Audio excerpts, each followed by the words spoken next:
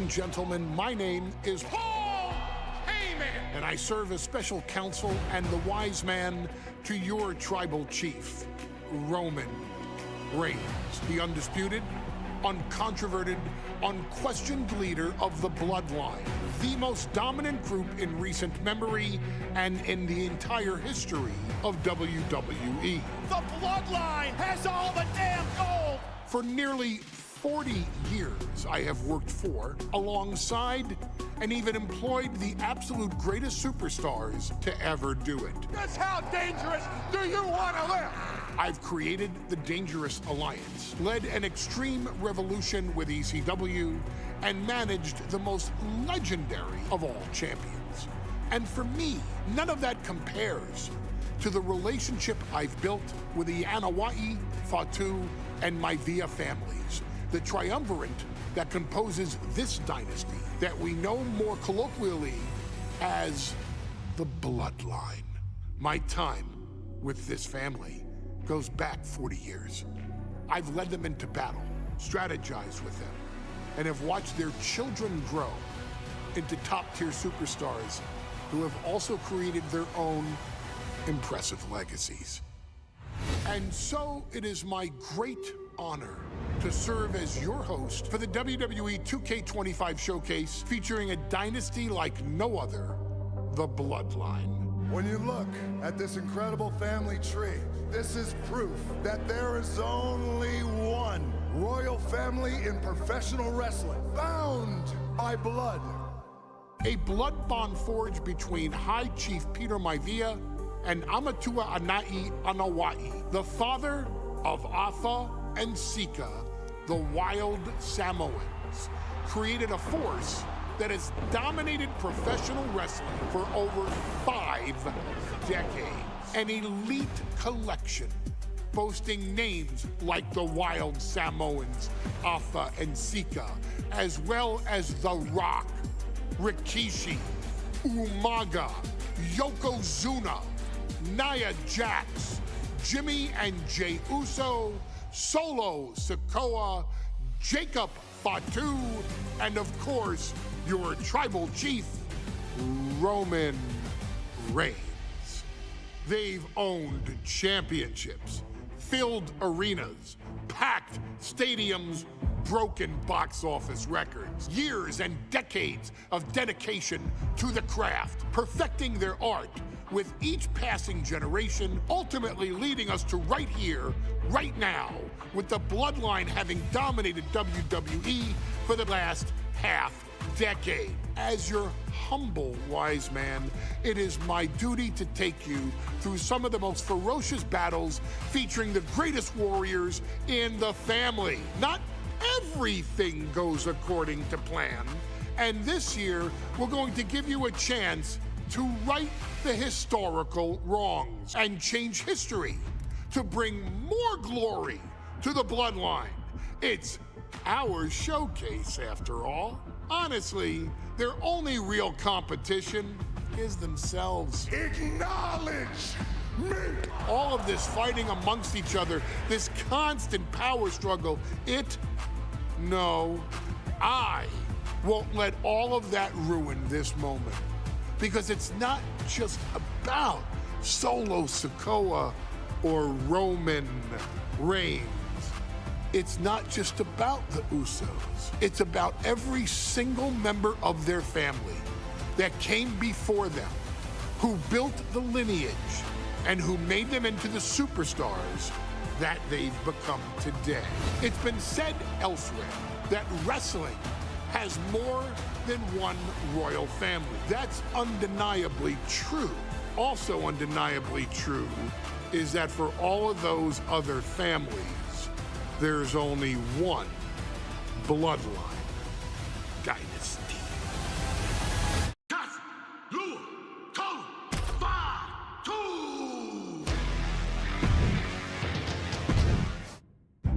In a family that specialized in brute force over the years, perhaps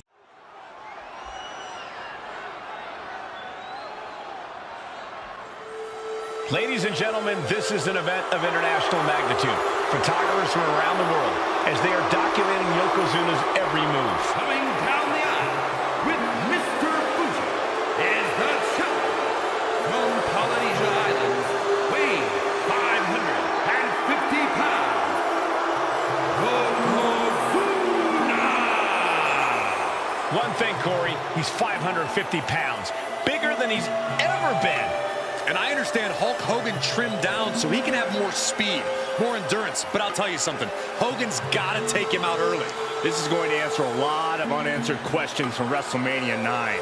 A lot of pressure on the president of WWE for what he did. But this is Yokozuna versus Hulk Hogan. Let the winner be the winner.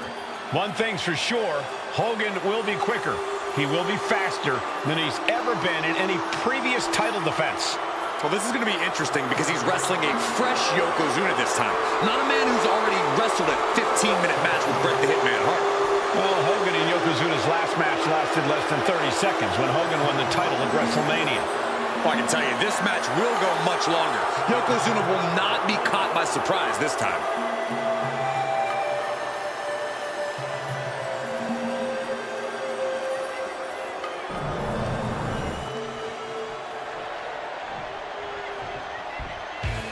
Listen to this!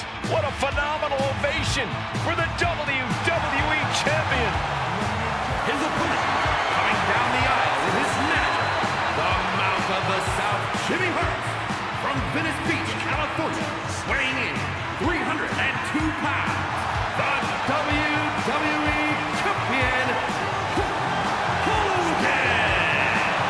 You can feel this facility shake, literally moving. The Raptors shaking with the ovation of the WWE Champion Hulk Hogan. Hulk Hogan thrives on these people. He thrives on the Hulksters, the little Hulksters. This is what keeps this man going. Hulk Hogan's relying on the fans. He wants to hear them cheer. He wants to draw strength from them. But Yokozuna's focused. He has not taken his eyes off Hulk Hogan. He is ready, believe me. The Hulkster ready for war, and you can bet, ladies and gentlemen, it will be warfare here. Well, he's been saying for weeks that he is going to be the first man to slam Yokozuna. Oh, nobody slams Yokozuna. Well, we'll see. Hulk Hogan wanted to prove it was not a fluke that he beat Yokozuna. And now we're going to find out if it was a fluke or not.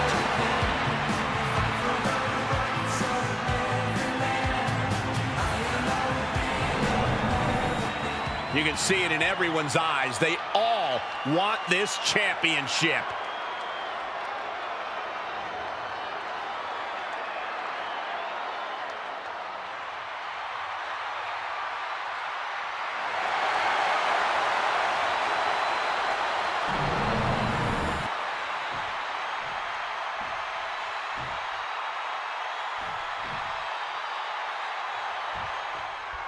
Michael Cole emanating from King of the Ring 1993 alongside Corey Graves and Byron Saxton, where Yokozuna hopes to regain the WWE Championship he lost in record time to Hulk Hogan.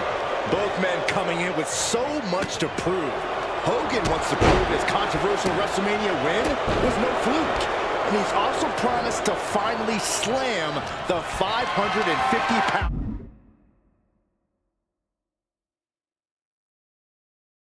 giant right through the ring. Yokozuna wants to erase the memory of his initial title reign that lasted mere seconds. He knows that a fresh Yokozuna can beat a fresh Hulk Hogan, and tonight is the chance to prove it. Hulk Hogan, a five-time champion now. This is his first title defense. The Hulkster has spent the last 2 months in Hollywood due to prior commitments, but you've got to understand that Hulk never expected to be WWE Champion coming out of WrestleMania. Well, now that Hogan has emerged from his paradise, the gravity of this situation with Yokozuna is going to hit him like thunder. We know each man's strategy coming in. Yokozuna has added 50 pounds to his frame since WrestleMania, while Hogan has actually slimmed down since he captured the WWE Championship. Indeed, we're going to see more speed, more endurance from the Hulkster. But now that Yokozuna has hit 550 pounds, every kick, every leg drop, and every bonsai drop will be even more impactful. Ripping at the eyes.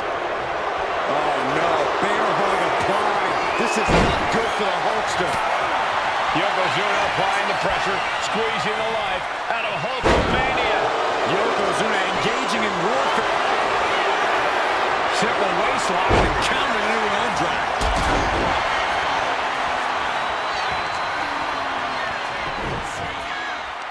They're gonna wear down their opponent. Oh, with the heel hook stretch. And he finds an answer for the Hulkster.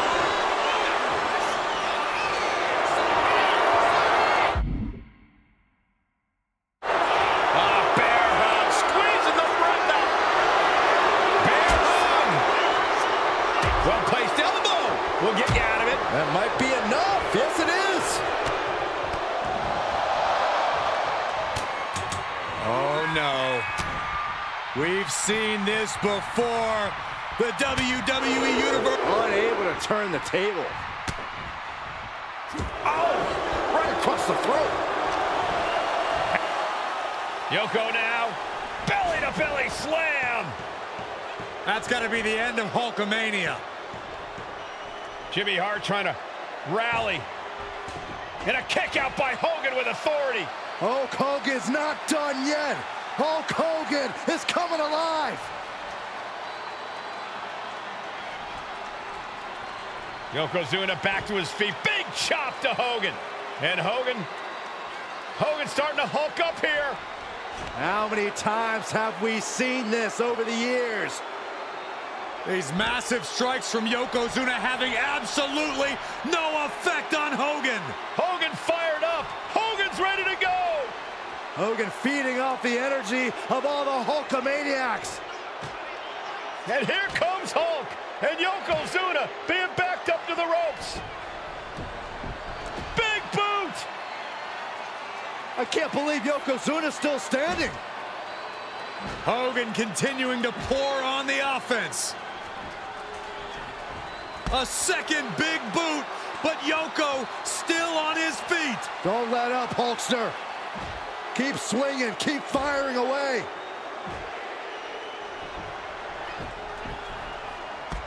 That boot, Yoko staggering, stunning, and he's down. Drop the leg, Hogan. Drop the leg. Hogan, leg drop. Here's the cover on Yoko, who kicked out of the leg drop. What? Get Mr. Fuji out of there. Hogan feeding off the energy. Whoa, wait a minute. What is that photographer doing on the apron? There's a match going on. What the heck? What was that? What in the world just happened here?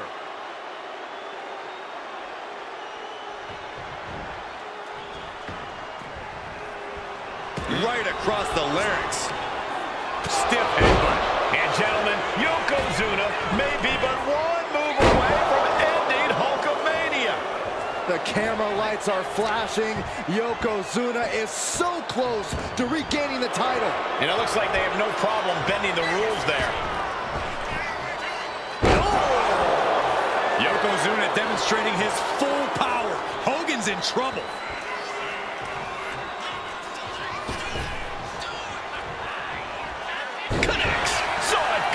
Hogan showing how much punishment he can withstand before getting his own offense in. Good chance for Hogan to gain his wits about him.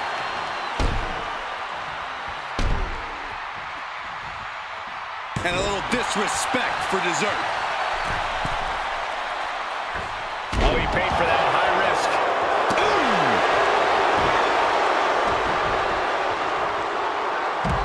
Yokozuna is just begging for a fight.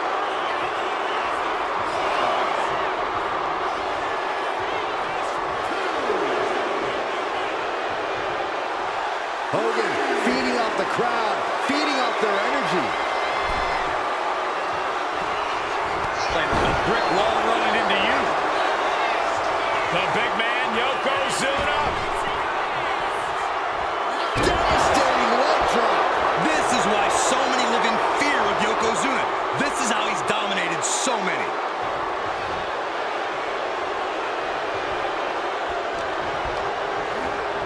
Placed against the turnbuckles.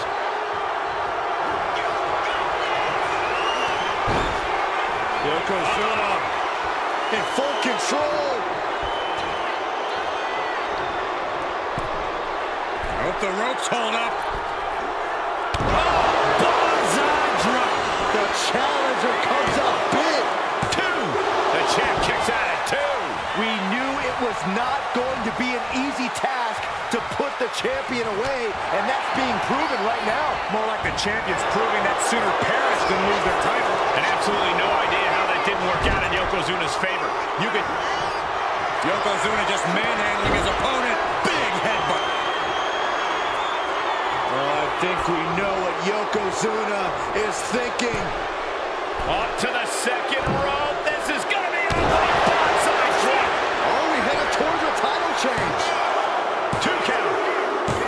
And Yokozuna is once again champion. I can't believe it. The winner of this bout and new WWE Champion, Yokozuna. We have the official word. Yokozuna is indeed the new WWE Champion. We may have just witnessed the end of Hulkamania, gentlemen. There's no may about it, Cole. Yokozuna just conquered Hogan, and every newspaper in Japan is going to...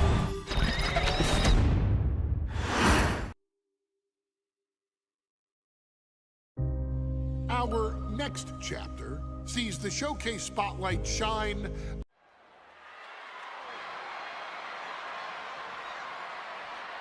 one of the toughest teams in WWE history. Nearly 600 pounds of pure savagery. Is that tag team match set for one fall. On the way to the ring, accompanied by Austin at a combined weight of 565 pounds. Samu and Batu, the Head Shrinkers. Fair warning, this one may not be too pretty, guys. You talk about rugged individuals. These are 2 tag teams that can really bring the fight to anyone that steps in their path. Yeah, there's about to be a seismic collision in the ring.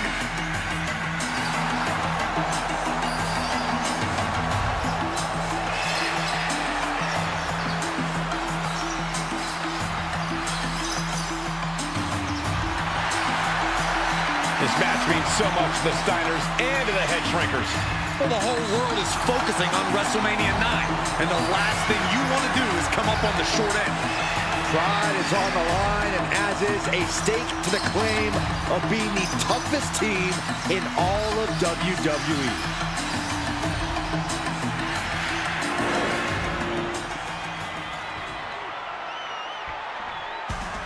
The Steiner brothers getting a tremendous ovation here in their first WrestleMania, and we'll see if they can carry on Michigan's winning ways. And their opponents at a combined weight of 531 pounds, Rick and Scott, the Steiner Brothers. The Steiner brothers are one of the most promising tag teams we've ever seen in WWE.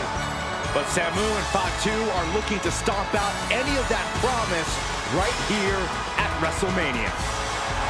Let me warn the WWE Universe right now. This is going to be a brutal match. Just 2 heavy-hitting tag teams going at it. Physical, smash-mouth wrestling. And like Saxton said, it won't be pretty at all.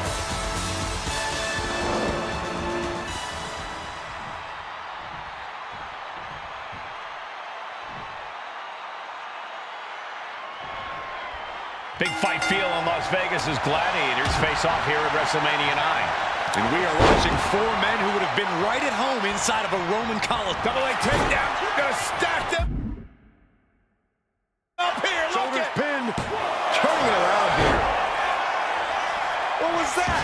He had him exactly where he wanted him. Put in the corner now. Oh, he flips that around. WrestleMania 9 shaping up to be a big night in the tag division, guys. Indeed it is, Michael. 2 great young teams competing now.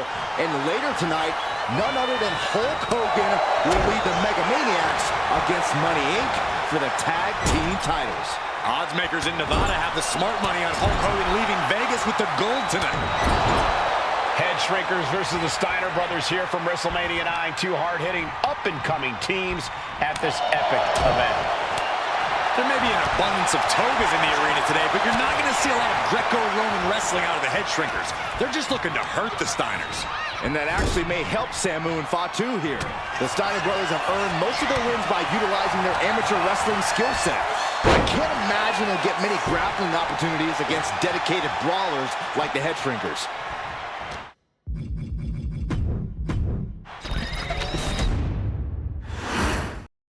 WrestleMania 9 rolling on with a potential show-stealing match, guys. Two very hungry tag teams facing off.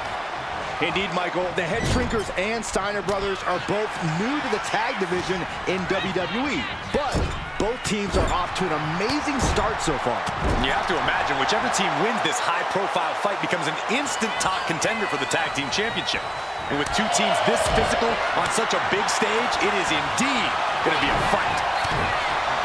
WrestleMania 9 shaping up to be a big night in the tag division, guys. Indeed it is, Michael. Two great young teams competing now. And later tonight, none other than Hulk Hogan will lead the Mega Maniacs against Money Inc. for the tag team titles. Odds makers in Nevada have the smart money on Hulk Hogan leaving Vegas with the gold tonight. I've seen Samu and Fatu headbutt each other during matches. If they do that to their own flesh and blood, who knows what they'll do to the Steiners? It's just a byproduct of the brutal take-no-prisoners offense of the head shrinkers, Byron. These guys will bite, scratch, and claw their way to a win. Rulebook be damned. And with Rick and Scott coming from an amateur collegiate background, they might be a bit more hesitant to bend the rules. Hopefully the Steiners can adapt, and fast. Oh, look at this ruthlessness in the bottom turnbuckle.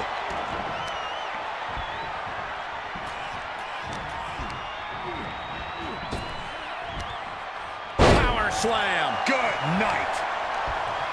As we find ourselves surrounded by all this pageantry, do you think either of these teams is feeling the pressure of their first WrestleMania?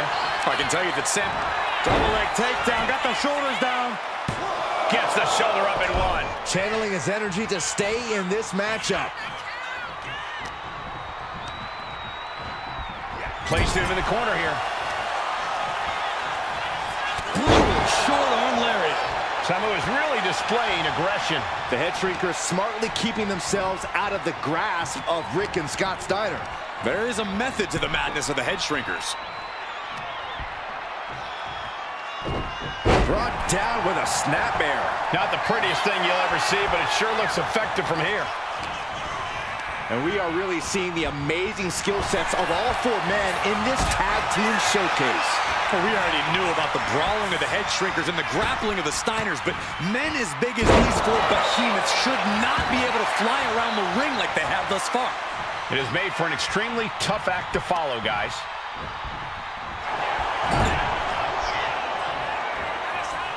Trapped in the corner, unleashing the headbutts. Headbutt after headbutt after headbutt. I think rage took over in that moment. Nothing but blind rage. Clothesline. So effective. The steady stream of moves taking out Steiner. Seeing some high-impact offense from Samu and Fatu thus far. I'm not sure the head shrinkers are even going for the victory. They just want to destroy the Steiners.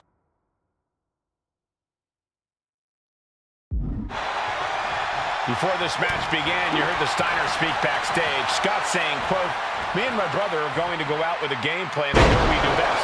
Rick going for the pin. This could be over. And the count doesn't even begin. Better hold up on the victory parade.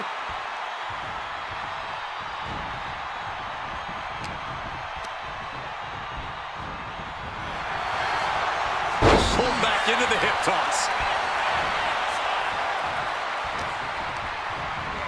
Over the top and lands awkwardly outside. Samu messing with them, clearly trying to force an error. Heaved aside, jeez.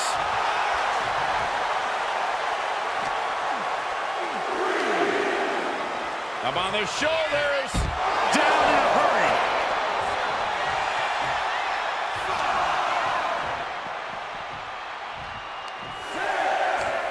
Right to the kidneys from behind. From behind. And he's got to be in absolute agony right now. Yeah, he's just running on fumes now. And he gets set back into the ring. Whipped back into the ring. In off the tag. He got it. Tag made. Tackles ruthless. Gets out of the way of that one. Clothesline. What impact. He saw that being telegraphed. A complete stalemate of reversals here. Neither one giving an inch. Sent to the corner. Fatu drawing a big reaction from the crowd. Dominating shoulder tackle.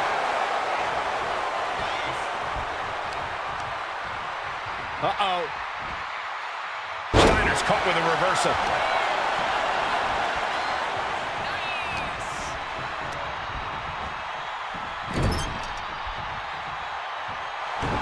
Fatu taking a moment to see if the fans will show some love. That'll fillet your chest. Oh, backing it up there. Oh, you know that hurt. Look at this. He's feeling it and looking for some support from the crowd. Makes the much. And there goes Steiner sent outside the ring. Fatu like a one-man wrecking machine right now. Cleaning house. Oh, look at this. The power by Scott Steiner. But the tag was made and Scott not aware. Big kick.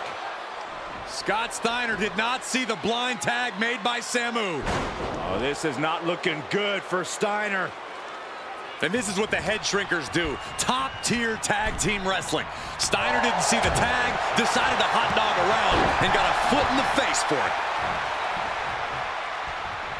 Nice takedown. Stack them up.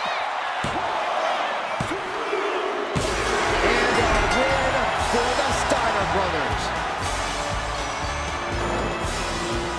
Here are your winners, Ring and Big fight feel in Las Vegas as Gladiators face off here at WrestleMania 9. And we are watching four men who would have been right at home inside of a Roman Coliseum. The head shrinkers and the Steiners are ready for a true battle. Both teams are relatively new to WWE, but we've seen that each duo is not afraid to get physical. Each side is looking for their first WrestleMania win, and they will do anything to earn it. Samu and Fatu, already some success in the tag division tonight. Could really be their coming out party.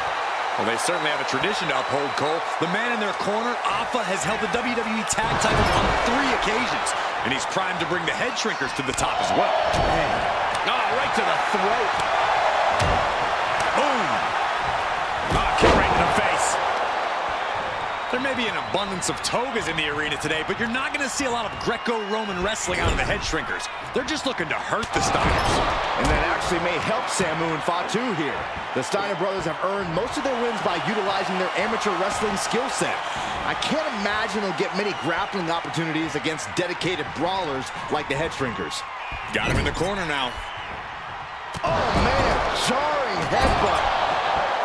The head shrinkers and Steiners are two of the brightest young teams in WWE, but they both come to this match with a few years of experience in WCW.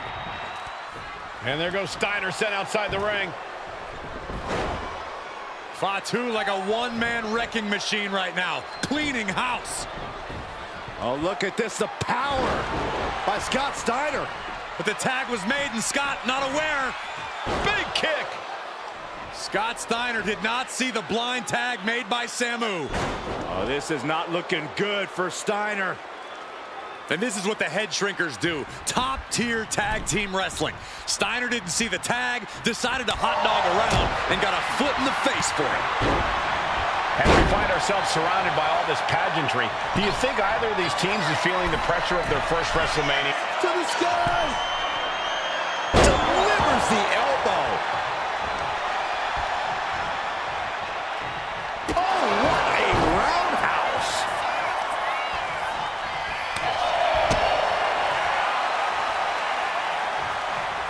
Running power slam!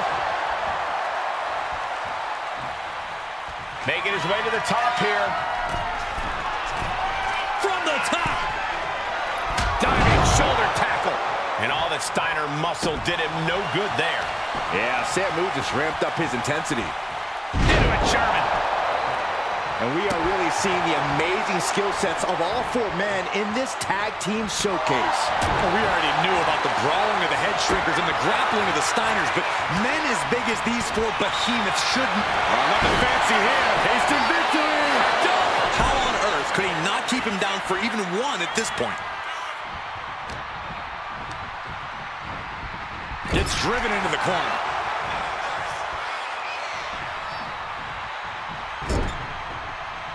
Fends it off. Good counter. Double underhook. Powerbomb. Drops the hammer. Right on the lower back.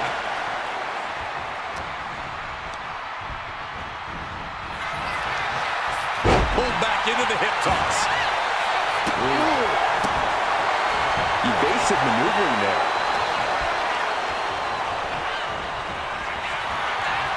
Tossed with ease. Oh!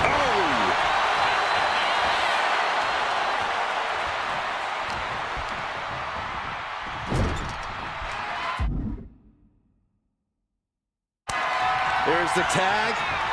Tandem offense on the horizon here. They have their opponent. Oh, face first. That's it. No way the Steiners come back now. 2. And the head shrinkers get the win. Here are your winners, Samu and Batu, the Head Shrinkers. And what a huge win for the Head Shrinkers tonight. Samu and Fatu making their family proud and proving themselves as top contenders in the tag division.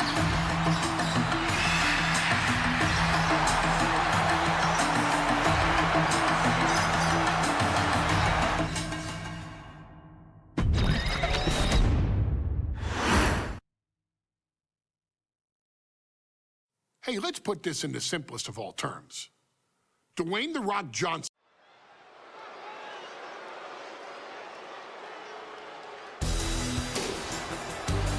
And here comes the #1 contender, at least for tonight, Rocky Maivia.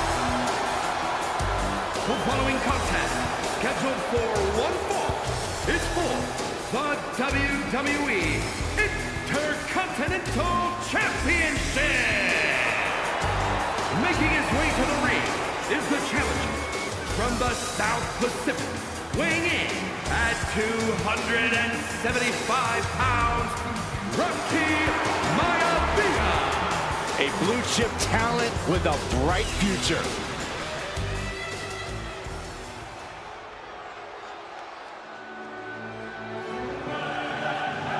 On his way to defend the Intercontinental Championship, Hunter Hearst Helmsley.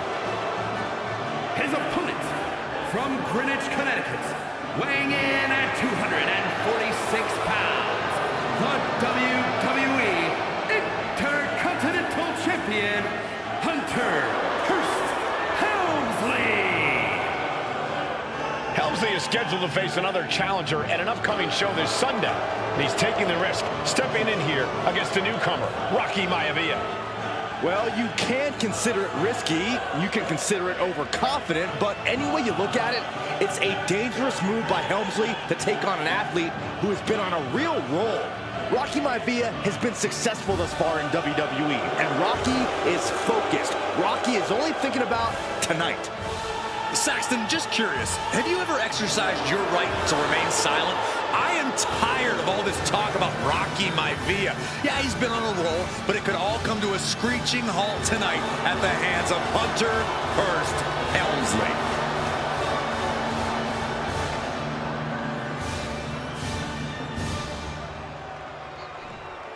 Intensity on the face of the champion.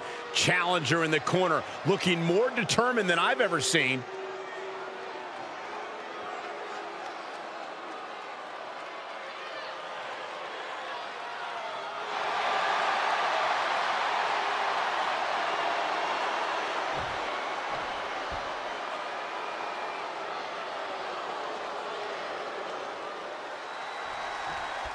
The Intercontinental title hangs in the balance. Tonight in a match between our refined champion, Hunter Hearst Helmsley, and the young challenger, Rocky Maivia. Rocky Maivia has a lot to prove here. The third-generation up-and-comer would love nothing more than to grab his first championship tonight and send a message to the WWE that Rocky Maivia has arrived.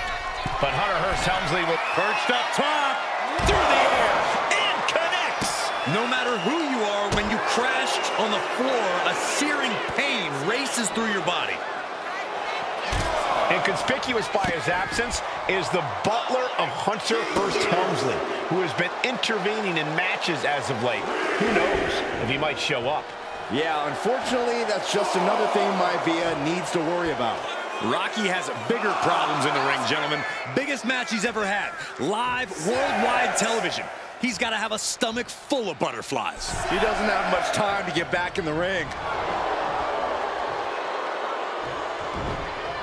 Maivia gets stonewalled.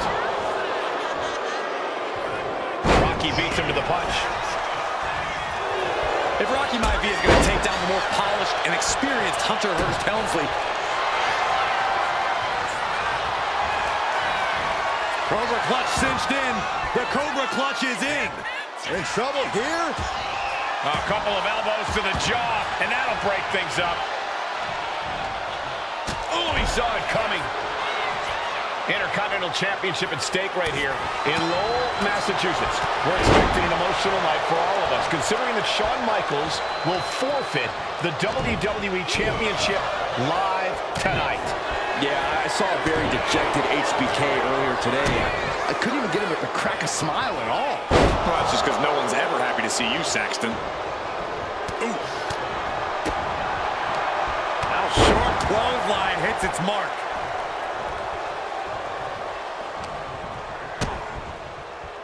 Connecting on the DDT. And give credit where it's due. Rocky Maivia is leaving nothing in the ring in pursuit of the Intercontinental Championship. From the top, and down. Maivia took to the sky and executed that high risk perfectly. I don't think Helmsley had that scouted at all. Deeper into this match now, and I think it's Helmsley who's reaching peak frustration. Can't quite put Rocky Maivia away. A testament to the never-say-die attitude of this young superstar. And he gets it from his dad. He gets it from his grandfather. Maivia knows nothing less than to give it his all. Hunter whipped into the corner. Nobody home. Rocky hit hard. And now Hunter looks to take over this match. Helmsley muscling Maivia up to the top turnbuckle in a big right hand. Helmsley with something big in mind here for his challenger tonight.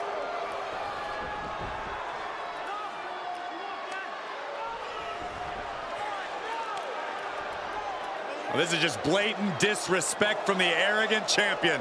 Almost daring Rocky. Hey, you really want my title? You really think you're going to be Intercontinental Champion? Up to the top.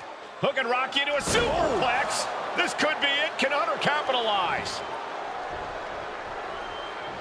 This could be it. Hook of the leg and a cover, and Rocky stays in it, getting his shoulder up. Still not enough to put out the flame of Rocky Maivia. Hunter has to be asking himself, what else do I have in my arsenal? And I think we may get our answer, gentlemen. Yeah, it's just a matter of time, I believe, before this one's over. Hunter hooking Rocky, taking his time, looking to put him away. Maivia just collapsed. This just shows you how much damage Hunter Hearst Helmsley has inflicted on the challenger in this matchup. I think Maivia's done. The official might want to step in, call this one. The official checking on Rocky. Hunter Hearst Helmsley believes this is close to being over. Lifting him back up again. Rocky rolls through. Shoulders down. Rocky wins the title. Rocky Maivia has shocked Hunter Hearst Helmsley. Here is your winner, and the new Intercontinental Champion, Rocky Maivia. We have a new Intercontinental Champion.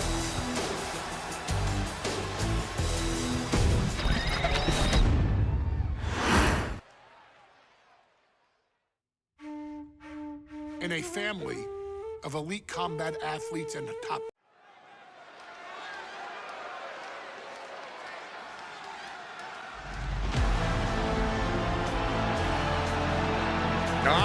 somebody call the local zoo.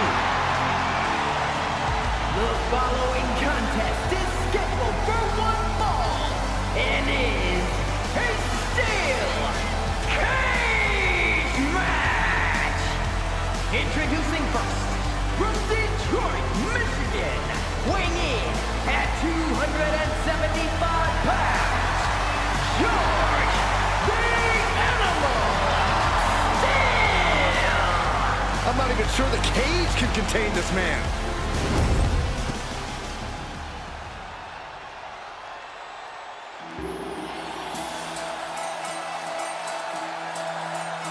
And strolling down the aisle, the opponent of George Steele, Peter Maivia. Always a chaotic matchup. His opponent from the Isle of Samoa, weighing in at 275 pounds, High Chief Peter Maivia. Steele had better keep an eye on Maivia because Maivia is a true brawler. Few men can handle the chaos of the animal inside a steel cage, but I believe the High Chief is ready.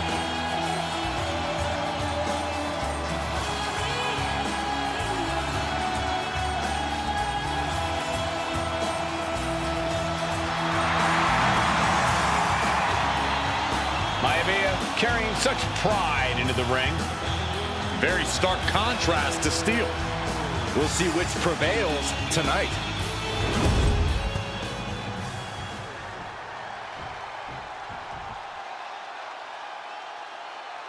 Steel cage match underway. Peter Maivia versus George the Animal Steele. Most of the matches between Peter Maivia and George Steele have ended inconclusively, but this time we'll have a winner. These are two very different men, Cole. The High Chief is a man of great pride and respect for the ring, while Steele is, well, he's an animal. Take it over! Go for the win here! Reverse the leverage and into... Oh, man, this could really come back to bite him in the end. Oh. Gentlemen, we've touched on the differences between Maivia and Steele as competitors. One man based on order, the other on chaos, but it's reflected in their looks, too. Indeed, Michael. Just look at the sculpted physique of the High Chief. And the tribal tattoos on his body are extremely intricate and definitely eye-catching. And Steele is, well, he's an ugly creature. Enough hair on his upper torso to classify as fur. Folds in his bald head. He's like a modern-day Neanderthal. And he avoids what was coming. Oh, my Lord, what is he? Oh, gross! How barbaric. Two very opposing styles in every sense of the word, Corey. High Chief Maivia is a much more physically gifted and talented athlete in the ring than Steele. What's it going to take for the animal to get the upper hand here? Well, he's got to be even more chaotic than ever inside this cage. Nothing about Steele makes sense to someone as traditional as Maivia. There's never any telling what the animal's going to do in a match, and he needs to keep it that way. Running power slam! Peter Maivia very tough, but he also has movie star good looks. Quite the combo. And it served him well, Michael. In fact, the High Chief has major acting and stunt work credits to his name. And who knows? Maybe we'll see the Maivia name on Hollywood billboards again sometime. Well, before any of that happens, the High Chief needs to survive this war against the animal. Strong kick. My goodness. Maivia with a plan in mind. Oh, God, that hurt. No way Steele's coming back from that. Momentum is all with Maivia now. And you can see Steele is struggling to weather the storm of the High Chief. Unloading with an uppercut. Sharp elbow to the gut turns that one around. Boom! Face first. The High Chief Peter Maivia really making a name for himself at WWE, but he's had plenty of experience on the way up. Plenty of championships on the West Coast, but he's made the biggest splash in Hawaii, where he earned multiple tag team titles. Oh yeah, Maivia is a huge celebrity on the islands. In fact, I've heard some consider him the personification of Maui.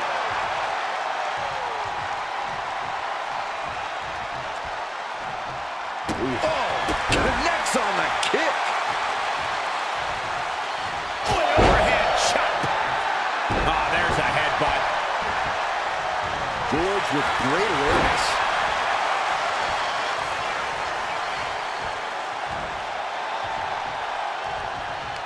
Working on their arm. Punch to the face.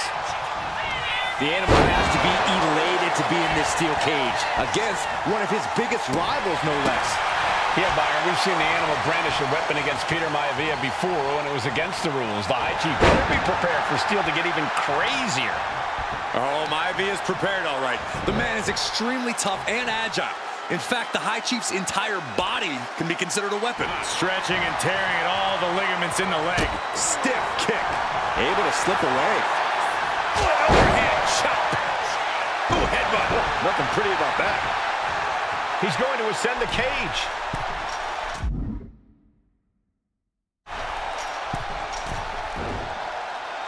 He's able to avoid heavy contact.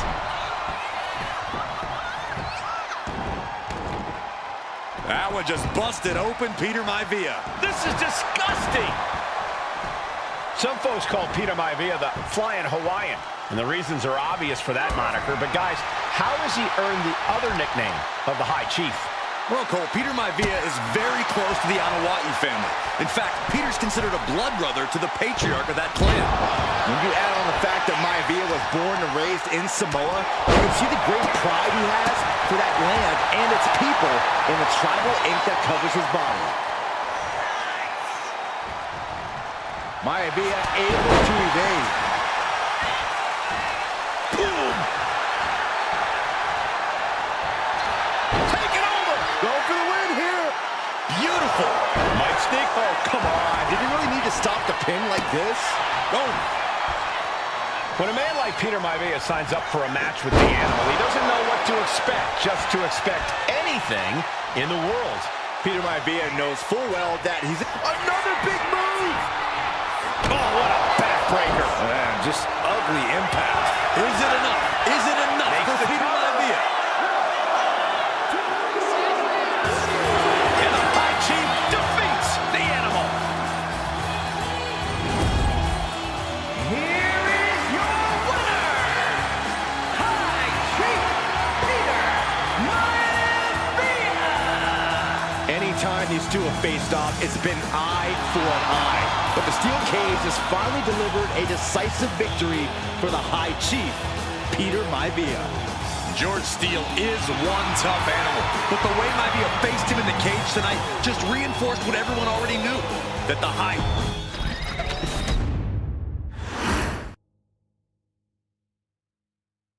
She's not like most girls. She's also not like most WWE superstars. Nia Jax, the reigning queen of the ring, is a reckoning, a force of nature that blitzes right through her competition.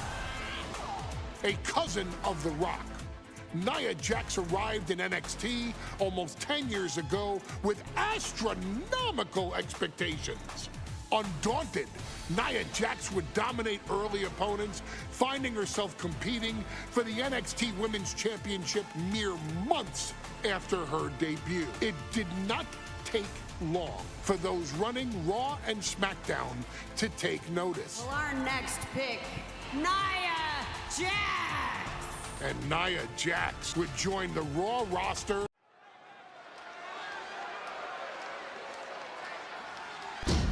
And now a dark horse will face an unforgiving titan in hopes to don the crown. Lyra Valkyria versus Nia Jax in the Queen of the Ring Finals. The following is the final match in the Queen of the Ring Tournament. Introducing first, from San Diego, California, Nia Jax. I cannot wait to witness what unfolds here. The irresistible force has been on a tear recently. And Nia believes the crown already belongs to her. Will Jax's menacing presence and sheer power be too much for Valkyria to overcome? Or can Lyra write a happy ever after ending to her Cinderella story?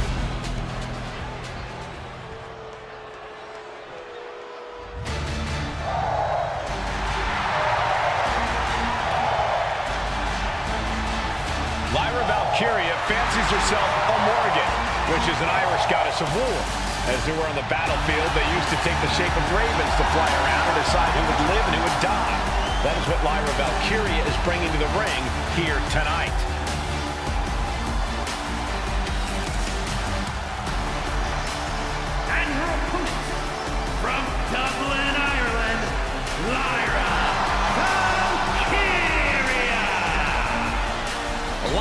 Valkyria may have read a little too much fantasy in her day, and now is reality. Lyra Valkyria is about to go toe-to-toe with a real-life, fire-breathing dragon in the form of Nia Jax. Nia Jax, who's in the best physical condition of her career, tonight will make someone. Will it be Lyra? Will it be Nia? We'll find out in a matter of moments. And guys, you win the crown. Guess what waits for you in August?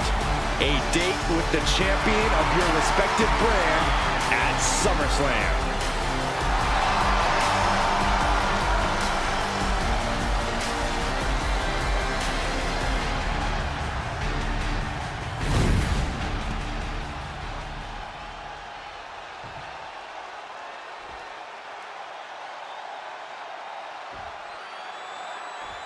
And it's all come down. And Nia now misses wildly. Lyra goes up over the top. Nia's got it caught, though. Lyra trying to rely on her technique to bring down the irresistible force, but having no luck at the moment. I'm not sure this is going to work either. Jax just entirely too strong, but whoa! That was interesting. Oh, nice athleticism by Valkyria. Even Jax might be a little impressed. I wouldn't go that far, Saxton. Here comes Nia, just imposing her will on Lyra Valkyria. Again, Lyra showing how resourceful she is, applying the sleeper to Nia Jax. Lyra tried to hold on. And now Nia Jax in control, and she's going to look to put Lyra away. Nobody home! Set outside the ring, and Valkyria's got a chance. Huge window of opportunity. Right now for Lyra Valkyria to strike. Lyra may actually pull this off. Lyra may become queen. Lyra has the advantage. She has Nia reeling. But Lyra can't win Queen of the Ring with Jax on the outside. This match has to end in the ring. Anything can happen in WWE. It used to be a tagline, but it's the truth, and Lyra Valkyria is living it. Over the last 12 months, Lyra has already knocked off the likes of Becky Lynch and Io Sky, but she's never faced anyone the size of Jax. This is a first for her career. Nia Jax, Lyra Valkyria facing off in the finals of the 2024 Queen of the Ring tournament. Who will take home the crown? Momentum clearly on the side of Nia Jax. Yeah, Nia is just buzzing right through Lyra here.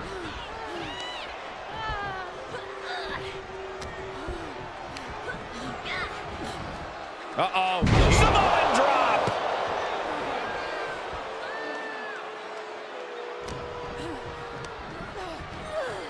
And she's sent right into that corner. Oh, my goodness. Confidence is always a key for Nia Jax. She comes into every match thinking she hasn't won. But when you have this business in your blood like Nia does, that confidence is genetic. But ever since the Irresistible Force returned to WWE 8 months ago, her confidence has been on another level. And she's gaining even more confidence as this match progresses. Jax may just be unstoppable now. Corey, what do you think is going to be the key in this match for Nia Jax? She certainly made plenty of promises when it comes to being Queen of the Ring. What Nia brings to the dance, Cole, is raw power, the likes of which you rarely see from most men, let alone women. Nia has absolutely no problem using that power, and the same goes for her throwing her weight around in the ring. Lyra Valkyria might just learn that the hard way tonight. Nia looking to end this thing. Oh, my Lord! There's so many moves at Nia's disposal that she can end this match with. For Lyra, not nearly as much. Yeah, I can't imagine. Valkyria crushed in the corner by Jax. Squashing Lyra in the corner, and the beginning of the end may be near. And Nia now, with Lyra on her back, going to climb up to the second rope. This is a scary situation for Lyra. Oh, look at this. Maybe not. No way. There's no way. Oh, my. Oh, no. Good night, Annihilator. Here is your winner and the new Queen of the Ring, Nia Jax. What a victory to the brand new Queen of the Ring. Nia said she would do it, and she backed up her claims. And now the Chief Content Officer of WWE, Triple H, going to come in to congratulate Nia Jackson. Officially crown her the Queen of the Ring. Absolute dominance by the new queen.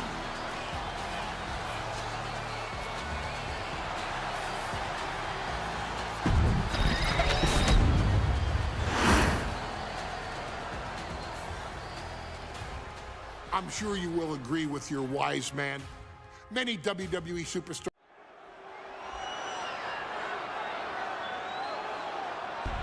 Is it legal to not show up? Rikishi has brutalized Austin lately.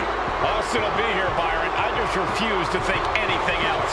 The following contest is scheduled for one fall and is a no-holds-barred match. Introducing first, from the Isle of Samoa, weighing in at 424 pounds, Rikishi! We have learned more about Rikishi in the last couple of weeks than we knew about him his entire career here in WWE. He said he ran over Austin not for himself, but for The Rock. Right, and now he's coming out here, and I guess if Austin doesn't show up, the general manager is going to have to come out here and declare this is a forfeit, and Rikishi's going to win it. This man makes me sick.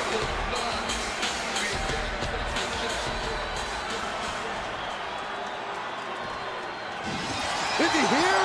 Well, there's the Rattlesnakes music. He's here. Austin's here. Stone Cold Steve Austin came here with no fear, no hesitation, just revenge.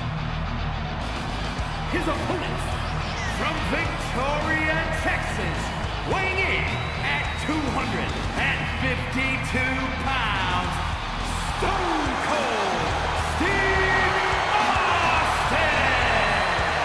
Austin fought for his life to make it back here, to make Rikishi pay. Now there is no way Rikishi can escape the Texas Rattlesnake.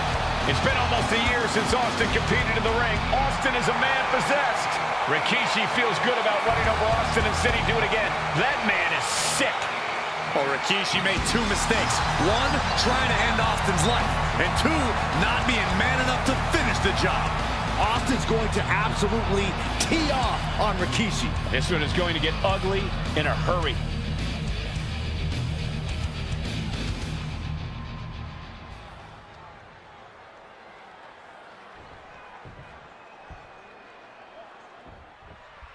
We now know the sick, demented side of Rikishi. Rikishi almost cost Austin his life and said he's here tonight to finish the job. Listen, Rikishi has seen members of his family be skipped over while others shoot blast off. You gotta be kidding me.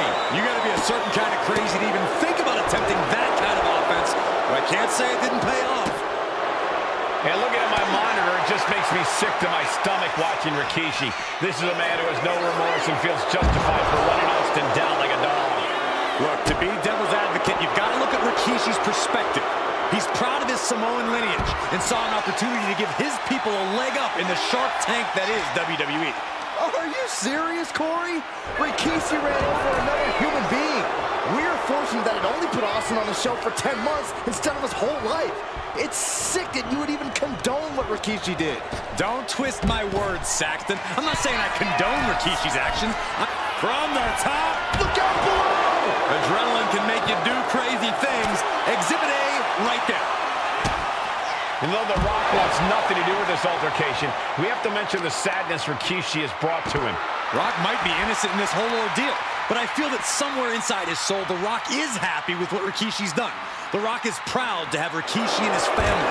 No, Corey, what kind of lies are you trying to spread? We've heard Rock say Rikishi deserves what Austin is going to bring him. There's no family pride in that statement. I'm just saying that blood is thicker than water, and it's been an easier ride for Rock without Austin in the picture. And that's thanks to Rikishi. Sounds more like Rikishi is trying to take credit for all The Rock's success. Corey, Austin has been out of in-ring action for nearly a year. Does any possible ring rust factor into this match? Well, maybe if this actually was a match, but this isn't about arm drags. It's not about drop kicks. This is a fight, and there is never any rust on Stone Cold when it comes to fighting.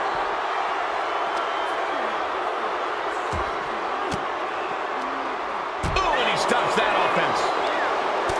And Byron, I just cannot see any legitimate reason to run over Stone Cold like Rikishi did last Survivor Series. I mean, Austin does ruffle the feathers of a lot of people, Michael, but I don't think any of his rivals would go to the disgusting lengths that Rikishi's gone to.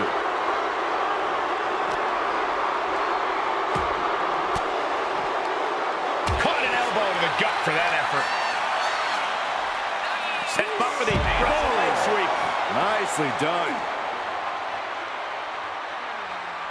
He's rummaging for some sort of equalizer underneath the ring. He's got his hands on a bat. One home run swing could end this match. Oh, got all of that one. That's how you destroy an opponent. Stone Cold takes the upper hand. The Rattlesnake is sinking his teeth in, and Rikishi's in a bad way. We've talked so much about motives leading into this match. In my view, Rikishi's a delusional. His family have been given equal opportunities, and they all took full advantage of them. Yeah, my blood boils at the propaganda Rikishi's been selling. But I'll tell you about the most legitimate motive in this story, and that is payback for Stone Cold. Austin nearly had his life taken from him, and there was no greater reason to stomp the tar out of somebody than that.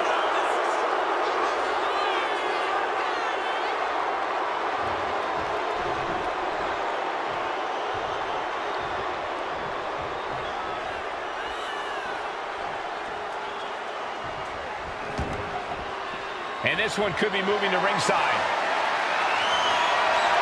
And when he's got that chair, you know he wants to send a serious message. Big time clothesline. Good grief. Austin and Rikishi trading heavy artillery on the outside, and here comes the Rattlesnake. Stone Cold Steve Austin fired up and revenge on his mind. You got to think about how bad Austin has wanted this ever since Survivor Series last year. Been dying to get his hands on Rikishi. All of that venom, all of the vitriol inside of Austin being unleashed on Rikishi right now. Remember, this is no holds barred. Anything goes. Austin has Rikishi down. The Rattlesnake is red hot. And do you hear this capacity crowd? They want more from Stone Cold. All but he wants to see Rikishi get beaten down like a pile of human filth. Swinging the elbow to halt the offense. Scary mindset for the Rattlesnake. Austin has scattered pictures of Rikishi all over his home. Said that every time he looks at Rikishi, he's looking at a dead man. Yeah, Rikishi taking that as an empty threat, thinking that Austin isn't the man he claims to be. But trust me, when Stone Cold says he has you in his crosshairs, that's no empty threat.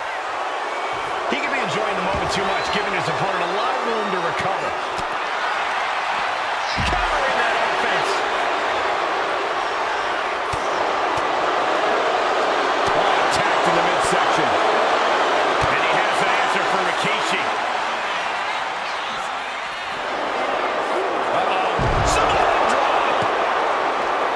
And we know how despicable Rikishi has been, but to throw vinegar on the Rattlesnake's nest, Rikishi goes and destroys Austin's truck with a sledgehammer. Well, hell hath no fury like a man who has his car tampered with. It's just extra motivation for every fist Austin lands in this fight. The cover for the win. And only gets a 1 count. I can't believe it. He just won't go away. He's able to dodge out of the way. Heads outside the ring. And no countouts means he can take his time. Escapes with a knee to the gut. Cobra clutch. Got it cinched in. Fading fast. Out. The Russian leg sweep. Austin stomping at Rikishi's heart. That's if Rikishi even has a damn heart. He wants this fight on the outside. Able to make a timely escape. And Rikishi lately has been calling himself a visionary, a pioneer. Pioneer. All a bunch of garbage, if you ask me. Well, those aren't self-imposed labels, Cole. Those labels are coming from the family, coming from a group of wrestling legends who are proud of Rikishi for standing up and making a change in this business. I have a few labels for Rikishi. Coward, liar, embarrassment. Those fit him though. And Rikishi enjoying how he's worn down the rattlesnake throughout this match. And I bet The Rock is smiling about it, too. Oh, stop that nonsense, Corey. Oof. Great awareness from Austin.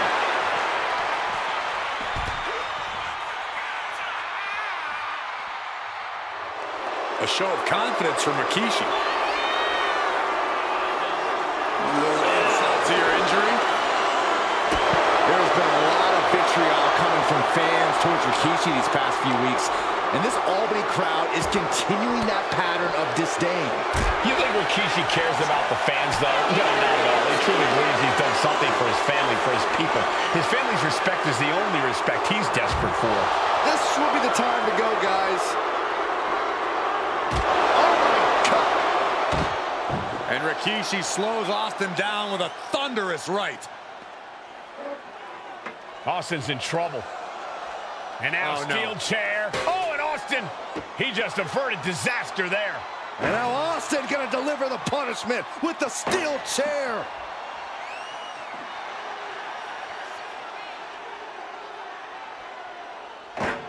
A relentless Texas rattlesnake beating the brakes off of Rikishi with a steel chair. And again, thunderous blows by Austin. Down goes Rikishi. Austin beating the hell out of him. I know Austin has good reason to be doing all this, but he could be taking it too far at this point. I don't think the rattlesnake is taking it far enough, Corey. Austin wants to put Rikishi's life in danger, just like Rikishi did to him. Scooped up, here it comes. That's it, Austin is out.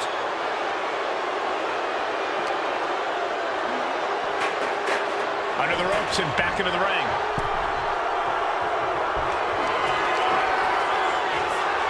Uh-oh. Rikishi, drama. Rikishi got all of it. Covers, wasting no time. This could be it. Unbelievable tenacity on display from Stone Cold. Austin simply refuses to quit. Will that be the last opportunity? Is there still enough left in these men? Here it is. Nail the pin. There's two. Rikishi somehow defangs the rattlesnake. Damn it.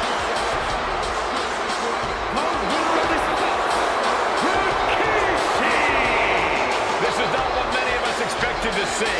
We wanted to see retribution, but Rikishi was too much of a monster for Stone Cold tonight.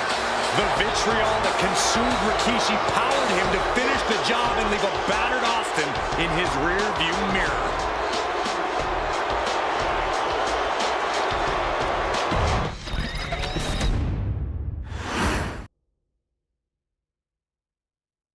His arrival signaled impending doom.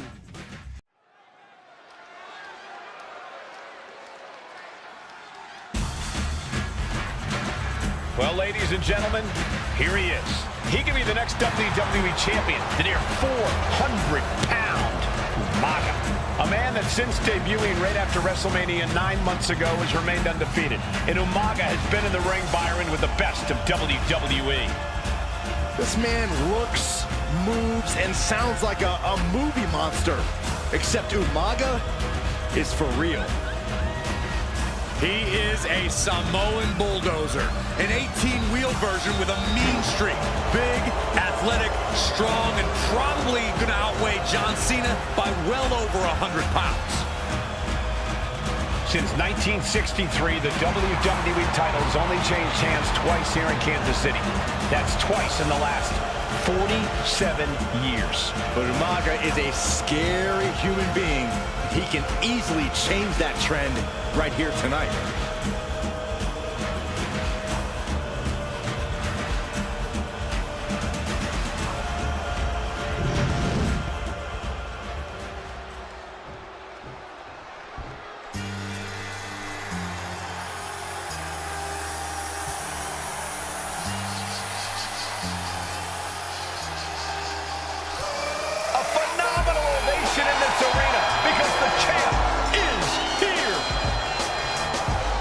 Cena has a gigantic challenge awaiting him in the ring, but Cena doesn't have a reverse gear. Absolutely not. The champ only goes one way, and that's straight at you.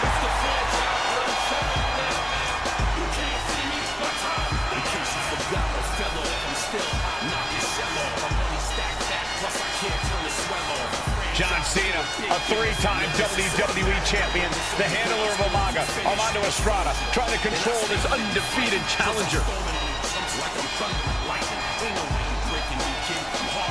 Once the bell rings, these two are going to go at each other full force.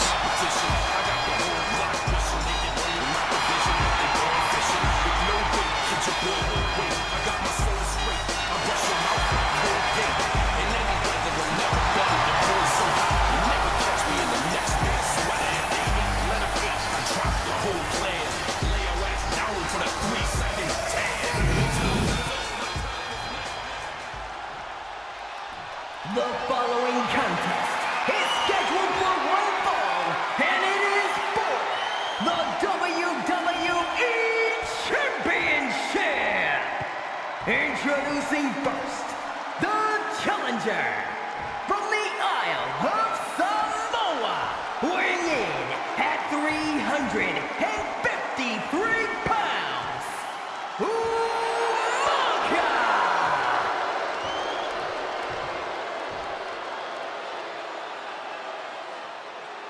And from West Newbury, Massachusetts, weighing in at 248 pounds, he is the WWE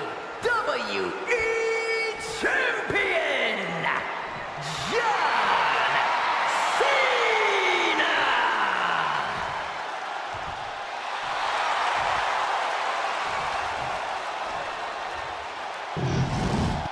Lots of competitors in the back dream for a shot at this title.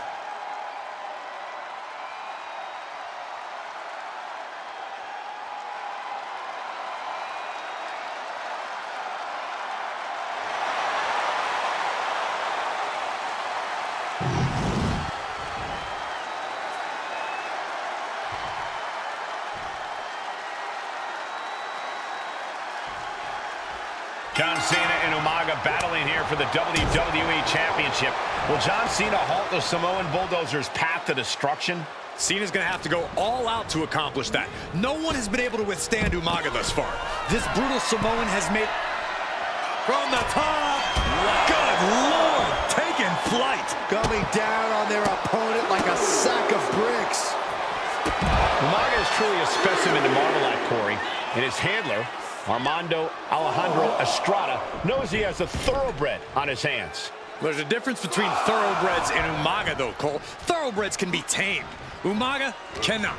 Estrada can only serve as a mouthpiece for Umaga. He can only help direct Umaga's blind brutality. I think even Estrada knows no one can control the Samoan Bulldozer.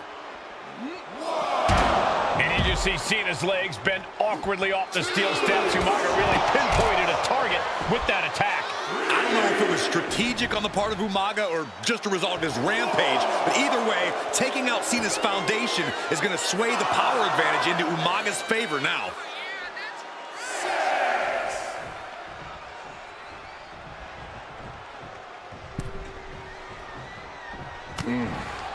A rare position for Cena in this fight. We can't often say that John's overpowered in a matchup, but this 360-plus pound Samoan Bulldog, No, nothing fancy here. Tasting victory. Backed up. The challenger is... Hold on. He stops the count.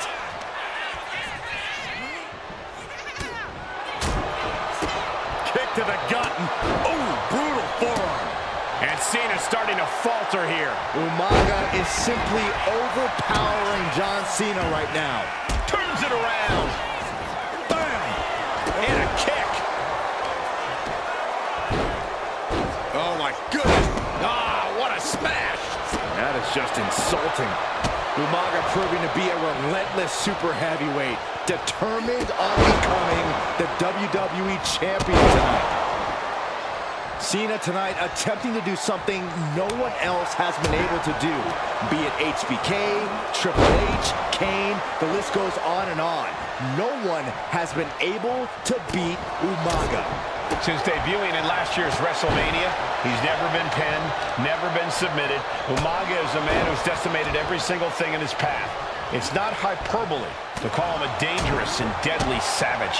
A completely relentless attack from Umaga. Cena has no response for Umaga's savage and brutal offense. Whoa, monkey flip. I love it. Cena gets intercepted.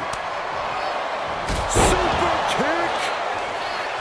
And Umaga, of course, coming from a very rich heritage. Some of the greatest athletes in any sport come from the Samoan heritage. Umaga's aggressiveness can be traced back to his bloodline. When you're fighting a Samoan, you are battling a tough, scary human being. And Cena flattened in the corner. Umaga's just overpowering him. Look at the strength into the corner, just setting Cena up. You have to start to ask yourself, is the end of John Cena near? I think so. Look Out out! a headbutt. No one has been able to stop Umaga. No one. You are seeing why Umaga is undefeated. Why no one has been able to stop the Samoan bulldozer. Here comes Umaga, and Cena catches him with a boot. John Cena from behind, rolls him up, shoulders down, and a kick out by Umaga. And Cena immediately back into the clutches of Umaga. I'm not sure what else Cena can do here. I'm not sure John Cena knows how to stop Umaga. And Corey, you know there's no force equal to being on the receiving end of a headbutt from Umaga. It's in Umaga's DNA. Generations have perfected the art of using their own skull as a weapon that could stop an elephant. Pulled in for Belly to belly. Sometimes I look at Umaga and it just scares me. I think he forgets that he's even in a championship match. Estrada is very aware of it, but Umaga sometimes looks oblivious to what's going on, other than the fact that he knows he's supposed to hurt his opponent. Having no conscience is what has set Umaga apart. If he gets confused and the bloodthirst takes over, that's where Estrada becomes useful by directing Umaga back to the ultimate goal. I think Umaga just doesn't know when to stop attacking. He has no sense of what it means to pull back on the reins, so to speak. Cena's getting dominated. This'll... Oh, great wherewithal there. Crucial turnaround there because Cena was falling behind. Could be what Cena needed to ignite a rally.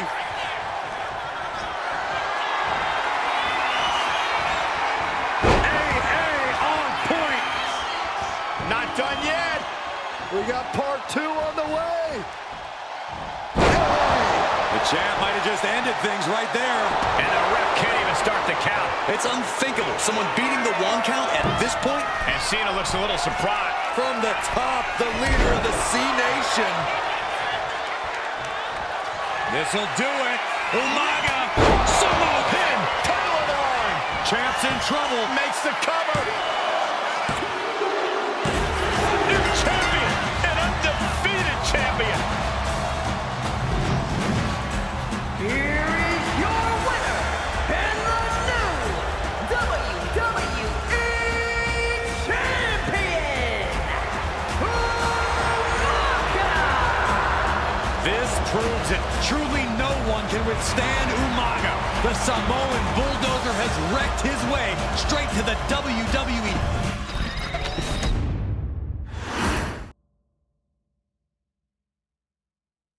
Hey, in WWE, things move really fast.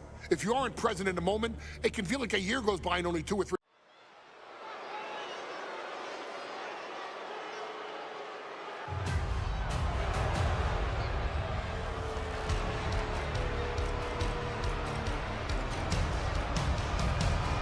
AOP is here, ready to wreak havoc. And they want to prove 3-minute warning has nothing on them. 2 roughneck teams ready to use this Extreme Rules stipulation to the fullest.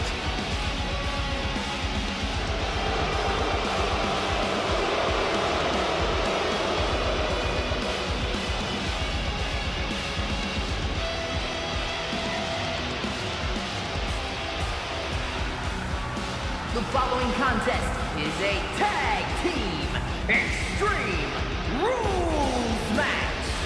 And accompanied by Paul a combined weight of 620 pounds, Akon and Razor, the authors of pain. AOP look unintimidated by the task at hand. They are totally prepared for the merciless tandem of 3-minute warning. You know, there's actually a lot in common between these two teams in terms of tactics and physicality.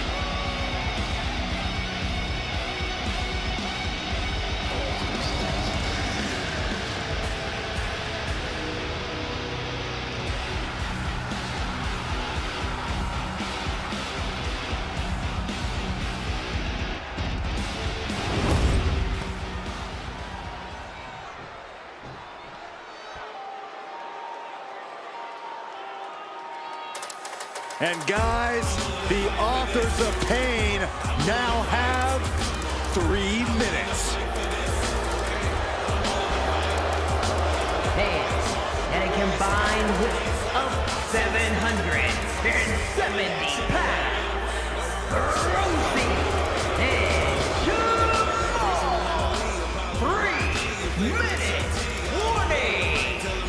Authors of Pain versus 3-minute warning is a recipe for brutality and ruthless carnage. And that's in a regular match, Cole. This is Extreme Rules. These two hit squads are going to tear each other apart. 3-minute warning made a career out of demolishing anyone who got in their way. Why would AOP be any different? Because that's exactly what AOP does too. They play the same game as 3-minute warning. We got 3-minute warning and the authors of pain clashing tonight in what should be a harrowing Extreme Rules match. Considering the teams involved here, it comes as no surprise that we have medical teams standing by backstage. Yeah, these are two of the most merciless and physical teams we've ever seen. Lasting bodily harm isn't just highly probable in this match, it's essentially guaranteed. Well, I, for one, can't wait to see what these teams do with the rules thrown out the window. They're free to be as creative as they want in their pursuit of absolutely annihilating one another. Many would call the AOP and 3-minute warning double A takedown. Gonna stack them up here. Look at pin. Reverses the pin. Shoulders down. You've got something else in mind, I guess. Oh, looking to torture their opponent. Oh, this isn't gonna be good. Oh, man. Rosie and Jamal tell their victims that they will feel the 3-minute warning. What does that mean, Corey? Well, it means a lot of superstars will get run over by the pain train, and it's only going to feel like the longest 3 minutes of their lives. When you're as big and strong as Rosie and Jamal, that's how quickly it can be over. These superstars are ready to take this fight wherever it wants to go, even right into the announcer's area.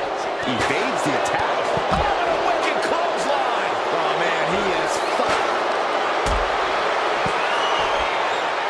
Thinking about a submission here, guys. Boston Crab, the legend. Trying to free himself, trips the ankle, and he's out.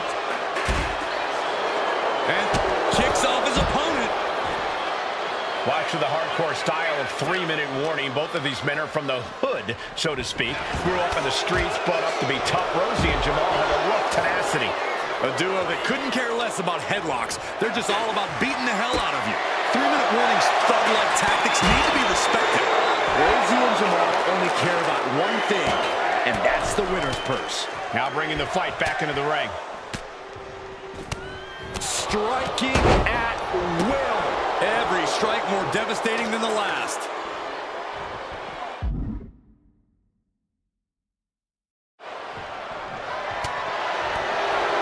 Oh, what a kick. Right to the gut. No clue what he hopes to find down there. And it must be garbage day because out comes the can. This one's heading to the outside. Oh, and the ladder finds the mark. Gonna be tough to bounce back from that one. Man, Rosie and Jamal, Akon and Razor, representing the biggest, most imposing teams WWE has ever seen. Both teams don't care what the motive is, don't care who the target is. Their goal always remains the same, and that is complete destruction of the opposition. We call them equal opportunity ass kickers. The first few rows should take a couple steps back because no one is safe. Oh, nice scoop roll up for the win. Keeps his team in this one. Vicious right forearm. I don't know what they're looking for here. I can already feel the sting of the kick. Can he put it away? Only a 1 count before the kick out. It's not over yet. Plenty left to go in this one.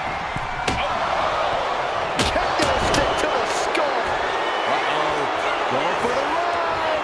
Chokeslam! AOP might have just passed the final testament. And he re-enters into the ring. Got out of the way, but can he capitalize? Just look at the size of all these superstars. The ring had to be reinforced before this match. Over 1,300 combined pounds colliding. These men are so big and so thick, it's a challenge to wrap your arms around. It's really just best to find weapons and whack away. Yeah, and there's plenty of weapons to choose from tonight. He's in a bit of agony now. Extreme Rules takes an intense toll on the body. The longer this match goes, the worse it gets. Boom! We knew this would be a grueling and punishing match, but AOP and 3-minute warning are exceeding all expectations. Great athleticism.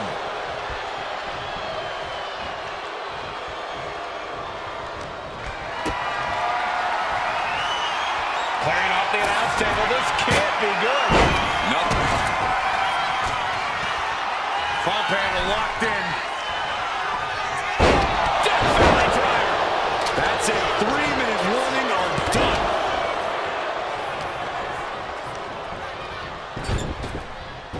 Can this pin put him all the way?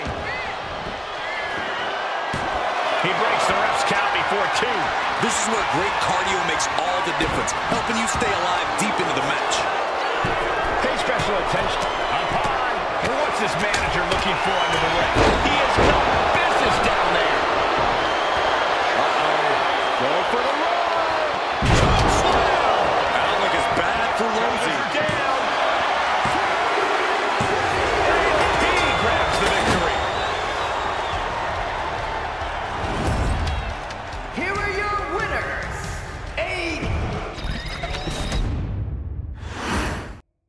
We got 3-minute warning and the authors of pain clashing tonight in what should be a harrowing Extreme Rules match. Considering the teams involved here, it comes as no surprise that we have medical teams standing by backstage. Yeah, these are two of the most merciless and physical teams we've ever seen. Lasting bodily harm isn't just highly probable in this match, it's essentially guaranteed. Well, I, for one, can't wait to see what these teams do with the rules thrown out the window. They're free to be as creative as they want in their pursuit of absolutely annihilating one another. Man, Rosie and Jamal, Akam and Razor representing the biggest, most imposing teams WWE has ever seen. Both teams don't care what the motive is, don't care who the target is. Their goal always remains the same, and that is... Schoolboy applied to put this one away. And that only gets a 1 count. Tried to make short work of things there. Boom, running STO plants him. Nicely done. AOP and 3-minute warning both love to bring the pain to their opponents. But I'm not sure AOP's ready for the pure chaos that is 3-minute warning. That ability to be totally unpredictable could play in 3-minute warning's favor. Interesting point, Corey. AOP likes to slowly grind their opponents into dust, but 3-minute warning are always looking for a quick, dominant win. These are dangerous attacks on their own, but now the damage is exponentially multiplying. Pay special attention to Rosie in this matchup. 6'5", 375 pounds. The man can run a 40-yard dash in 4.8 seconds.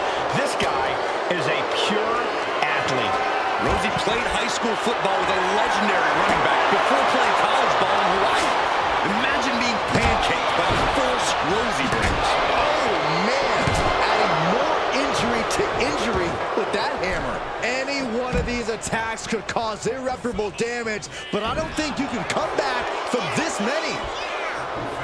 Samoa drop.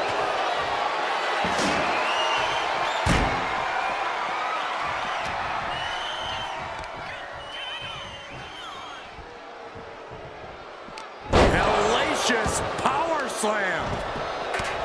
Watch for the hardcore style of 3-minute warning. Both of these men are from the hood intensity. A duo that couldn't care less about headlocks. They're just all about beating the hell out of you. 3-minute warnings, thug-like tactics need to be respected. Rosie and Jamal only care about one thing, and that's the winner's purse. What the heck is this manager doing looking under the ring? He can't be acting like this. His body is dealing with a lot of stress here. This is what we expect out of Extreme Rules. No one is safe. Spine passed up. And that was a successful bit of offense with that maneuver. And that prevents Rosie's attack. Rosie and Jamal tell their victims that they will feel the 3-minute warning. What does that mean, Corey? Well, it means a lot of superstars will get run over by the pain train, and it's only going to feel like the longest 3 minutes of their lives. When you're as big and strong as Rosie and Jamal, that's how quickly it can be over. I don't care how much you train, you can't prepare for a commercial airline that can crashing down on you like that. We knew this would be a grueling and punish. Nice takedown. Stack them up. Reverses the pin attempt. Akam set ringside. He's looking to take things to the outside now. Oh, drop right on their face. Shoulders down, this could be it. He's taking on some damage at this point. Yeah, Akam looked confident going on the attack. Pulled right back in. Side slam. Ooh. He's been dealt a good deal of damage. You know exactly what you're getting into when you sign up for this kind of match. Backbreaker. Jamal saves himself. He's able to slip away from that. Oh, nasty elbow. Another one. Down they go. Oh, gosh. Can he do it here? He narrowly avoids the count. He got close there. It could be do or die time. Watch out. This is a whole new level of chaos and brutality. 3-minute warning and AOP just keep upping the ante on each other. He's leaving the ring now. No countouts to worry about. That's yours in your head. I don't know how much more damage can be done now. Or he surely doesn't have much left in him. It's like we're looking at the walkie. Perched up top. Side slam. Taking this thing out onto the floor. Oh, and a boot to the face. 3-minute warning might just be done messing around. Get this back into the ring now. Rosie shutting the door right now. Digging deep for a kick out. He just won't give up. Oh, just deadlifting their opponent. Ooh, and just being tossed away there. He has to be suffering here. I think we can consider this the beginning of the end, gentlemen. Here we go. Splash. Forget it. AOP just fell to their demise. Rosie and Jamal survive Extreme Rules. Here are your winners, Rosie and Jamal. 3-minute warning. Gotta give it up to 3-minute warning. In a contest between two of the most badass squads we've ever seen, they were the tougher competitors. Yeah, but AOP certainly made 3-minute warning earn this win. Just think about all the carnage we witnessed here.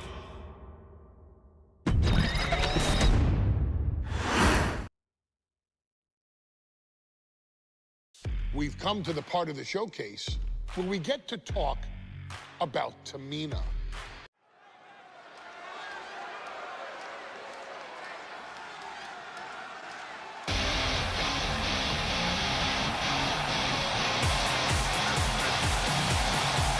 We are making history tonight here in St. Louis, the first ever women's Money in the Bank ladder match.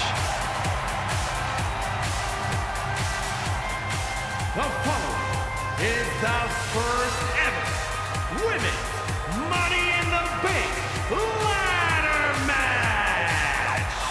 Introducing first, from the Queen City, Charlotte Flair. Charlotte Flair looking to become a Triple Crown champion. Every title Every opportunity she has put in front of herself, she has seized. This is a night where careers change forever. You're right, Cole. You can feel it. Legends are going to be made. Careers defined. Hearts broken. This is Money in the Bank.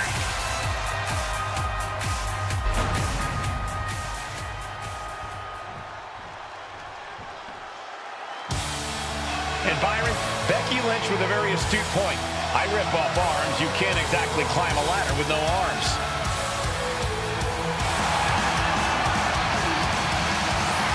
Next, from Dublin, Ireland, Becky Lynch. To add to that, Michael, I talked to Becky earlier and I asked, are you nervous about this? She said, yeah, I'm a little nervous, but I'm more excited than anything because I get to be part of history. Becky Lynch, the first woman drafted to SmackDown. First SmackDown Women's Champion. Can she become the first Miss Money in the Bank? You can feel the excitement the moment they brought out the ladders before this show started. There is a big fight feel right here in St. Louis.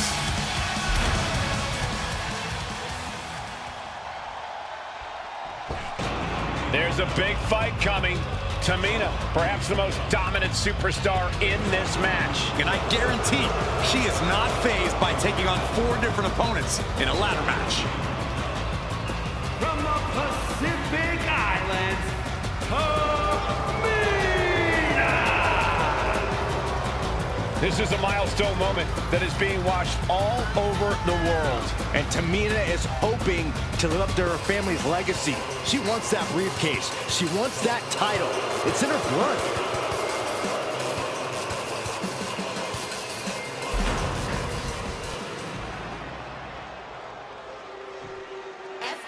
Mella is money, and she is as confident as ever.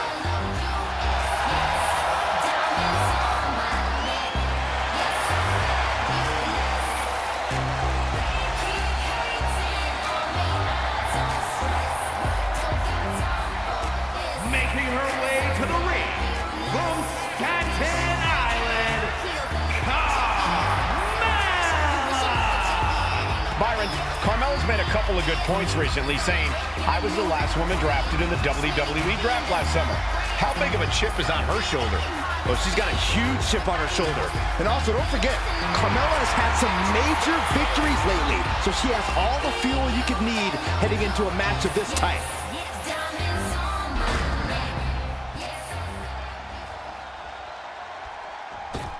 Natalya, another superstar who walks into this match thinking she has legacy on her side tonight.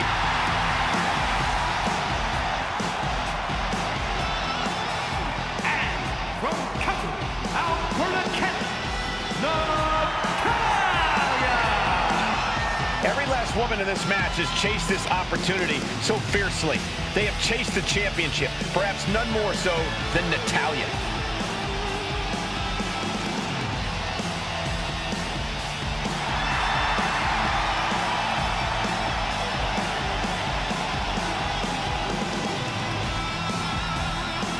Winning Money in the Bank would certainly go a long way to helping Natalya prove she too is the best there is, the best there was, and the best there ever will be. Winning that briefcase is like taking the proverbial express lane to success. This new generation of female superstars are providing yet another milestone moment here. Tamina, Charlotte, Carmella, Natalya, and Becky Lynch look to climb the ladder and retrieve the briefcase, become the first ever Miss Money in the Bank. And looking at the playing field, the majority of these women love to utilize their submission offense to put opponents away. Tapping someone out won't win this match, but these women should not shy away from using the biggest weapons in their arsenal. We've heard Becky say she was going to rip arms off tonight. You can't exactly climb a ladder with no arms. And the opening could be the opening. You just have to go for it. I'll just leave it at this. Nobody comes into a match hoping to get chucked around like that. Such a dangerous setting for all these superstars. Ladders are everywhere. Each competitor is only limited by their imagination. Your head has to be on a constant swivel. Ladders will be used as weapons. Anything can happen to get that briefcase. Slow and steady won't win the race in this situation. Is this the right time? Is this the career-making moment? Getting your hands on the prize isn't enough. You gotta yank this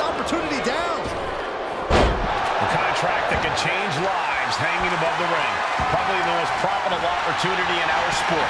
15 out of 17 superstars have successfully cashed in the Money in the Bank contract. A surprise cash-in has only failed once, and the other failed cash-in was alerted to a week in advance. You are almost certain to become the next SmackDown Women's Champion if you grab the contract tonight. But it looks like that hook is causing a lot of problems up there. She's taking things to the floor here. Oh, what a response. Tamina sidesteps that. Big time clothesline. Good grief. Tamina landing heavy offense on Charlotte. Charlotte thought tonight would be in a set from way up. She continues to fight off her opponent. Is there anyone more intimidating in this group than Tamina? I've said it before. It could be a coming out party for Tamina. This is her time to live up to her family's legacy. If Tamina wins the contract, it guarantees her first title opportunity in over 2 years. More than an opportunity, it pretty much guarantees Tamina will become the next women's champion. Oh my God. Pendulum backbreaker. TikTok. Ladder set right in the middle of the ring. Starts the climb, but needs to move quickly. Gonna try and unhook it now. Victory is literally within reach. The crowd is going absolutely crazy right now. They know this could be it. She's going for it. She certainly is. She can do it. This is a risky play, but could be the only opportunity in the match. Reaching. So close to victory. It's just a matter of time now. No room for error on top of the ladder. 3 second-generation superstars competing in this match. Carmella, Charlotte, and Tamina. And Natalya, of course, a third-generation superstar. Wait, is she? Yep, looking for the submission. Guys, we should really watch out. This could spill over. She's fighting desperately. Hip tosses her way out of the hole. Big forearm. Hooking it up here. What's next? Boom! Incredible suplex. She's being derailed here. If this keeps up, climbing that ladder is going to be very difficult. She's grabbing at the prize now. The whole match is literally in the palm of their hands. Full focus on obtaining the prize. Time is your enemy here. I just don't know if there's enough of it to get it down. Becky with history in her hands. St. Louis behind Becky now. This is so tense. The WWE Universe is waiting with bated breath. No safe haven in this match. These ladders can be your best friend or your worst enemy. No allies in this match. It's everyone for... Nice reversal by Charlotte Flair. Charlotte driving Tamina, and both tumble to the floor. Both women crashing down hard. The Queen, Charlotte Flair, the first to her feet, surveying the situation. Oh my! Tamina into the steps. Well, you are seeing a heightened level of aggression, heightened level of intensity from all these competitors because of the stakes involved. Guys, where's Charlotte going? Flair looking to up the ante now from the top. Oh my goodness, taking out everybody. The Queen rising to the occasion. What you just saw is why we say Charlotte is genetically superior. Yeah, undeniable athleticism from the Queen. Can it pave her way to the top of the ladder? Oh! And there's a good blow to the body. Here we go, Byron. Climbing up. But is there enough time to go for the win? Victory is literally within reach here. It's going to take some time, but you got to just keep going. Tamina's absolutely wrecking shop on Natalya, making sure the veteran won't have the strength to climb the ladder at all. Have to finish the job now. You have to get it totally unhooked. Now's not the time for butterfingers. Tough break. The longer this goes, the more likely we can see a hard crash back to the canvas. Suplex. She's headed to the outside. No threat of count out here. Just one right after the other. Can't be stopped. Powerful contact by Tamina. Smack dab in the center of the ring. Perfect placement. This is the chance. Could be the only one. Looks like scaling the ladder was the easy part of the job. Unhooking the prize is the big challenge. Tamina is so close to victory now. Could this be her moment? Can't wait. And Carmella with a takedown, looking for a code of silence. Submission is locked in. Trying to fight out of this submission, and she lets go of the hold. Maybe she didn't like the leverage or grip she had on that submission, Cole. Ladder's in position. Gonna make the climb. Money in the Bank briefcase still hanging high. This is what it's all about. The opportunity of a lifetime. What are you willing to do? How much can you sacrifice to be the first Miss Money in the Bank? Heart has to be pumping right now. Needs to focus and pull it together. Struggling a bit here to get it down. Danger growing with every second. Nothing stands in the way of victory now, gentlemen. It's a virtual guarantee. Oh, nothing fancy with that. With authority.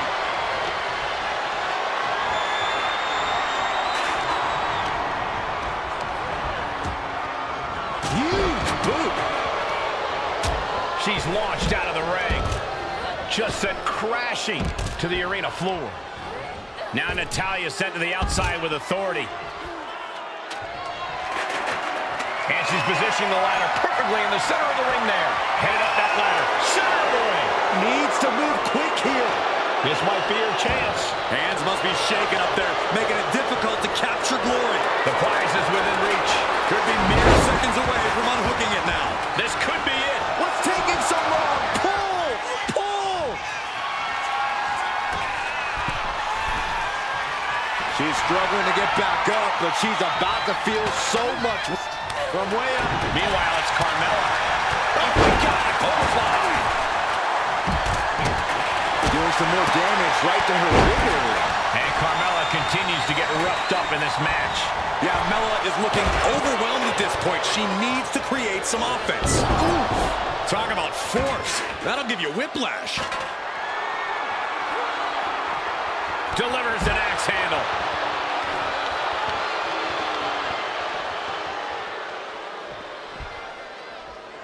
Head scissors. Round and round we go. Look at this athleticism. She lost some of her stamina at this stage.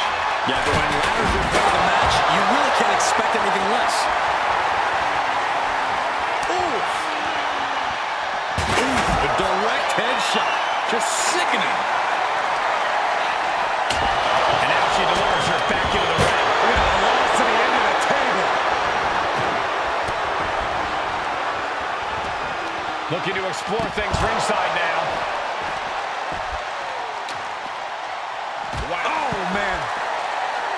Sliding out of danger there. Good takedown. Showing the fundamentals there. Oh, but the ladder. Ouch. Back into the ring she comes. Forearm to the face. Oh, nothing fancy about that. She escapes the attack. Uh-oh.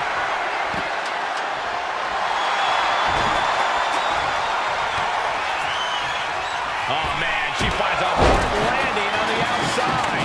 Trying to... They're delivering the chop. Headed up that ladder. Center of the ring. The Queen has put an opponent in the dirt, and now the ladder to her throne awaits. Maybe this isn't a good position to go for it. That certainly seems to be having trouble up there. Carmella has her hands on it. The contract is in her grasp. Now's the time. Seize the moment. Oh, this could be the beginning of the end, Michael. Climbing up. But is there enough time to go for the win? Oh, man. Hands on, but can't quite grab it. I assure you, this is even harder than it looks. Trying not to fumble around too much here. She's reaching. She's grasping. She's so close. So close. Has to go faster. History on the line. Guaranteed championship opportunity. Nothing but carnage happening in this one. 5 women fighting for their key to destiny. Willing to go through hell. And Lynch. Look at this. She's going for her destiny, guys. But she better hurry. She doesn't have much time. She's got it in her hands.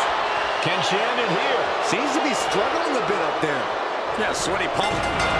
That's it. Tamina has the briefcase. Tamina is Miss Money in the Bank.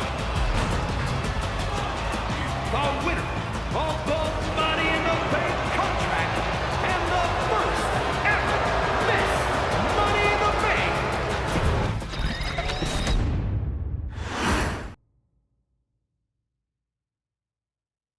Any member of this family that enters the professional wrestling business knows about the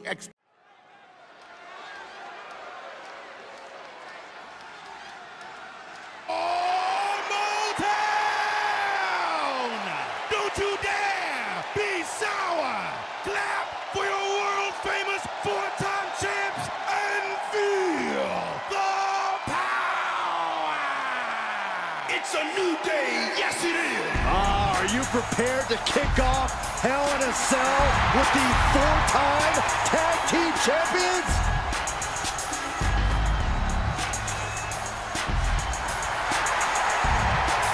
The following contest is a tag team Hell in a Cell match and is for the SmackDown Tag Team Championship and accompanied by Kofi Kingston at a combined weight of 490 pounds. The SmackDown Tag Team Champions, Xavier Woods and Big E, the New Day. Well, I can't say that I'm ever prepared for a man swiveling his hips and playing the trombone on the way to the biggest fight of his life. This is our first Hell in a Cell match of the night. The New Day actually requested this match to defend their tag titles. Who would have thought 4 months ago when this rivalry began that it would end once and for all inside Hell in a Cell? New Day about to make it evident that the time for fun and games is over.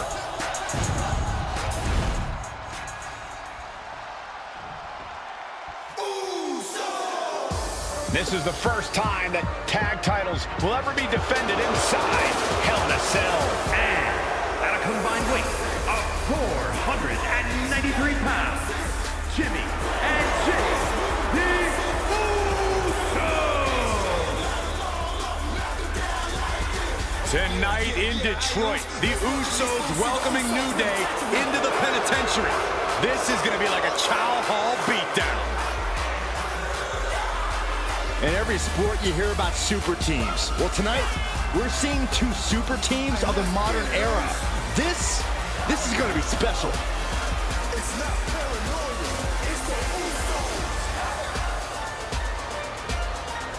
Tornado tag rules here, gentlemen. 2-on-2 as Kofi is going to be locked outside the structure. Pinfall or submission needs to happen in the ring, but we all know this fight's going to go everywhere before that happens.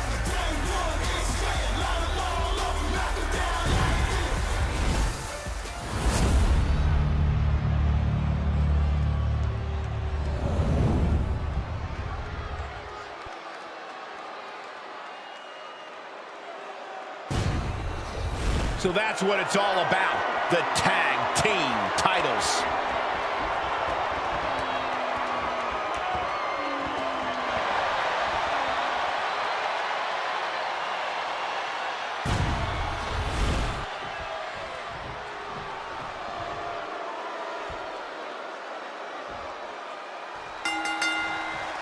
Remember, this match is under Tornado Tag Team rules, a 2-on-2 match where the pinfall or submission has to happen inside the ring. In the Hell in a Cell, no tags, no countouts, no disqualification. The Usos and the New Day came into this match expecting and prepared to raise the bar, raise the level of competition, and make history. This is going to be unforgettable. And Big E falls to a counter. The Usos following.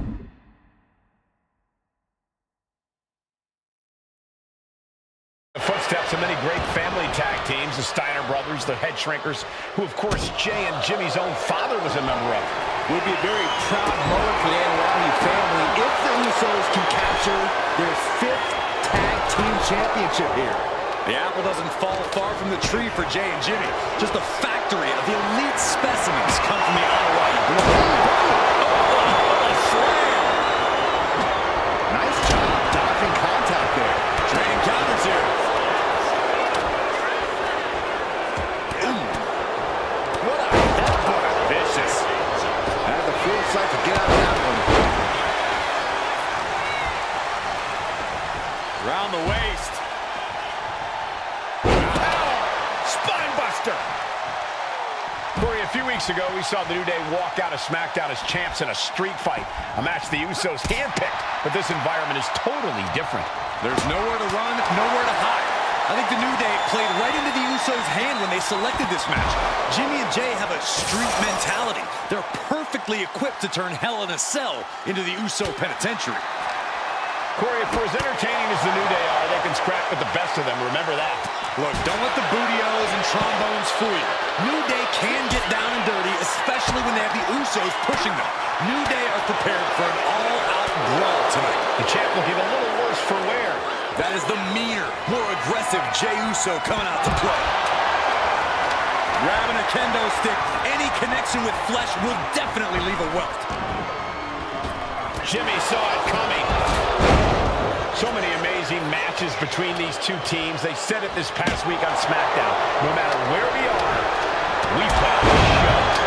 The Usos and New Day had a unified goal to raise the bar of tag team competition, to bring the division to a whole nother level.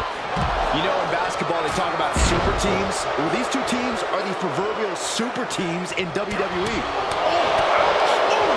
Connects. Fist to the face. Great counter. Returning to the ring now. Oh, God. Springboard up. Oh, man.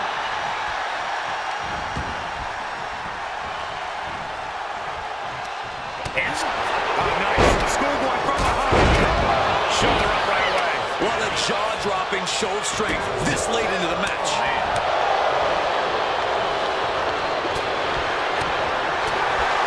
It's their opponent's legend. Ouch. That's one way to get your opponent out of the corner. Uh-oh. Has to find a way out of this.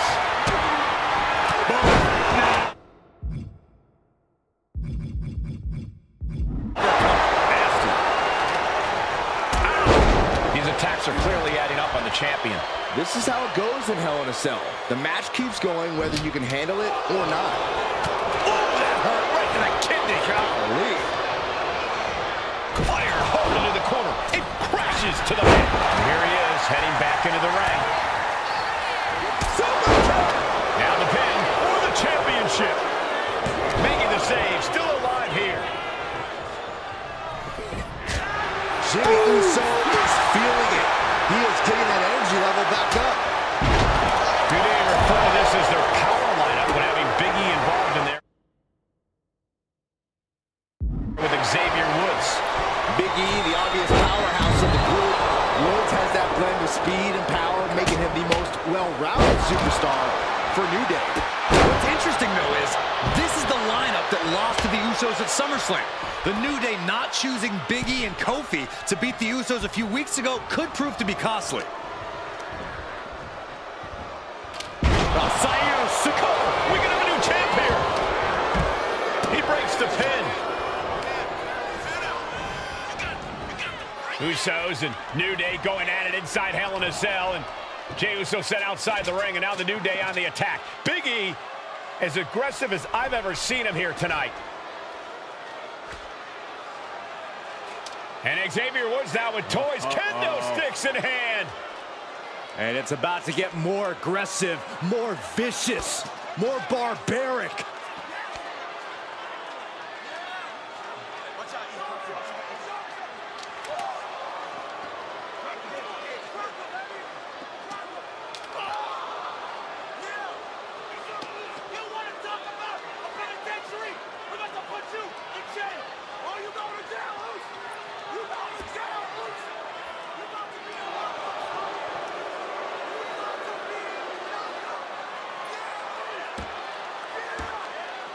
I've never seen this vicious of a side from the New Day.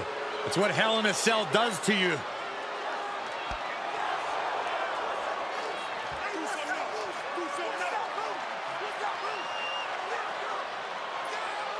Oh, now with the kendo sticks, Xavier Woods unloading.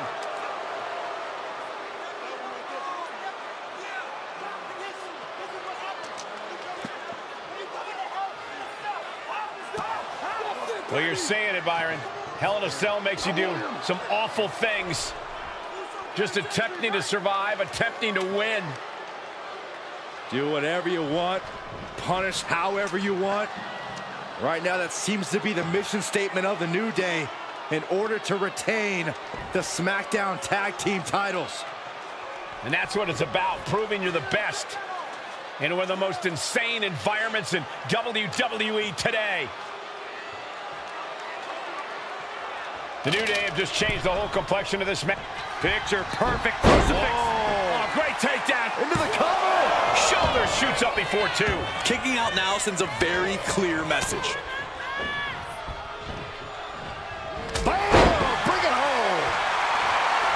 Talking to Xavier, he told me the one thing the Usos have taught us is that we have to embrace a more lawless culture here in WWE. A more lawless culture in this rivalry. And that could be the reason the New Day chose to have this match in the Hell in a Cell. It's been such a chaotic rivalry. Therefore, only this kind of lawless match could finally put an end to it for good. And now with the kendo stick in hand, he's ready to do some real damage. Oh, man, a kendo shot to the head. That can't feel good. Champion's down on their feet. It's time to catch that second, maybe even third win. And you can tell there are true intentions in mind right now. Back into the ring here. Oh! Big E is losing any kind of advantage here. And the Usos now showing how well they know the New Day. Familiarity breeds contempt, and the Usos are showing that Uso splash by Jay. innovative Pin, totally the balance. That breaks the count. This match continues on. Oh, that might have just broken something. The Usos and the New Day have been trading title reigns for no idea what he's planning here. I don't think it's anything good, Cole. Ooh. Oh, what a kick. Ooh. And Woods avoids that one. Oof. Overhand right lands. Ooh, that hurt right to the kidney. Golly. Now out of the ring to the confines of the chain link enclosure. And Jimmy and Big E slugging it out middle of the ring. This has been a vicious, brutal match between two of the great tag teams today. Here comes Jey Uso into the fray alongside of his brother. Bang! Double super kick. And the Usos now looking for that patented Uso splash from the top rope. Uso splash. The cover to win the tag team titles, and Woods handcuffs it all, breaks it up. At the last possible second, Xavier Woods saving this match for his team. Credit to Woods for his never say die attitude, but Xavier Woods is outgunned right now. And look at Woods still fighting back. Yeah, with the handcuffs. Using the handcuffs as a weapon. That's smart.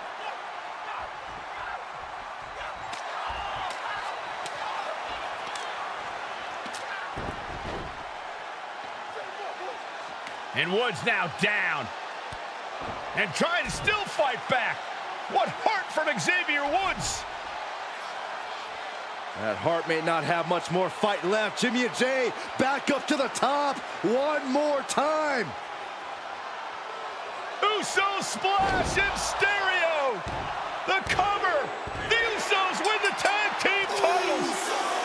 Here are your winners and the new SmackDown Tag Team Champions, the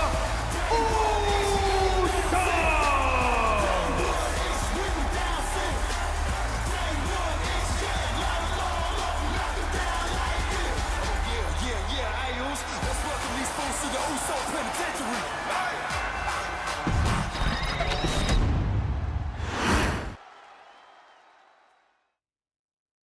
Next on our showcase is someone who wasn't born into this family.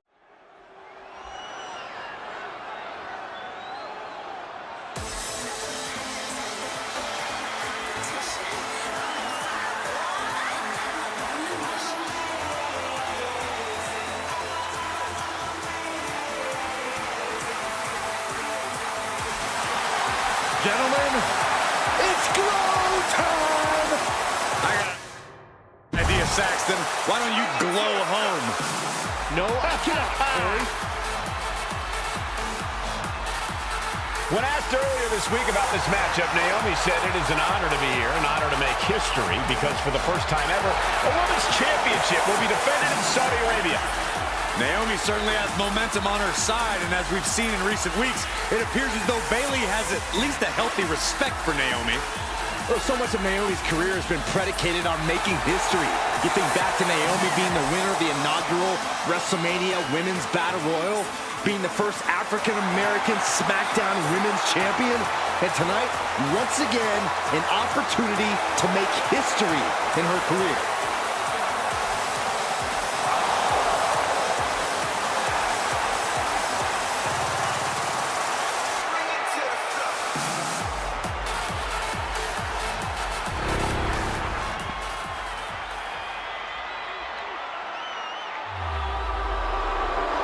And gentlemen, when Bayley was asked about this history-making match tonight, she said, of course I'm part of this, because history is made by winners. And I'm going to become a role model for everyone here tonight in Saudi Arabia and for everyone around the entire world.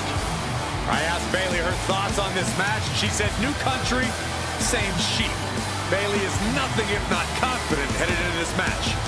Oh, and everything you just said is indicative of the new attitude, the new personality of Bayley. Bayley has been SmackDown Women's Champion for a record-setting 279 days. She's won every title available in WWE. The NXT Women's Championship, the Raw Women's Championship, the two-time SmackDown Women's Champion, a Tag Team Champion, a Money in the Bank winner.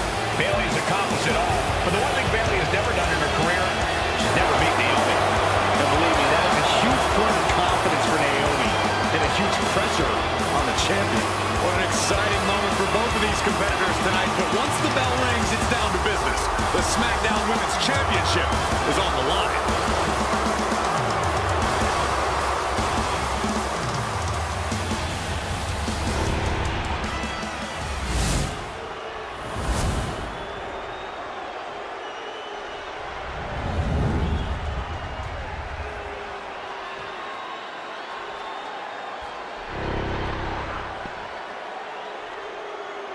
The following contest, scheduled for one fall, is for the SmackDown Women's Championship. Introducing the challenger from Orlando, Florida, Naomi.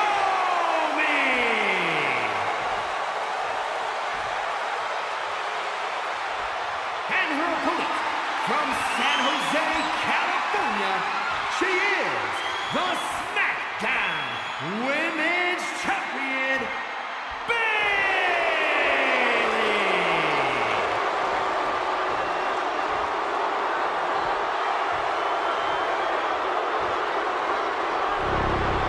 For the first time ever, we have a Women's Championship match here in the Middle East, in Saudi Arabia.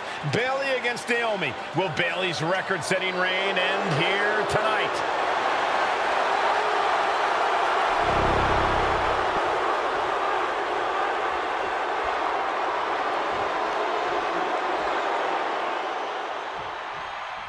Guys, a very important component of this match. Bayley has won every title available in WWE. Bayley has accomplished it all. But the one thing Bayley has never done in her career, she's never beaten Naomi.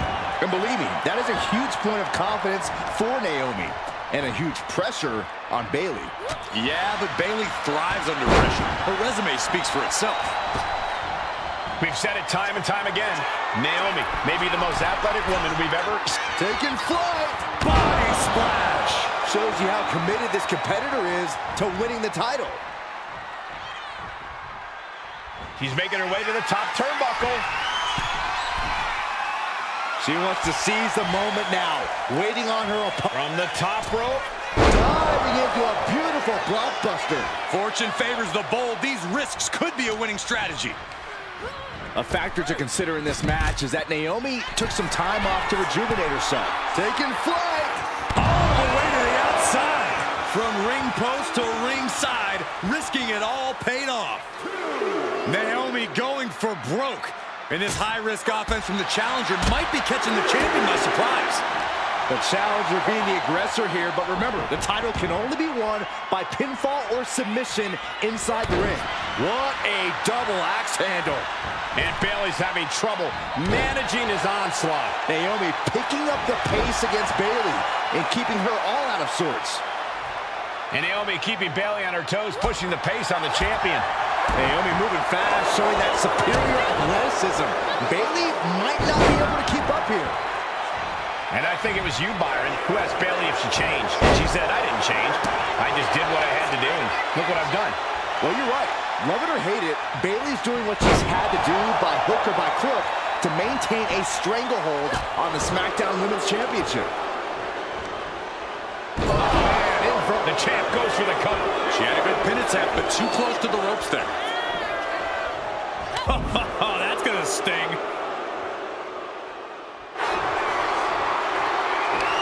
Now their superstar getting an edge here. Fire with a straight shot there. Answering back. Looks like a hockey fight's just broken out. Now the competitor is backing down. Just teeing off with that fight forever vibe. They are emptying their tanks, going back and forth like this. Bayley could be thinking about the end. Full wrist plant. Devastating maneuver by the champion. Follows up, shoulders down. Late in the match, but somehow has the incomparable power to kick out before the 1 count. And after a devastating move like that, Bayley now having to contend with the fact that it's not over yet. Byron, you've talked a lot about this change in Bayley and how people can't believe that this is the type of person she's turned into. Well, it comes down to career frustration.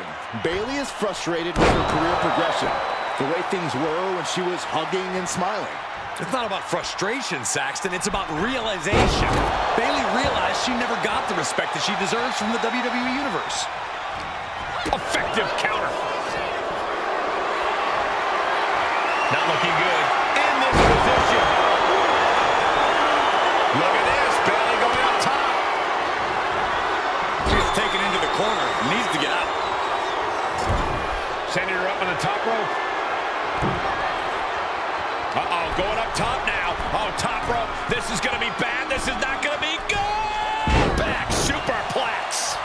Naomi feeding off the WWE Universe, inching closer to recapturing the champ. Look out! Crossbody To the floor. Unbelievable athleticism. Just going for it all and landing a direct hit. from the apron. What?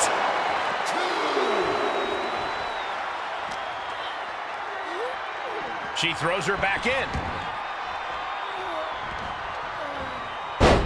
Takedown, and now punches right. Good night.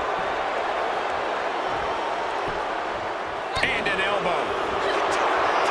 Forearm gonna cut off the win. Guillotine applied. She's got to somehow find a way out. Right now, and she does it.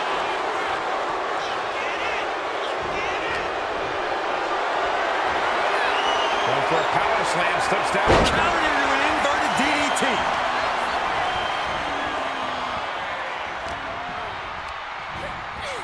In the corner, has to find a way out of there. She reverses and creates an opportunity. Shot to the jaw. Ooh, slows that down with a well-placed kick. Doesn't want to be on the top rope like this. And here we go. Championship's on the line. Naomi's got Bayley in trouble up on the top rope. This could be Naomi's moment. Smart move by Bayley, protecting her title and going to the eyes. Oh, what a kick. Bayley is down and in trouble. Quick thinking by Naomi, looking to close this one out. Nobody home. Bayley wisely moves out of harm's way. What's Bayley trying to do here? What the? I think Bayley's trying to trap Naomi's legs in Naomi's own shirt. A great counter by Naomi. Naomi ducks underneath, and we got a standoff. Great match so far. Well, Bayley thought she had Naomi, but the challenger was ready. Well, the champion has to find a new strategy in a hurry. Placing her in the corner. Naomi is some athlete. The challenger might have what it takes to win this. And the cover. Now we did it. We have a new champion.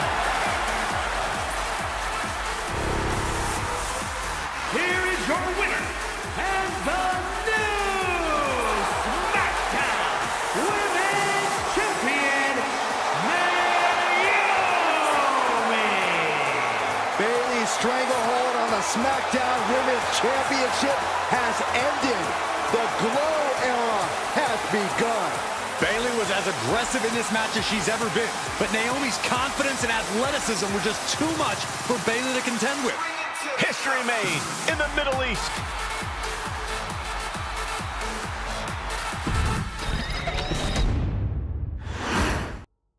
Guys, a very important component of this match. Bayley has won every title available in WWE. Nice takedown. Oh, looking to gain control here. Finishes with a bridge cover. And the shoulders up in time. She still has her expelling unnecessary energy with that attempt. Naomi has tested her mettle in recent weeks, as the road to this championship opportunity was a difficult one. Needed to defeat former SmackDown Women's Champion Carmella. We know Naomi has a heavy desire to become a 3-time Women's Champion. Other superstars say they want the title. Naomi has said she needs her title back. History being made right here tonight as the champion Bayley defends against the challenger Naomi. Taking flight. Whoa, look out! I can't believe what we just saw. I can't believe that didn't miss. Naomi going for broke. And this high-risk offense from the challenger might be catching the champion by surprise. The challenger being the aggressor here, but remember, the title can only be won by pinfall or submission inside the ring. We know that Naomi's going to want to pick up the pace in this match, but Bayley's going to look to wear Naomi down. Yeah, Bayley's going to want to slow down the pace and let the adrenaline wear off for Naomi. Bayley can also turn up the aggression here in a way I'm not quite sure Naomi can match. And Naomi keeping Bayley on her toes, pushing the pace on the champion. Naomi moving fast, showing that superior athleticism. Bayley might not be able to keep up here. Perched up top. Diving blockbuster. And Bayley is being humbled here. Naomi picking up the pace against Bayley and keeping her all out of sorts.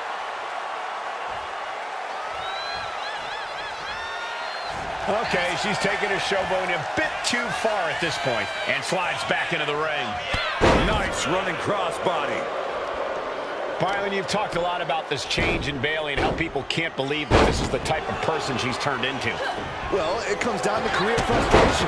Bayley is frustrated with her career progression. The way things were when she was hugging and smiling. It's not about frustration, Saxton. It's about realization.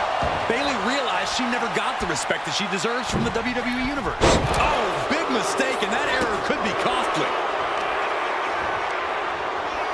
Quick thinking from Naomi. Lands in the drop zone.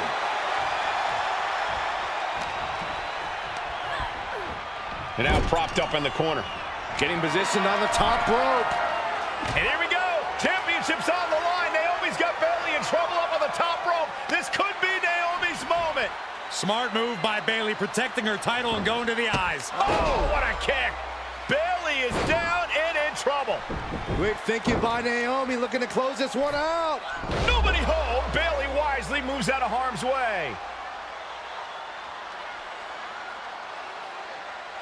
What's Bayley trying to do here? What the? I think Bayley's trying to trap Naomi's legs in Naomi's own shirt. A great counter by Naomi. Naomi ducks underneath, and we got a standoff. Great match so far. Well, Bayley thought she had Naomi, but the challenger was ready. Well, the champion has to find a new strategy in a hurry.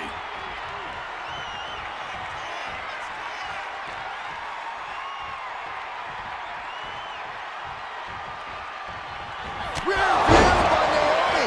Can the champ recover from that? Now we did it. We have a new champion. Here is your winner, and the new SmackDown Women's Champion, Naomi. Bayley's stranglehold on the SmackDown Women's Championship has ended. The Glow era has begun.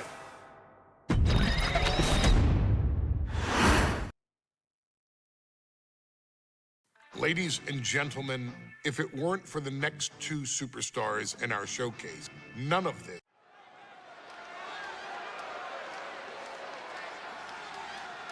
And here they come. Bubba Ray and D-Bar are ready for a fight. That's just what they'll get from Alpha and Sika, and then some.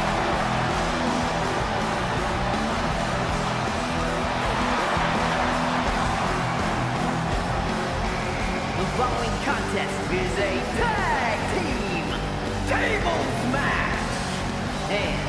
And a combined weight of 603 pounds. Bubba Ray and Devon, the Dudley Boys. It takes a strong brotherly bond to agree to go into battle against the Wild Samoans, but that's exactly what Bubba Ray and Devon have. I have a strong feeling this match isn't going to be for the faint of heart. Oh, look, the Dudley Boys may not be all there in the head, but they're easily the most highly decorated tag team in pro wrestling history. They've beaten the best, they've beaten the toughest, and they're ready to come in and beat the wildest tonight. Both the Dudley Boys and the Wild Samoans are coming into this tables match with something to prove. Who's the best tag team of all time? Who's the more cohesive, brotherly unit? Who's more savage? Who's more extreme? Gentlemen, we are moments away from finding out the answers to these questions once and for all.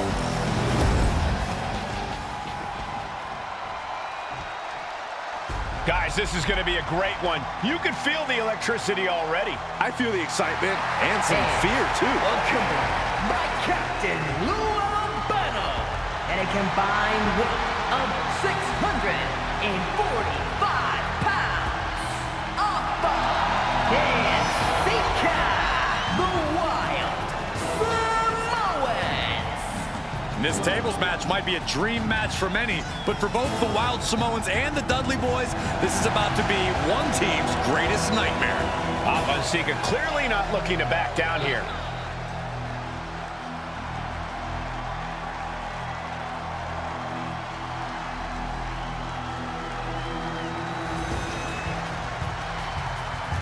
The Dudleys can certainly handle their own, but they've never faced anyone or anything like the Wild Samoans. Those mean looks on both Alpha and Sika's faces, I'll tell you, they're out for blood. And the Dudleys are about to walk right into the lion's den.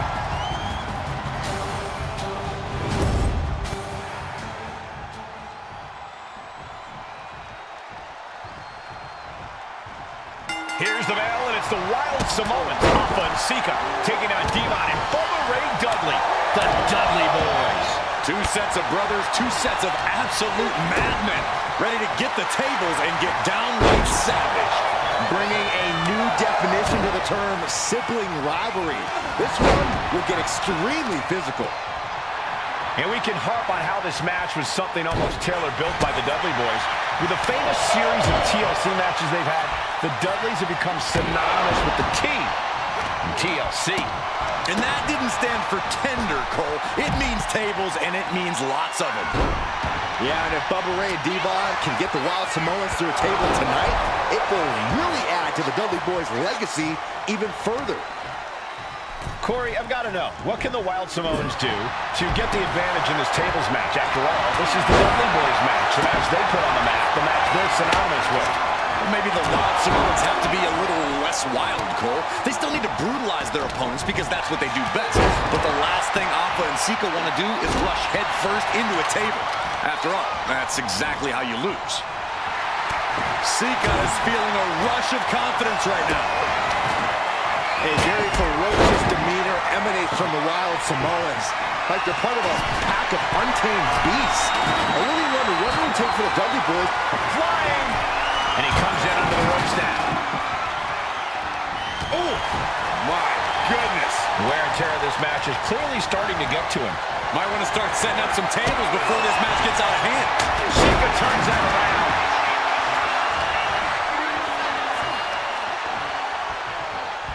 Gets slammed down. Incoming. Headbutt. Ooh. elevation. Hapa and Sika, both individuals that compete barefooted. Not something common of most wrestlers, Corey, but it is actually very customary in the Samoan wrestling heritage. It's how they train, it's how they live in the Isle of Samoa. And no one delays a fight just to put some boots on. Samoans are ready for battle at the drop of a hat. Ooh, he fends that. Headed back into the ring. Big forearm. And Sika had no reflexes to answer for that. Bubba Ray might have just made a big opportunity for himself. Afa sidestepped out of the way. We might need to consider... Incoming! Good Lord! Taking flight! That was just incredible hang time. Was willing to take the high risk to the outside, and it paid off big time. Foot right to the belly. Corey, the Wild Samoans are about as tough and mean. Popped up. Clearly hoping something nefarious is beneath the ring. Afa and Sika might have just shown us the proof.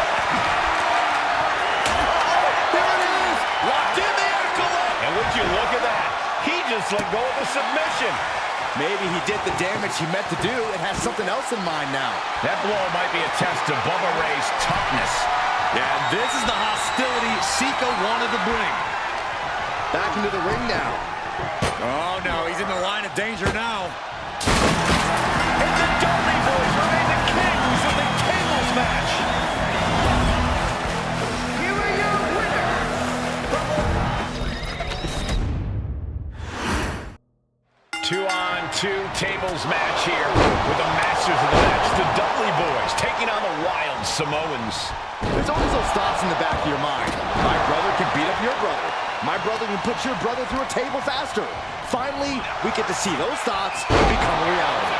Saxton, I never want to hear about the inner workings of your mind ever again.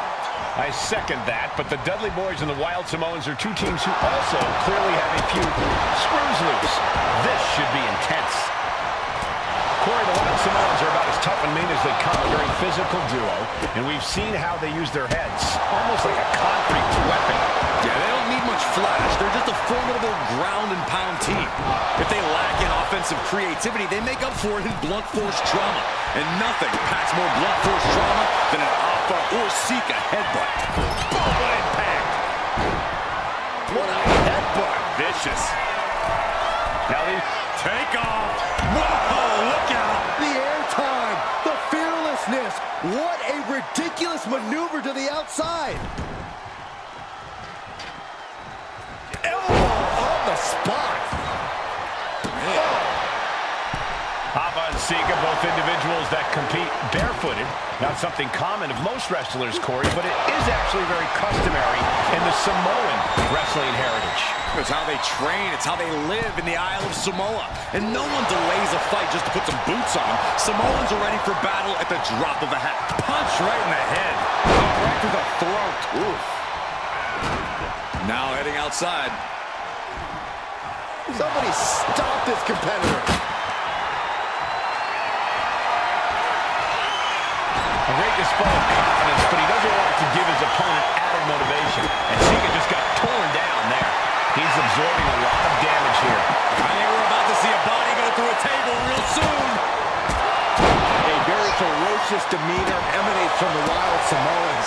Like they're part of a pack of untamed beasts. I really wonder what it'll take for the Dudley Boys to have control of them. Maybe they'll take a sledgehammer? A truck? They're not human, Byron. You can knock them down, but they'll keep coming back. Uh-oh. What a counter. Drops the hammer. Right on the lower back. Kick to the gut. Cracked around into a neck breaker. He's setting his table up, and guys, someone's about to have a really bad night. Closed fist punch to the jaw. That's one way to break up a move. Bubba isn't asking for a table tonight. He's getting it himself. And we can talk about how this match was something almost tailor-built by the Dudley Boys. With a famous series of TLC matches they've had, the Dudleys have become synonymous with the team in TLC. And that didn't stand for tender, Cole. It means tables, and it means lots of them. Popped up. Sliding into the ring now. Afa and Sika might have just shown... Uh-oh, stop to the spine. We know what's coming next. And he breaks his own submission. Maybe his plan was just to soften his opponent with that hold. Oh, on the back elbow. Ooh, what a jumping headbutt. Oh, no, they're coming this way.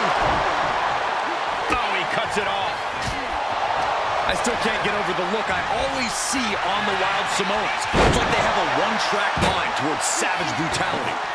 They for sure answer yes to every question that makes up a scary tag team. Yes, they're rough. Yes, they're tough. Yes, they will maim. Yes, they will hurt. And yes, they will not stop. Intercepted by Bubba. Gotta hurt. What a suplex. Got the full Nelson. Slam! He'll make his way to the ring.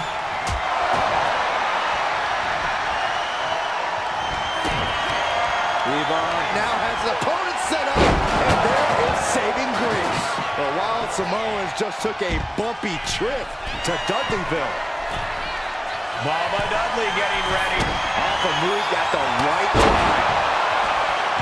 The Dudley boys came in tonight knowing they had to turn up the dial. Had to match Alpha and Sika's level of aggression. Bubba Ray and Devon know they have to be extreme as they can be. Yeah, but what the Dudleys call extreme, the Wild Samoans just call regular old Tuesday. Alpha and Sika are just a different breed of wrestler. Look, I don't care who you are.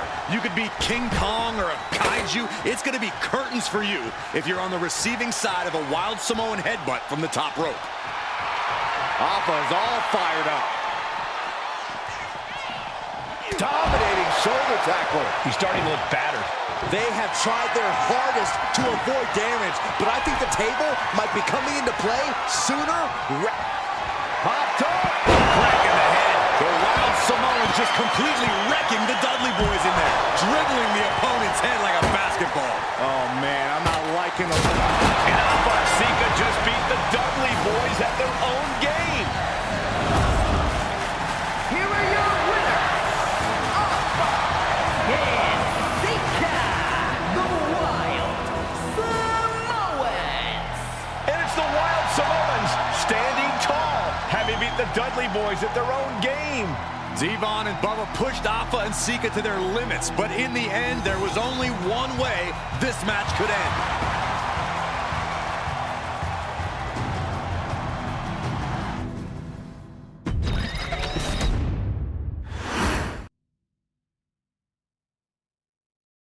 From the very moment he arrived as the enforcer of the bloodline, Solo Sikoa has...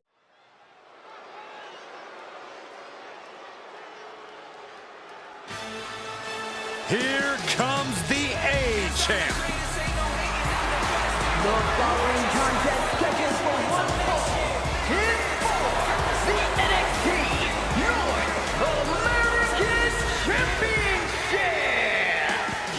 Accompanied by Trick Williams, he is the NXT North American Champion, Carmelo Hayes. Mello and Trick looking so pleased with themselves after attacking Wes Lee. NXT 2.0 celebrating its first anniversary, all thanks to amazing talent like this man. Hayes has a look right now. He probably thinks he's getting the night off and another day on his North American title reign. Well, after what Mello and Trick just did to Wes Lee, who's going to have the guts to step up and take Lee's place?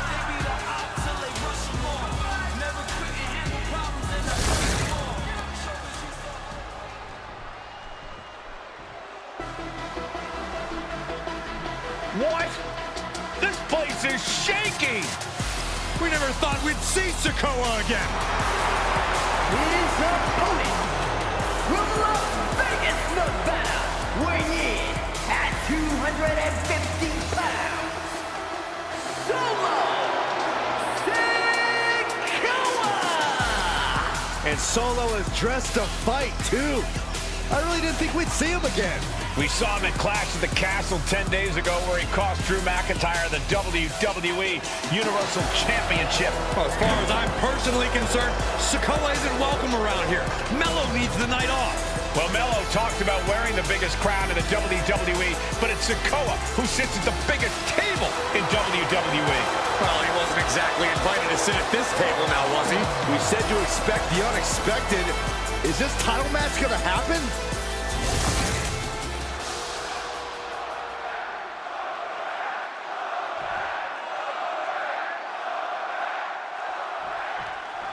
As we say in WWE, expect the unexpected. We expected Wesley to be Carmelo Hayes' opponent here, but instead, we have the surprise return of Solo Sikoa as he's claimed his title opportunity. Solo Sikoa, fresh off joining the Bloodline, is here. He has answered the call, and we indeed have an NXT North American title defense tonight for NXT 2.0's one-year celebration. Did you see Melo's reaction when Sikoa's music hit? Hayes looked like he saw a ghost. Solo's been saying he got next for the North American Championship, but that was a long time ago. And Sikoa sent toward the ropes, and Carmelo Hayes with a kick right into the midsection. Melo taking it to Sikoa here. The power of Solo just a little too much for the A-Champ in this instance. What a chop. Trademark viciousness. Lack of mercy. That's what Solo Sikoa is all about. Into the corner. Big splash by Sikoa. Melo in trouble. Sikoa. Trick Williams making sure Melo got out of harm's way. Well, at least momentarily. Yeah, momentarily is right. Sikoa continuing to inflict more punishment on the champ. And Hayes takes out Williams on the outside. Solo standing strong. Solo not allowing the presence of Trick Williams to... Oh no, getting in position. What's he planning to do here? A single leg camel clutch and a great counter. And he throws the opposition back into the ring. Trick Williams cheering on Carmelo Hayes. You cannot deny the impact Trick has had since he joined his childhood friend's side. Yeah, that decision to bring Trick Williams into NXT 2.0 changed the... Oh, for the title! Not even a 1 count there. Not getting a 2 count at this point has to be frustrating. Springboard! Poorly timed offense there.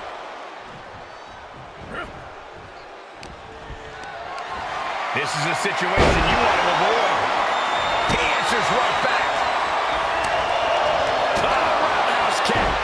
Sikoa in command. And you got to wonder if Melo is regretting his words, regretting his actions. You got to be impressed by both Solo Sikoa and Carmelo Hayes. They've taken NXT 2.0 by storm over the last year. Yeah, since the shift to NXT 2.0, Melo has spent over 9 months as NXT North American Champion over 2 very long reigns. And don't forget Solo. Over the last year, he's defeated top NXT names like Santos Escobar, Grayson Waller, and LA Knight.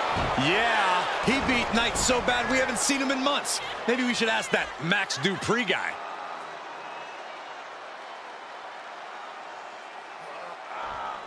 Just cranking the head. Dropped him with a big shoulder tackle. That's using your head. Trick Williams has been quite the difference maker for Carmelo Hayes over the last year. How many times has Williams helped Hayes and saved that North American title? Yeah, but 10 days ago, Solo Sikoa did the same thing for Roman Reigns when he attacked Drew McIntyre at Clash at the Castle. Sikoa has blood on his hands, too. The sheer confidence of Carmelo Hayes taking over a little. Oh, what a drop kick. On the mark.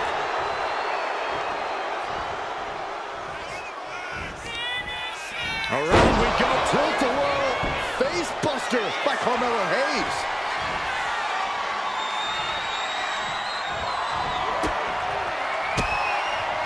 Oh, right into a counter. What a main event this has been for the 1-year anniversary of NXT 2.0. And without this rebranding, Solo Sikoa may have never had the opportunity to show the world what he can do. And if Solo didn't have this breakout year, Maybe his cousin Roman Reigns wouldn't have trusted him enough to be part of the bloodline. Oh man, taking it to the trachea. Wow, what a shot.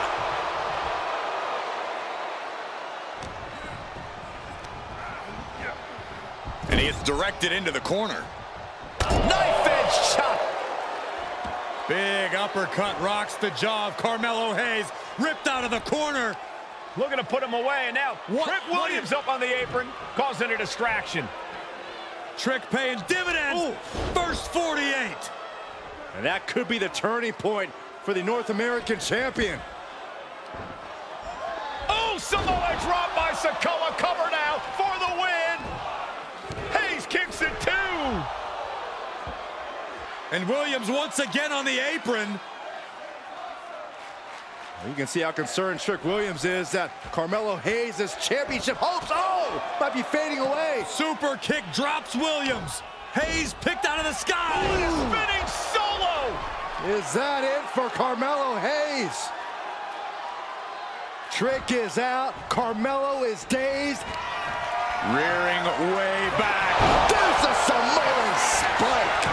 Here's the pin. They might have just sealed the deal on us having a new... What the? Sikoa is the new champion. Here is your winner, and new NXT North American Champion, Solo Sikoa! Solo is your new champion. It is the North American title now going to...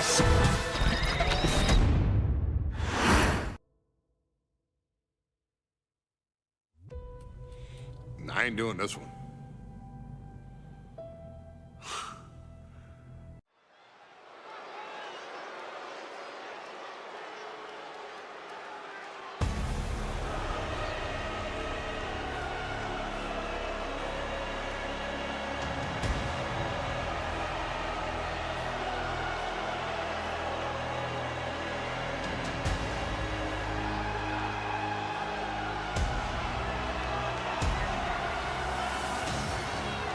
The big question as we kick off Royal Rumble, will Roman survive tonight? Well, the man who's walking down the aisle here in front of 44,000 plus is the greatest champion of all time, transcending the business. And tonight, it's personal.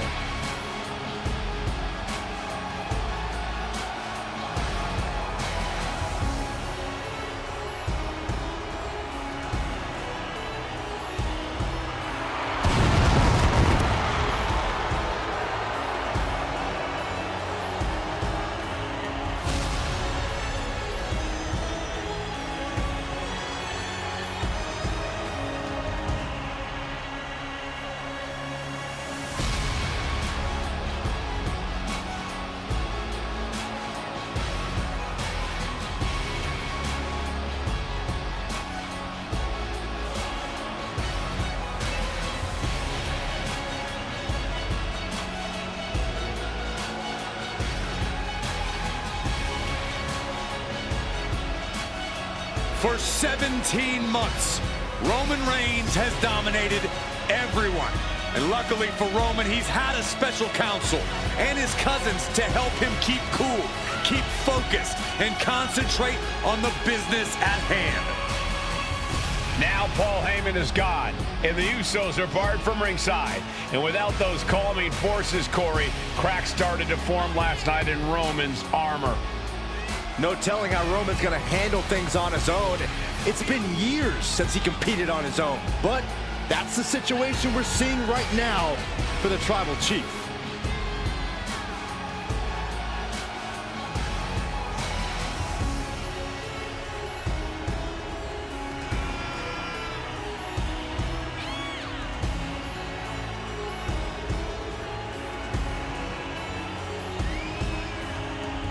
In recent weeks, Seth Rollins touched on the one thing that Roman Reigns has not been able to get over: the dissolution of the Shield at the hands of Seth Rollins. Roman Reigns is a loyal man. a family man. And what Seth Rollins did to his family was cowardly in the eyes of the head of the table, the tribal chief, the man who is blessed by the gods of sports entertainment.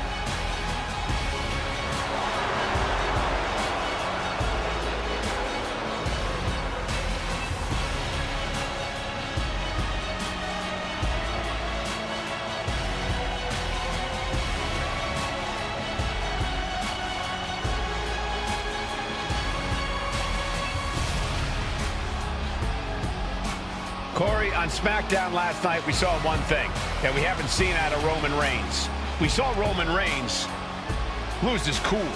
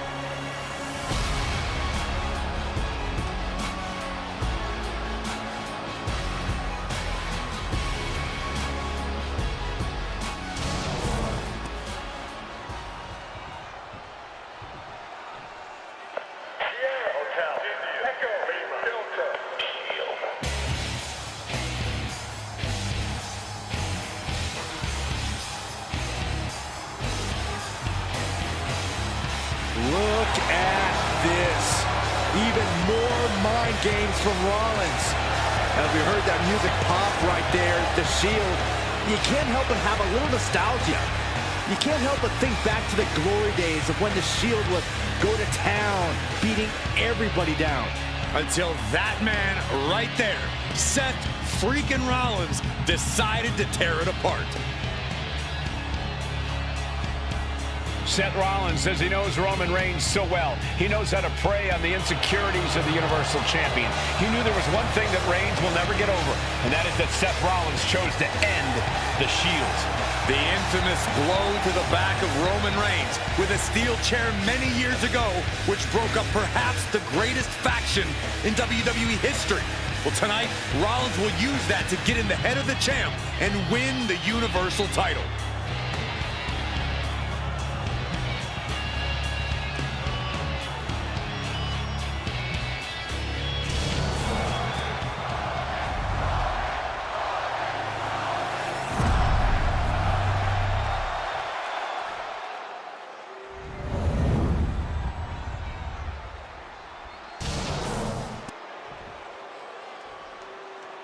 The following contest, scheduled for one fall, is for the Universal Championship. Introducing the challenger from Davenport, Iowa, weighing in at 217 pounds, Seth freaking Rollins.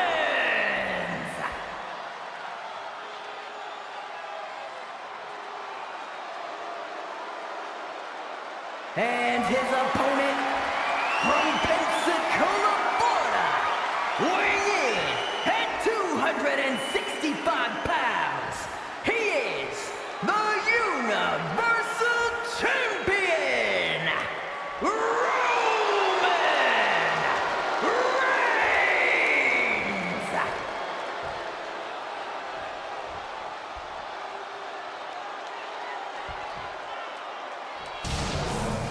And that title, the WWE Universal Championship, has been in Reigns' possession for a record-breaking 516 days. Can he extend the reign even further tonight?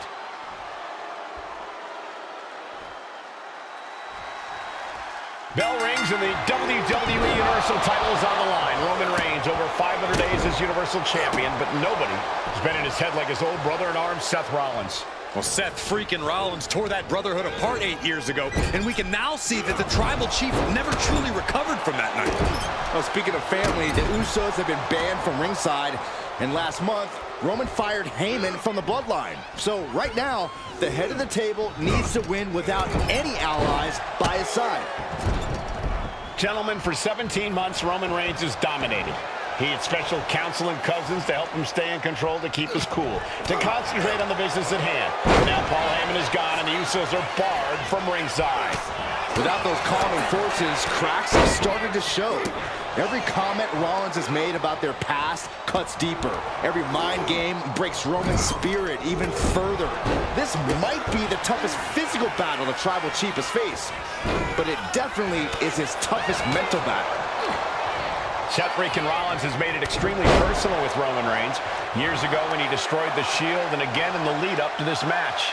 And if I'm Roman, I'm taking all that aggression and ending this quickly. Go full force and incapacitate Rollins ASAP, because the longer Reigns fights with all his rage, the more potential he has to make a tactical error. And the wise man, Paul Heyman, will be at ringside for a championship match tonight, just not this one. And that's just sickening to me, Cole. Reigns had just cause for firing the wise man, and now Paul's right back with his old client. Heyman has zero loyalty to the Bloodline. Okay, Corey, did you forget the fact that Roman attacked Heyman?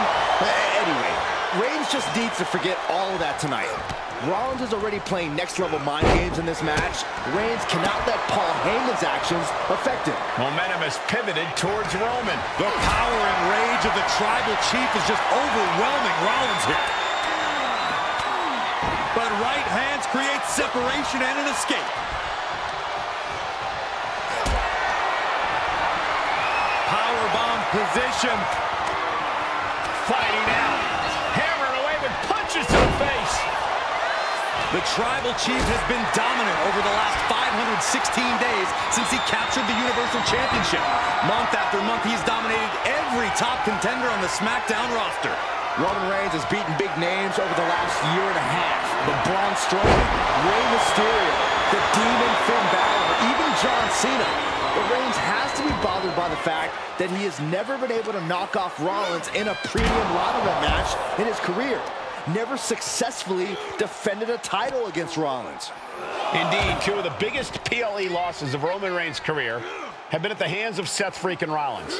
At Money in the Bank in 2016, Rollins defeated Reigns for the WWE title. And a year prior to that, Rollins committed the heist of the century and used the Money in the Bank to steal Roman's WWE Championship in the main event of WrestleMania. I have to admit, it's a pretty cold move for Rollins to just take the years of history the Shield had and turn it into a joke here tonight. It's appalling, Saxton. Rollins has always treated that sacred history as a joke. Now we know that Roman Reigns is a loyal man, a family man. What Seth Rollins did to his family 8 years ago was cowardly. Now it's time for Rollins from the top. Whoa, what a landing! Took a leap of faith and connected perfectly. This could be just what they needed. Absolutely no respect from Roman Reigns.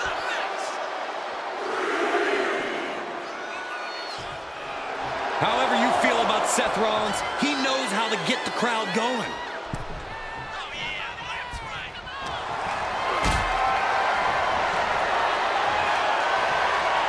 Lifted and completely helpless here. Seth Rollins says he knows Roman Reigns so well, says he knows how to prey on the insecurities of the Universal Champion.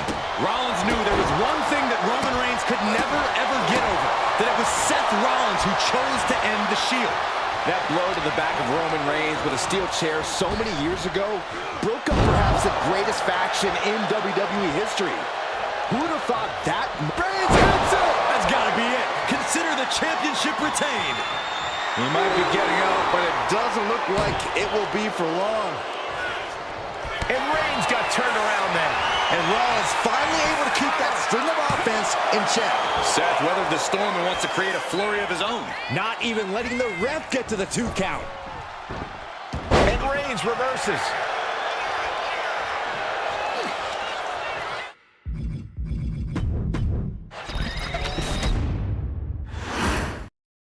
The Royal Rumble Premium Live event kicks off with a match between two former brothers. Roman Reigns in his record 516-day reign as Universal Champion versus Seth Rollins, donned in the old gear that they used to wear in the Shield. Rollins looks very comfortable in that tactical vest yet again.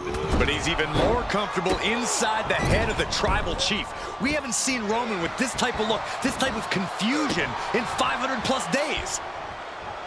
And the wise man, Paul Heyman, will be at ringside for a championship match tonight, just not this one. And that's just sickening to me, Cole. Reigns had just cause for firing the wise man, and now Paul's right back with his old client. Heyman has zero loyalty to the bloodline. Okay, Corey, did you forget the fact that Roman attacked Heyman? Anyway, Reigns just needs to forget all of that tonight. Rollins is already playing next-level mind games in this match. Reigns cannot let Paul Heyman's actions affect him.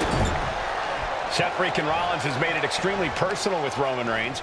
Years ago when he destroyed the Shield, and again in the lead-up to this match.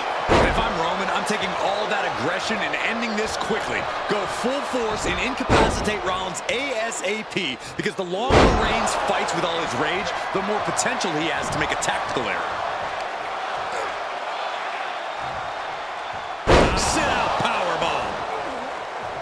Even before Seth put his gear on, he came into this match with a clear-cut advantage. You're right, Cole. 1 week ago on SmackDown, Seth Rollins and Kevin Owens defeated the Usos. As a result, Jimmy and Jay are barred from ringside. It was an all-or-nothing move, as Rollins would have lost his title opportunity had that match gone the other way. It just proves that Seth freaking Rollins will take every freaking risk to win. Gets lifted into position. Big powerbomb. The title up for grabs. The champ has no problem displaying all their power. Calculating the next move here. Oklahoma slam.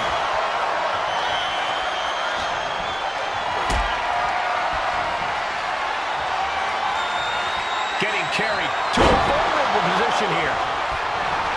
I have to admit, it's a pretty cold move for Rollins to just take the years of history the Shield had and turn it into a joke here tonight.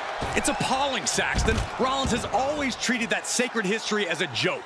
Now we know that Roman Reigns is a loyal man, a family man. What Seth Rollins did to his family 8 years ago was cowardly. Now it's time for Rollins to pay.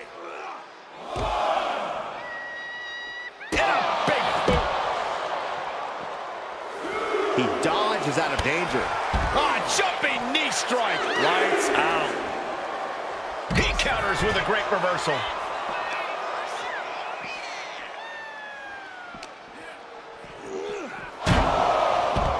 He quickly slides into the ring. Roman Reigns giving the people in attendance the chance to acknowledge him. And Reigns unleashes the Superman punch. Absolutely laid Rollins out. And now Reigns can finally overcome his... Spear by Reigns. The champ delivering when it counts. What a spear by Reigns. The champ taking care of business here.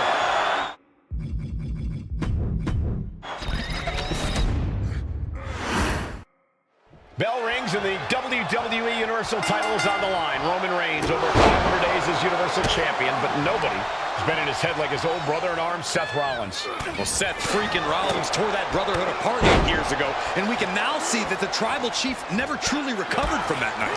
Well, speaking of family, the Usos have been banned from ringside, and last month, Roman fired Heyman from the bloodline. So right now, the head of the table needs to win without any allies by his side. Even before Seth put his gear on, he came into this match with a clear-cut advantage. You're right, Cole. 1 week ago on SmackDown, Seth Rollins and Kevin Owens defeated the Usos. As a result, Jimmy and Jay are barred from ringside. It was an all-or-nothing move, as Rollins would have lost his title opportunity had that match gone the other way. It just proves that Seth freaking Rollins will take every freaking risk to win. Into a chop block.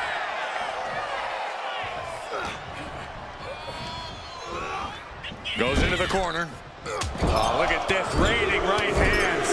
No escape from these punches. Roman up on the top rope. Hazardous part of town for these two competitors. This could go south in a hurry. Here we go. Superplex. That move wasn't originally intended for the top rope, but that's what we just saw. Oh, look out. It's on now. Had it scouted. Now can capitalize. It looks like we've got ourselves a brawl here. Giving up now is not an option. They have to finish this. Two fighters putting their haymakers on autopilot right now. Oh! The willpower, the sheer guts of these two. Reigns seems to be taking just a little bit more pleasure than he usually does as he piles on the attacks. The disdain he has for Rollins is off the charts. Look at this, raining right hands. Non-stop blows. You want to wear your Shield gear? You want to play mind games with the head of the table, Seth? This is what you get. Be prepared for the wrath of the Tribal Chief. Going up. Uh-oh. Fighting out. Hammering away with punches to the face. The Tribal Chief has been dominant over the last 516 days since he captured the Universal Championship. Month after month, he's dominated every top contender on the SmackDown roster. Roman Reigns has beaten big names over the last year and a half. But Braun Strowman, Rey Mysterio, the Demon Finn Balor, even John Cena. But Reigns has to be bothered by the fact that he has never been able to knock off Rollins in a premium rivalry match in his career. Never successfully defended a title against Rollins. Indeed, two of the biggest PLE losses of Roman Reigns' career have been at the hands of Seth freaking Rollins. At Money in the Bank in 2016, Rollins defeated Reigns for the WWE title. And a year prior to that, Rollins committed the heist of the century and used the Money in the Bank to steal Roman's WWE Championship in the main event of WrestleMania. I don't know what he's got in mind heading to the floor here.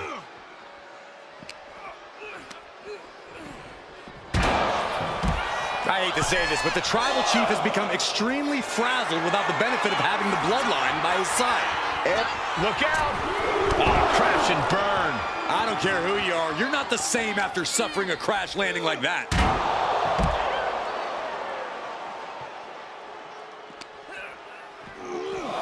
Delivered into the barricade. Oh, he slammed his face right into the barricade. Rollins getting worked on here. The power and rage of the Tribal Chief is just overwhelming Rollins here.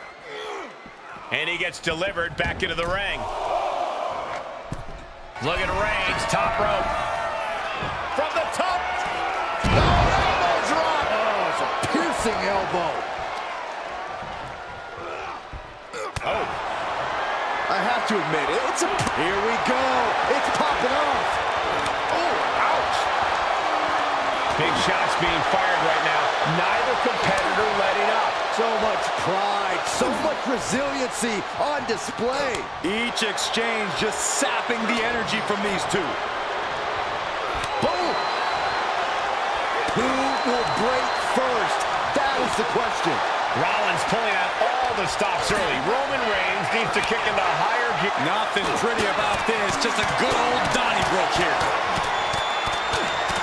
That shot ends things.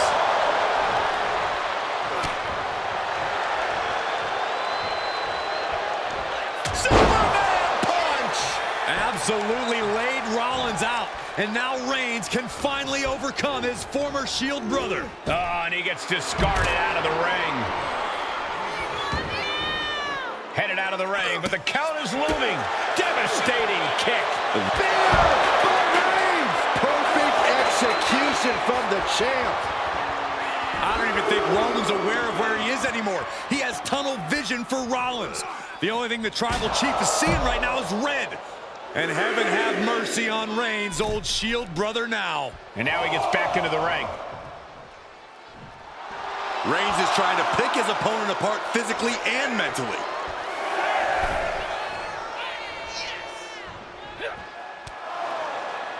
And here's Reigns now, misses wildly with the clothesline attempt. Spear! Spear by Reigns! Roman Reigns from out of nowhere with a spear! That could end it for Rollins if Roman could just make the cover. Roman trying to fight through the pain. Oh my, guys. Guys, look at what Rollins is doing.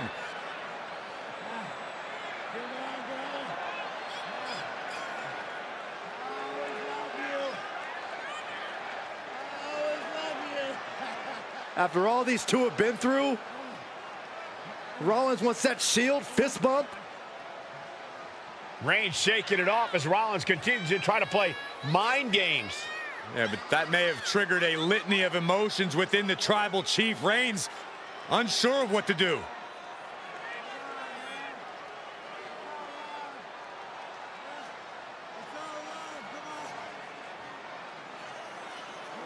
Roman Reigns determining what to do now. Will he slay his former brother?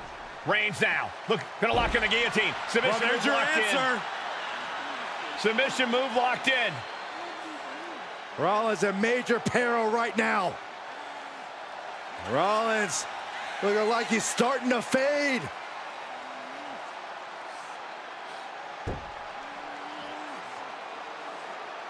Seth trying desperately to make it to the bottom rope. I'm not sure he can make it, Corey. Trying to make it to the rope to force some sort of break. Seth trying to hang on. How can he do this here? Is Rollins going to tap here? What's Rollins going to do? Is he going to tap out? Well, he makes it to the rope. Reigns has a 5 count to break the hold.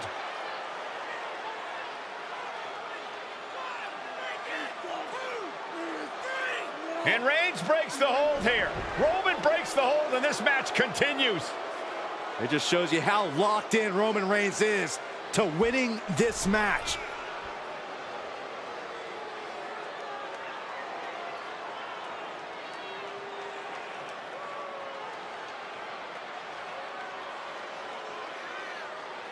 Rollins just motionless now. Roman had that guillotine locked in far too long. Well, the oxygen slowly circulating through Seth again, but I feel it's just a matter of time. The fun and games Rollins has been playing has pushed the Tribal Chief past his boiling point. Superman punch by the Tribal Chief. That is the spear. The champ might have just sealed things. Going for the cover. And Reigns retains the title. Here is your winner, and still the Universal Champion,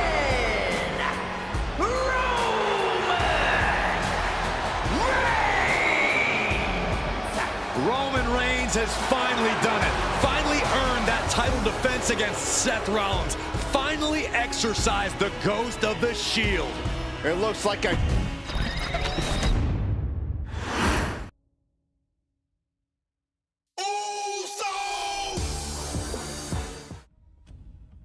I'm the last guy to knock around.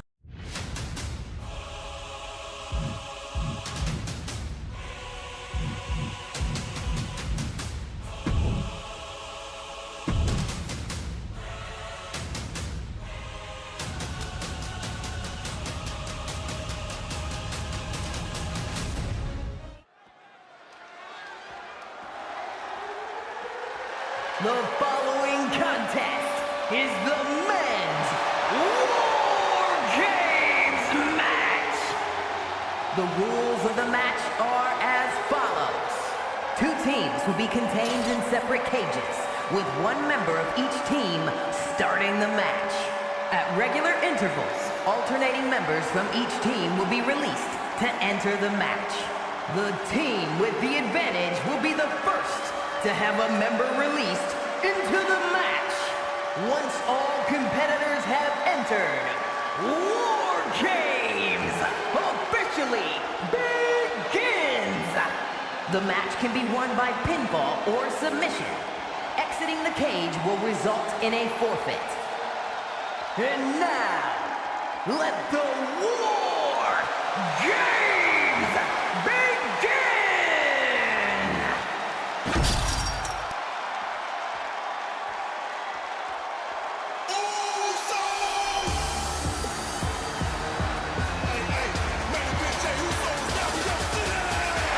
The bloodline is in chaos.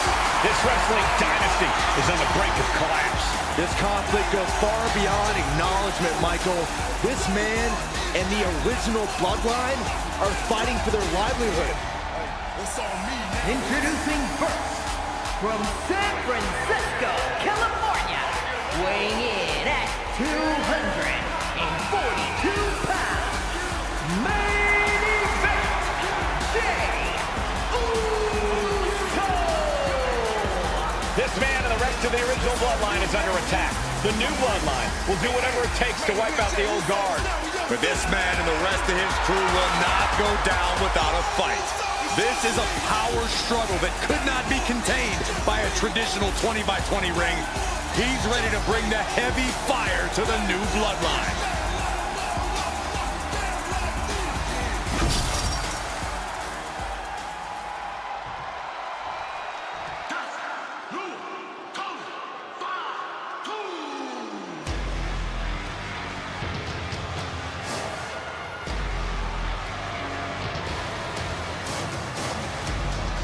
The original bloodline was created with the wisdom of the elders, but this man and the new bloodline are destroying what was built. Well, this conflict was unfathomable until now. The new bloodline is ready to hunt. From Sacramento, California, weighing in at 285 pounds, the Samoan werewolf, Jacob. The new bloodline does not live by a code. They do not act with honor. This man says the OG bloodline will suffer the consequences of their disloyalty. We are looking at a heavy hitter with pure malice in his eyes. And he's looking to make his name at the expense of the old guard of the bloodline.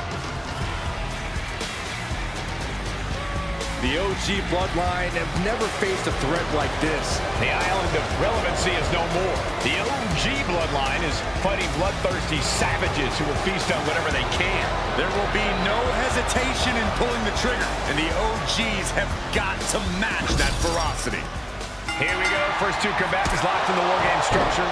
The original bloodline versus the new bloodline in the match beyond. The WWE Universe has wanted to see this war for some time, gentlemen. Roman and his old guard versus Solo and the new crew. So many questions. Can Roman's teammates put their past animosity aside? Can the rest of Solo's gang handle a match against competitors with more War Games experience? Well, Byron, I think we'll know the answer to all those questions in just a matter of minutes. Solo Sikoa, leader of the new bloodline, has called himself the head of the table. Called himself from the top. Elbow drop, good Lord. A consistent attack being mounted on Jacob Fatu. Jacob's being cut off at every pass. A lot to prove from the new bloodline tonight. Gentlemen, do you think they can do it? Absolutely, Cole. Solo Sikoa, Jacob Fatu, Tonga Loa, and Tama Tonga have been competing on a different level as of late. They have won some major matches and earned titles too, but I worry they might not be as ready for War Games as Roman's crew. There's a lot more big match experience in general on Roman's side. No, that may be true, but Solo's side has youth and a devil-may-care attitude that can work out tremendously inside War Games. I expect Solo's side to go all out here inside this sadistic structure. The count has started and one team is about to have the odds in their favor. I think tonight is going to be a breakout performance for Jacob Fatu. So much raw talent in that young man. Every bloodline member, new and old, is a generational athlete. But Jacob seems to be a step ahead of every one of these men at times. Many already believe Jacob can take the mantle as the leader of the bloodline.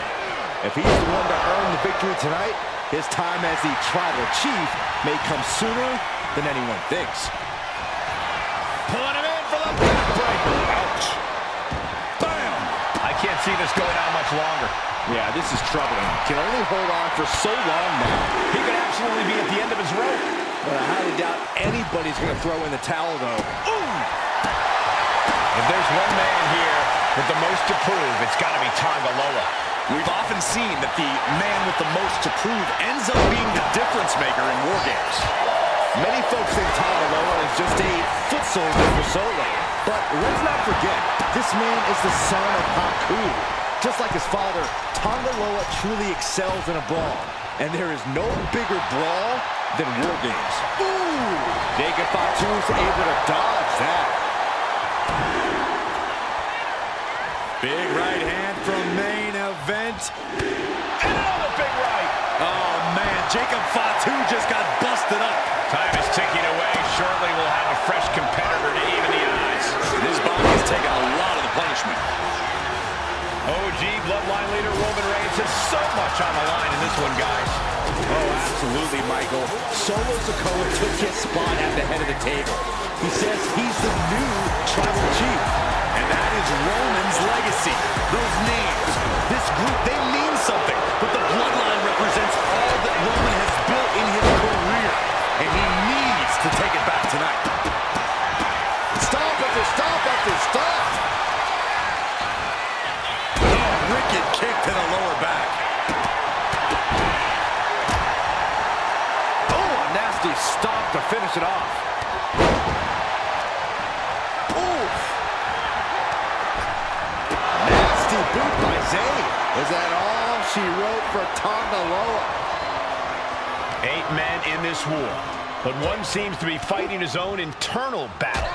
That man, Jimmy Uso. He's currently on Team Roman, but this might be an instance of the enemy of my enemy is my friend. Well, Jimmy had clashes with Roman. He went to war with his brother Jay, but the men who put Jimmy on the shelf for months stand across the ring. Jimmy's out for every member of Solo Squad. As their opponent down, Strikes with a kick. Camel clutch. Great way to break it. Kick connects. here's the buzzer, and Jimmy Uso is looking for revenge against the new bloodline in the War Games. And taking even more damage to his head here. He might want to start protecting himself better. Gotta be a bit tough for Jay to stand up amongst this team. Some close allies, but some enemies he's yet to forgive. We've seen the wars that Jay has waged with his... But now here's Jey Uso. Will Jay end this? Boom. What an interception. Dragon screw. Enters the ring and is diving head first into the chaos of this match. Good golly. Utilizing his power and tossing him across the rings.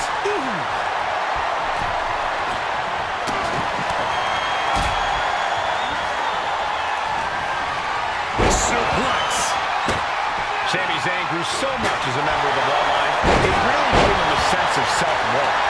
Yeah, but part of that self-worth came from defying Roman, from defeating the Usos, which begs the question, and I wish there was a better way to phrase this. Is Sami Zayn still Usi? I think he is, Corey. Sami seems elated to be fighting alongside Jay and even Jimmy. Those are his dogs. Hey guys, this is what War Games is all about. Both bloodlines living it all in the ring. The old guard and new school trading their big battles. Meanwhile, we have Sami Zayn. Jacob Fatu got a problem here. So he's gone forward. You can feel the foundation shifting with every turn in the match. Solo Sikoa's group at a decided disadvantage. His side has less experience inside this structure. But look at how young and hungry Team Solo is. In particular, Tama Tonga is a real wild card. He's like a hyena locked in a cage with a bunch of raw meat. I even asked Tama backstage if he was looking forward to this match, and he just said to me, Great journalism there, Byron. Michael, with all these attacks on his torso, on his ribs, it's gotta be hard for him to breathe right now. Just gasping for air. Sagging, careening through the table. Nothing but carnage and wood fragments are left. punch. Okay, get loose. Have some fun. Already well-placed elbow right on the mark. Kick. Nasty kick. That was just malicious. And he counters.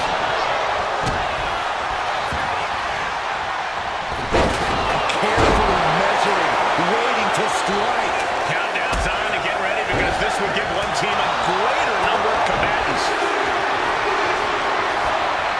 And the tribal chief is now entering Bloodline War Games. Going up to the turnbuckle here. Top rope. Now Jimmy. Uso splash. Will Jimmy seal this off? into the cage now, and the numbers advantage is locked in. Tama Tonga doesn't seem as composed after that attack. Jay's confidence really showed in that maneuver.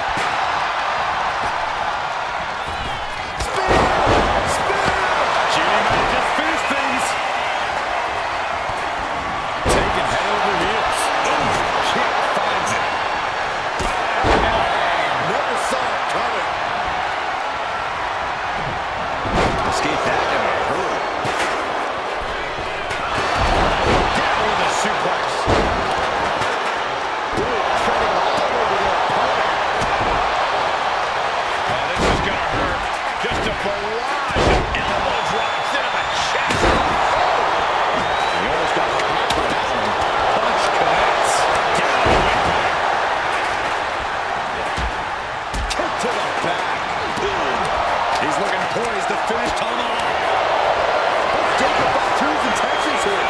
The timer's running out, and this next competitor will equalize things inside the cage. He can't seem to find any answer here. He has been battered and beaten, and there's only so much more he can take. And now a new tribal chief, Solo Sikoa, joining Bloodline War Games. Implanted by the DDT. Does Jimmy have any fight left? Looking out of the ring for reinforcements. He wants to level the playing field, and who can... Wrists captured. Good night. What a knee. Can Tonga Loa close things out? And the teams are looking out of the ring for a little extra insurance. Anything to make starts now.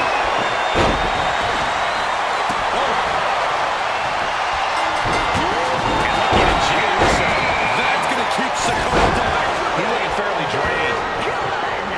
Climbing up the War Games cage, headed for the top. Power bomb. Oh, man. He's headed up.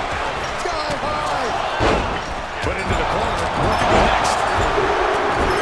No escape from these punches. Boom! Kick to the face for your troubles. Caving in the abdomen. Sami Zayn with a big boot. No doubt, Sammy just ended it. And Sikoa gets taken a step back in the wrong direction there. Yeah, Zayn put a little extra oomph into that one. And Tonga reverses.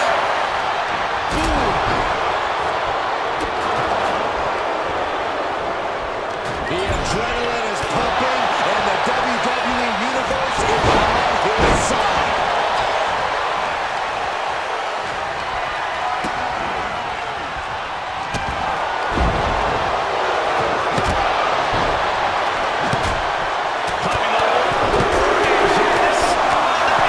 Take him.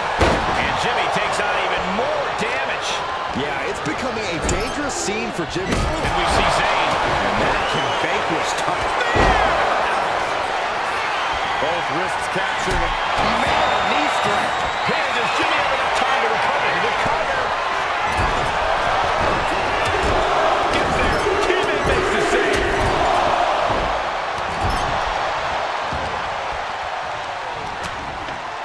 Continuing to attack the neck.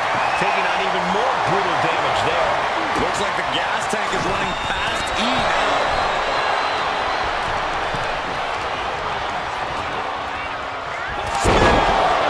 Jay nailed all of it. And now going for the victory. Is this it?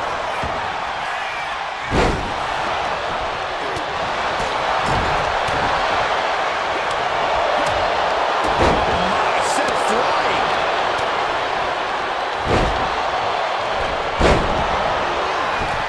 Here's the cover. I think this man will win. Oh, he makes the biggest save of the night. Just took a very unpleasant trip from ring to ring. And Zayn getting knocked around there. Punched him right in the mouth.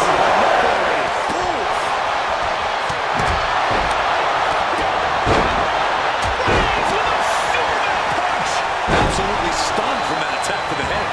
Yeah, out of sorts now. Launching. Placing him in the corner.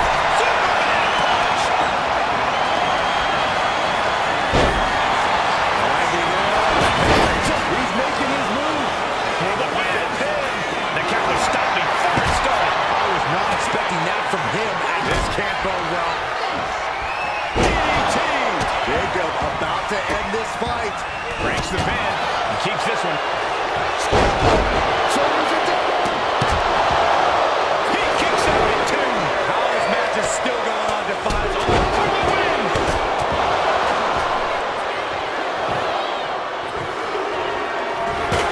And Solo's team takes it. All hail the true bloodline. Here are your winners,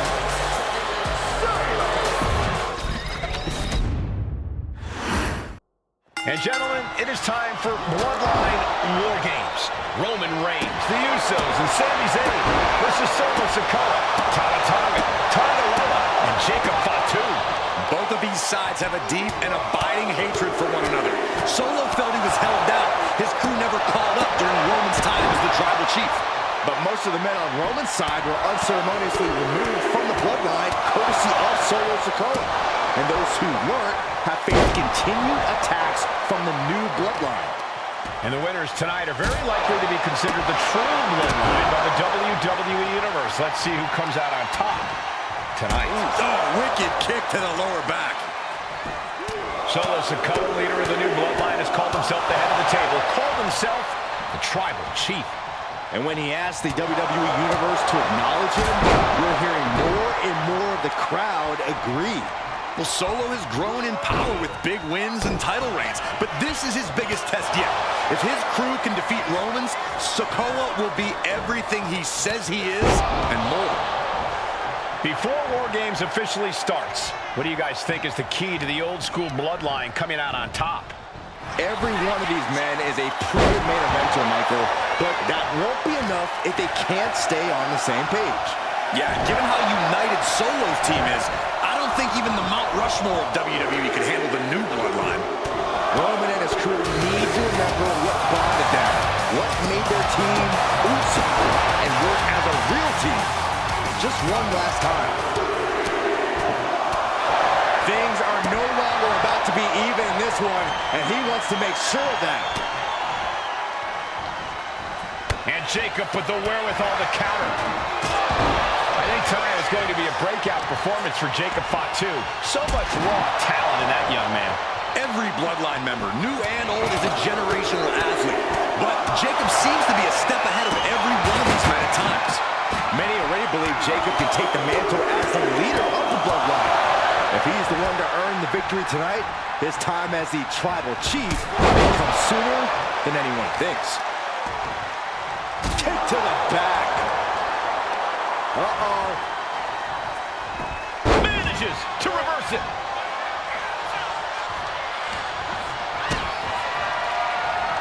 Set in, set up. Oh, no. Went after the head and neck again. Maybe trying to rattle the opposition's balance. Ooh. Sami Zayn grew so much as a member of the bloodline, it really gave him a sense of self-worth. Yeah, but part of that self-worth came from defying Roman, from defeating the Usos, which begs the question, and I wish there was a better way to phrase this. Is Sami Zayn still Usi? I think he is, Corey. Sami seems elated to be fighting alongside Jay and even Jimmy. Those are his dogs. Tonga Loa now entering the fray of Bloodline War Games. Kick to the back.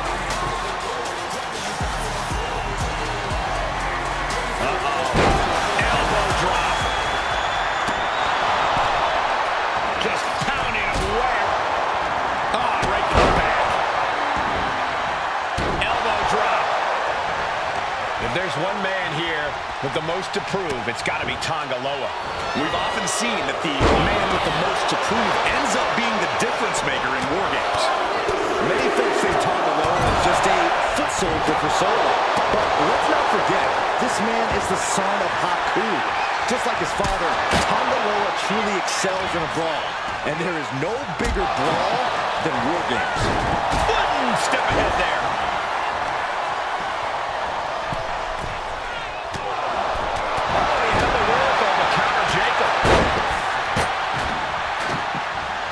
Gets sent right into the corner. And Jacob with the wherewithal to counter. Michinoku driver.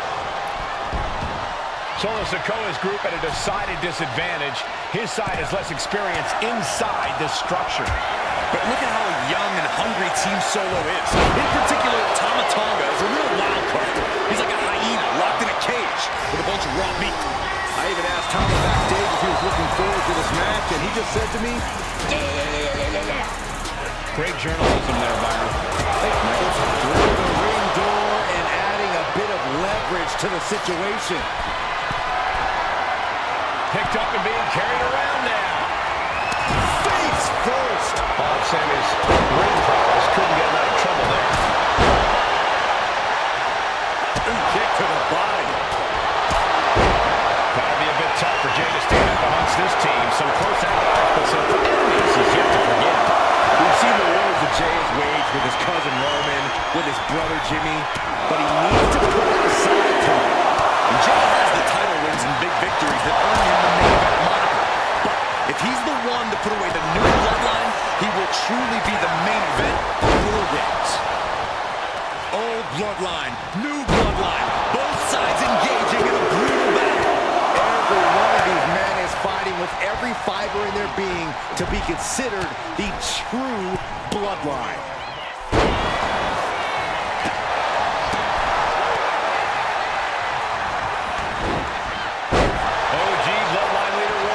So much on the line in this one, guys. Oh, absolutely, Michael. Solo Sikoa took his spot at the head of the table. He says he's the new tribal chief. And that is Roman's legacy. Those names, this group, they mean something. But the bloodline represents all that Roman has built in his career. And he needs to take it back tonight. Being carried around now. Looking for something under the apron before entering. He is leaving nothing to chance with these even teams. He's making sure to add any weapon at his disposal. Take a seat at the table. Oh my! Holding the table with surprising accuracy. 8 men in this war. But one seems to be fight. Both wrists captured. This is what War Games is all about. 12 bloodlines leaving it in the ring. The old guard and new school trading their biggest shots in one of the most dangerous environments in all of WWE. It pulls off the reversal. Quick thinking that time. Kick to the abdomen. Kick to the stomach. Puts an end to that. To the midsection. Getting him right into the corner.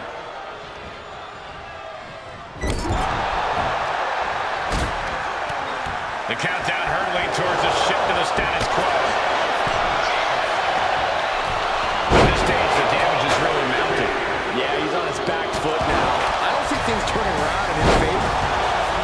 A deafening cheer from the WWE Universe is what we're around us. Absolutely unreal. And now officially in the fray. It pays to be coming in and have more friends than foes in the cage. Look at Jey Uso. Let's take the top rope. And it's Jey Uso. Will Jey take advantage? Jimmy with a cause for alarm. Could be thinking of high-risk offense here. Jeez. Oh, my God. Every successive move is from the top. Oh, man. Nasty boot by Zayn. Zayn has this wrapped up. You can feel the WWE Universe reverberating off every corner in this building. That cannot be what that table was meant for. Climbing the cage? Honestly, not a great move. Setting up again. And looking at Jacob Fox. Hold on here. What good reason does he have to be climbing up top rope? Uso. Tama Tonga. Tonga twist. Victory nearly in hand for Tama Tonga. Down with the Samoan drop. Yokes up their opponent. Sidewalk slam delivered. A jumping DDT. And seconds left before the odds are even here. Stops the kick. Watching, waiting, and we know exactly what. Lift off.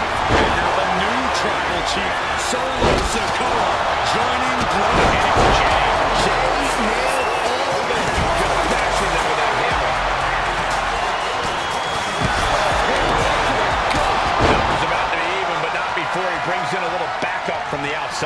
Take a moment to get pumped up with this crowd's incredible energy.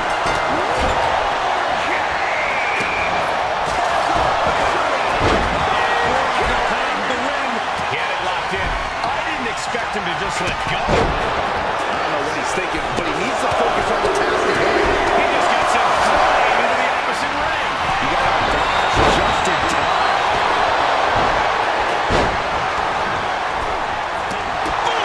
Good defense from him. Kick to the gut. And that blow has him wavering. Man, back to the esophagus. He even put through the ringer. Jacob Fatu taking athleticism from Jacob. And now Jimmy Uso. Jimmy might have just finished things. Kick right to the ribs. And taking flight. Brain buster. Taking off the cage in this War Games match. Sami Zayn has his opponent hooked. The exploder suplex. Sami with a big boot. Has Sami ended it there. Going up the cage now. Must have some sort of strategy. Watch it. Big height, bigger in. Oh my goodness. With the moonsault. Did Jacob Fatu get enough of it? Look at this leading right hands. No escape from these punches. And the pin could be over for Tangaloa.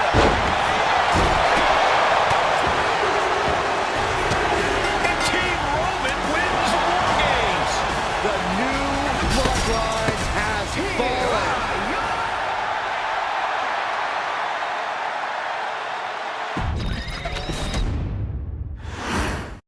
Here we go. First two combatants locked in the War Games structure. The original bloodline versus the new bloodline in the match beyond. The WWE Universe has wanted to see this war for some time, gentlemen. Roman and his old guard versus Solo and the new crew. So many questions. Can Roman's teammates put their past animosity aside? Can the rest of Solo's gang handle a match against competitors with more War Games experience? Well, Byron, I think we'll know the answer to all those questions in just a matter of minutes. Solo Sikoa's group at a decided disadvantage. His side has less experience inside this structure. But look at how young and hungry Team Solo is. In particular, Tama Tonga is a real wild card. He's like a hyena locked in a cage with a bunch of raw meat. I even asked Tama backstage if he was looking forward to this match, and he just said to me, Great journalism there, Byron. thanks, Michael. Before War Games officially starts, what do you guys think is the key to the old school bloodline coming out on? From the top. Diving headbutt. Oh. Super kick. Wicked kick to the face. Gotta be a bit tough for Jay to stand up amongst this team. Some close allies, but some enemies he's yet to forgive. We've seen the wars that Jay has waged with his cousin Roman, with his brother Jimmy, but he needs to put that aside tonight. And Jay has the title wins and big victories that earned him the main event moniker. But if he's the one to put away the new bloodline, he will truly be the main event of War Games. Look at the amount of members on each team now. This truly has the potential to become one-sided. There's non-stop blows. A quick response to Jay's offense. Oh, man, he took a hard landing into the other ring.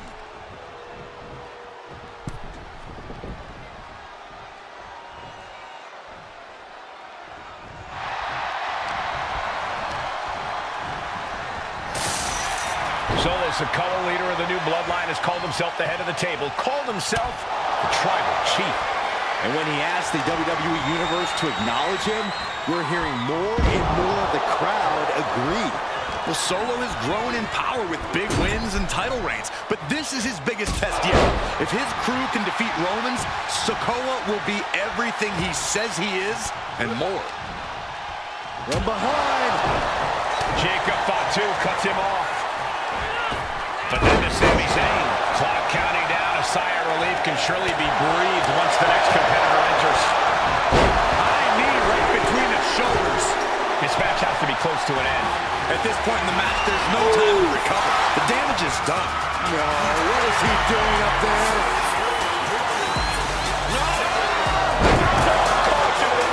That was unbelievable. Taking inside. And here we go.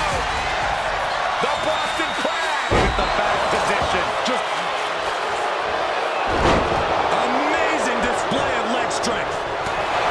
I think tonight is going to be a breakout performance for Jacob Fatu. So much raw talent in that young man. Every Bloodline member knew Handler is a generational athlete, but Jacob seems to be a step ahead of every one of these men at times. Many already believe Jacob can take the mantle as the leader of the Bloodline. If he's the one to earn the victory tonight, his time as the tribal chief may come sooner than anyone thinks. And he retaliates. And a well-timed counter. Just punched him right in the mouth. Relentless. Right to the face. My God. Looks like that really got him there. Jay doing whatever it takes there to protect his seat at the table. But meanwhile, Zayn. As Sammy ended it there. The crowd is counting it down. Next entry will tip this. Taking flight.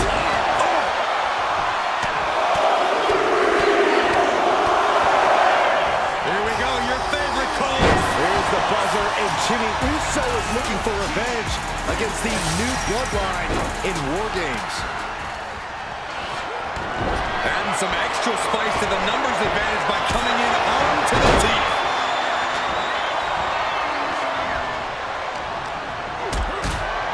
And I don't like it, but in War Games, a one-sided brawl is all perfectly legal.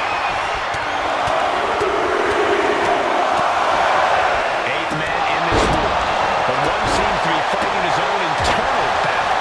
That man, Jimmy Uso. He's currently on Team Bloodline. This might be an instance of the enemy of my enemy is my friend. Well, Jimmy, Crucial moment for Tonga Loa. Bloodline Uso. Uso splash! Will Jay end this? Oh, wicked kick to the lower back. Oh, God. Can Jacob Fatu come back from that?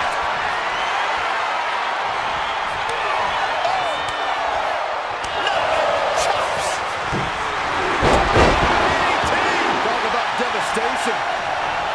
and guys, this is what War Games is all about. Both bloodlines leaving it all in the ring. The old guard and new school trading their biggest shots in one of the most dangerous environments in all of WWE. Tonga looking to get wild inside War Games alongside his bloodline.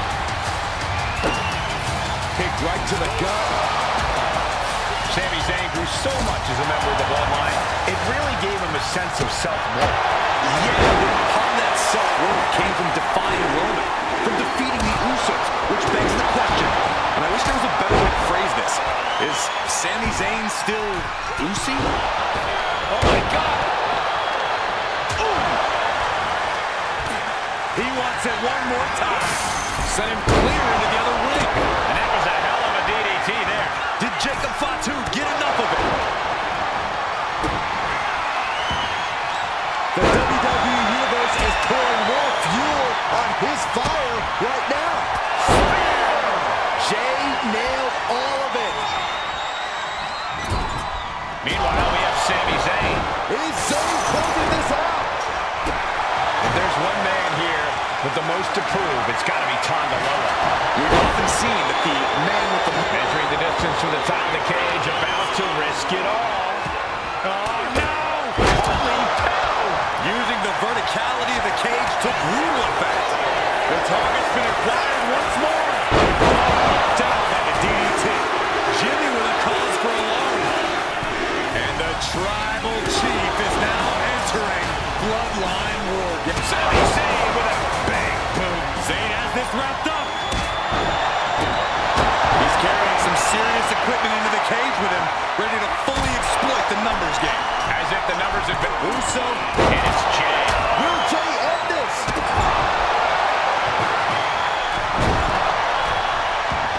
Now numbers advantage or not, he's leaving nothing to chance as he searches under the apron. Suplex into the neck breaker. Oh, man. Climbing up the War Games steel structure. Better be careful. Entering the ring and assessing the situation. This place is going insane. The ground beneath my feet is shaking. And further punishment getting aimed at the skull here. It's a good target. Damage done there is felt throughout the entire body. And the body continues to be the focus of the offense. That's a great way to slow down and debilitate your opponent. He's really doing all the damage he's taken up till now. Uso splash! And that can vanquish Tom. Big elbow drop. Things will get back to an even playing field with the next entrant. To the gut, too. Down on the ground, getting pummeled by that hammer. And now the new tribal chief, Solo Sikoa, joining Bloodline War Games. And it's a vicious DDT we just saw. High-risk territory for... We're going to finish it off.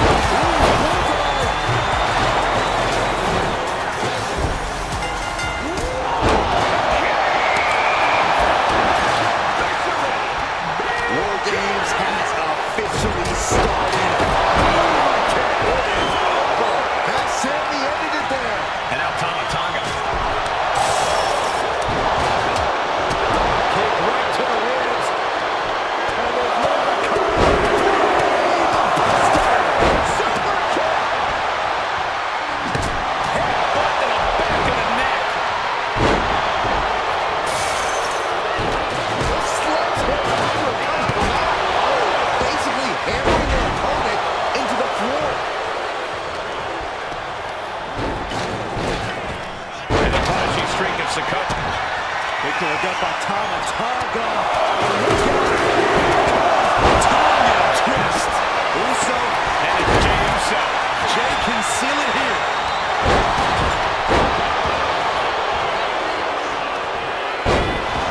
Pushed him right in the neck. Dropping up the wall now, and he's got some crazy idea in mind. Here we go. And Tonga will close things out.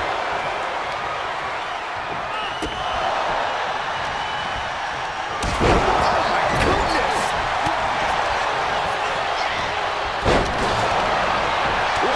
Stiff headbutt.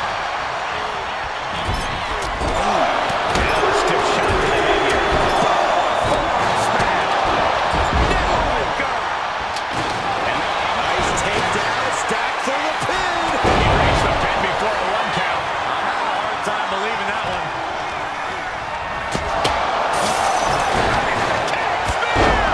Jimmy with a game ender. Oh man. Great. And when it's Top rope. Jimmy with a game ender. Climbing the cage, but that makes absolutely no sense in this match. flying. And we see Zayn.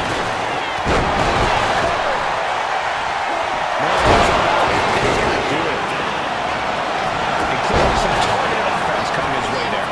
Going after your opponent's head is brazen, but very effective. Superman punch by Reigns.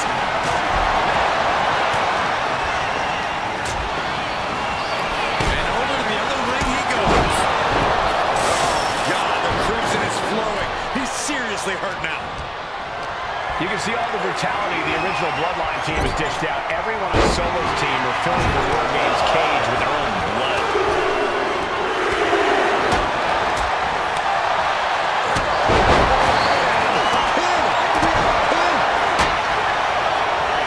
Then we see Reigns. Jay can seal it here. Into the pin. 2. And Team Roman wins War Games. The new bloodline has fallen. Here we go. First two combatants locked in the War Games structure. The original Bloodline versus the new Bloodline in the match beyond the WWE Universal Universe has wanted to see this war for some time, gentlemen. Roman and his old guard versus Solo and the new crew. So many questions. Can Roman's teammates put their past animosity aside? Can the rest of Solo's gang handle a match against competitors with more War Games experience? Well, Byron, I think we'll know the answer to all those questions in just a matter of minutes. I think tonight is going to be a breakout performance for Jacob Fatu. So much raw talent in that young man. Every Bloodline member, new and old, is a generational athlete. But Jacob seems to be a step ahead of every one of these men at times. Many already believe Jacob can take the mantle as the leader of the Bloodline. If he's the one to earn the victory tonight, his time as the Tribal Chief may come sooner than anyone thinks. And he has an answer for Jay. Oh my God, what a kick. A lot to prove from the new Bloodline tonight. Gentlemen, do you think they can do it? Absolutely, Cole. Solo Sikoa, Jacob Fatu, Tonga Loa, and Tama Tonga have been competing on a different level as of late. They have won some major matches and earned titles too, but I worry they might not be as ready for War Games as Roman's crew. There's a lot more big match experience in general on Roman's side. No, that may be true, but Solo's side has youth and a devil-may-care attitude that can work out tremendously inside War Games. I expect Solo's side to go all out here inside this sadistic structure. What power! Thunderous powerbomb. If there's one man here with the most to prove, it's got to be Tonga Loa. We've often seen that the man with the most to prove ends up being the difference maker in War Games. Many folks think Tonga Loa is just a foot soldier for Solo. But let's not forget, this man is the son of Haku. Just like his father, Tonga Loa truly excels in a brawl. And there is no bigger brawl than War Games. And just like that, we've kicked the tempo up a notch. Back suplex into the neck breaker.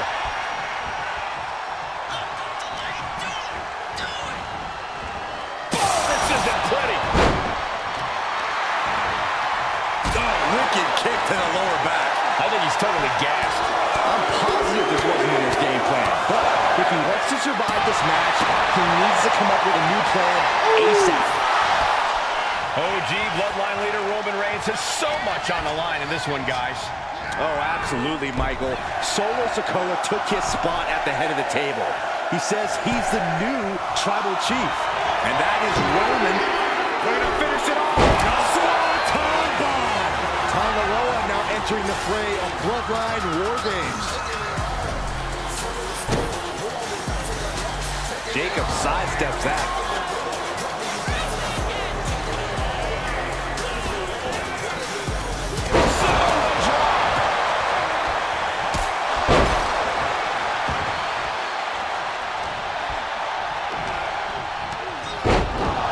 Solo Sikoa's group at a decided disadvantage. His side has less experience inside this structure. But look at how young and hungry Team Solo is. In particular, Tama Tonga is a real wild card. He's like a hyena locked in a cage with a bunch of raw meat. I even asked Tama backstage if he was looking forward to this match, and he just said to me, Great journalism there, Byron. Submission time! Dragon Sleeper applied. And this is going to... Well-placed knees, trying to find a way out. Hoisted up. Down in a hurry.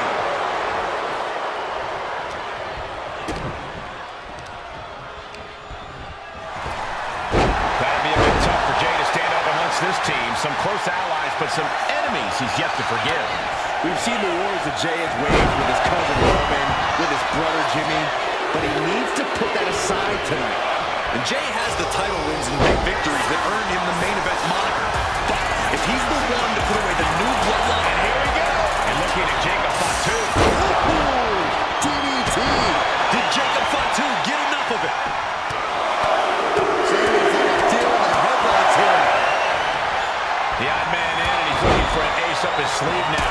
I think he really felt that one. Yeah, and this is the hostility Jacob Fatu wanted to bring.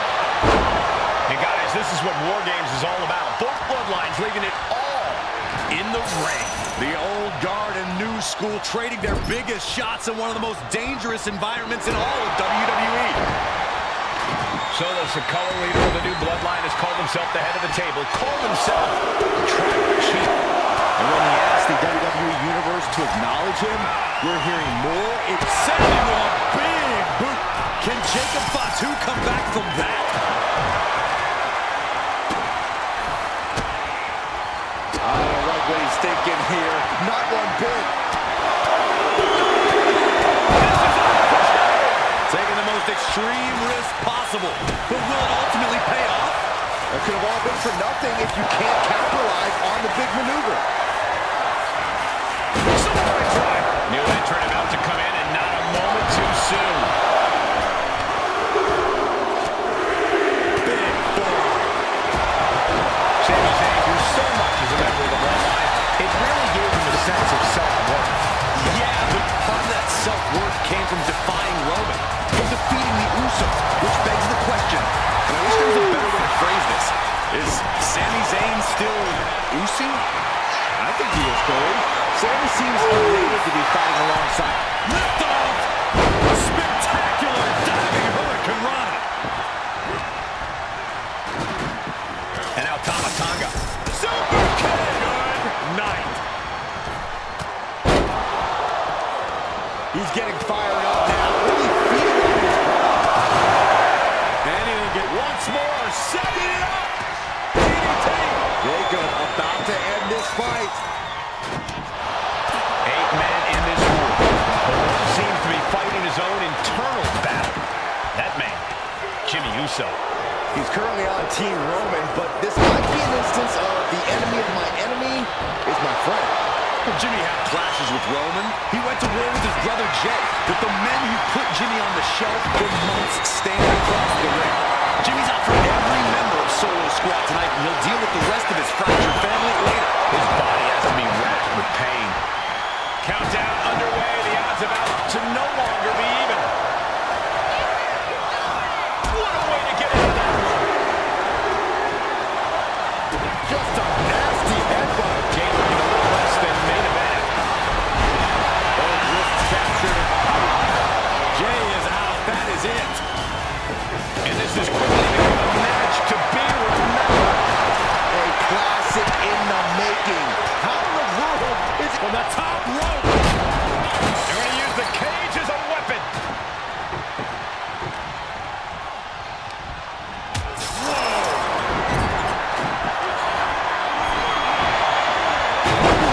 Explode in the corner.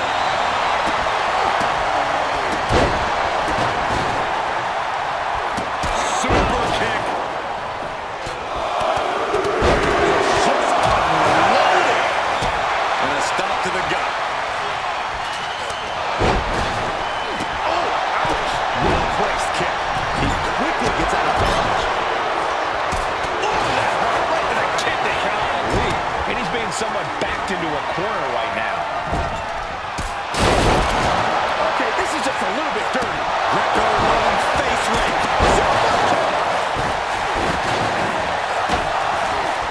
But then to Sami Zayn, dropping the elbow. Steering clear there. And with his coming entrant, the teams will walk out.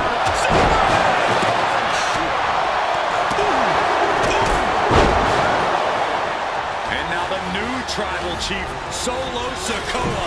Uso sent flying over to the other ring. Jimmy might have just finished things. Searching under the ring, thinking something there can give their team a boost. And Zayn connects with a haluva kick. Zayn has this wrapped up. He's not interested in just evening the odds. He wants the advantage, and that weapon gives it to him.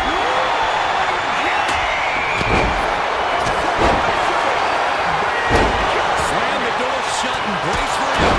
War games are now officially underway. This is the moment it's all been top rope. And looking at Jey Uso. Jay nailed all of it. Oh, a backbreaker. Right to the spine.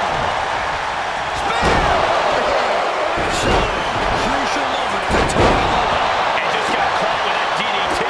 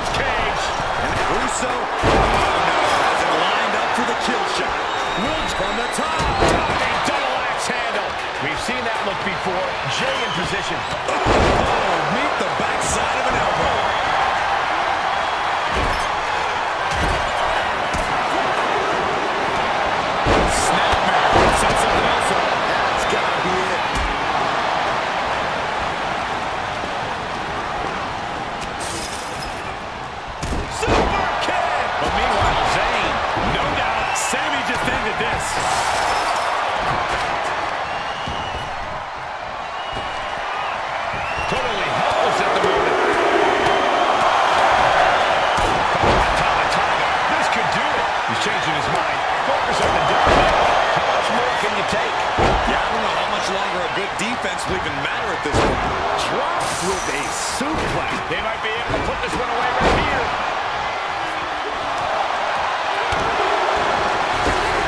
And Team Roman wins War Games. The new bloodline has fallen.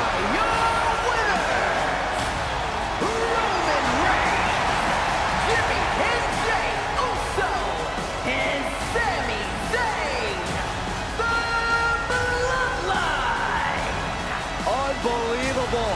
Roman's original bloodline crew found a way to work together and reestablish their dominance. You may not know who your brother or enemy is by their last name, but when you're in battle, look to your left.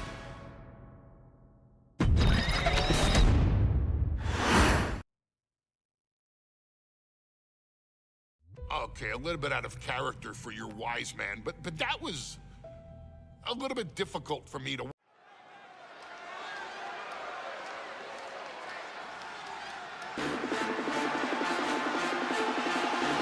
It is time for the Street Profits to get themselves some of the Islanders.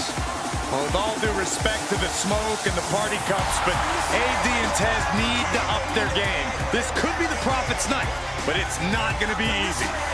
The Profits possess tremendous athleticism, but so do the Islanders. And let's not forget, the Islanders have Bobby Heenan in their corner. The following contest is a 2-out-of-3 falls match. On their way to the ring, and a combined weight of 492 pounds, Mountain Ford and Angelo Dawkins, the Street Profits. The Islanders are known for innovative double-team offense, but they're looking to do more than just beat the Profits. Well, under the Brains' incomparable tutelage, the Islanders have become smarter and more brutal. Tez and Dawkins better have their third eye open and their heads on a swivel.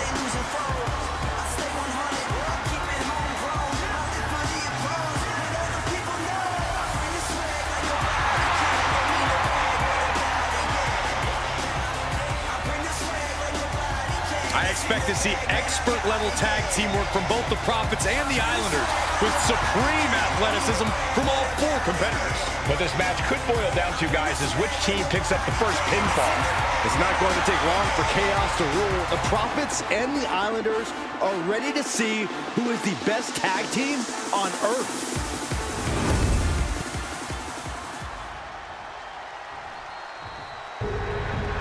The Street Profits had better be ready for what's coming.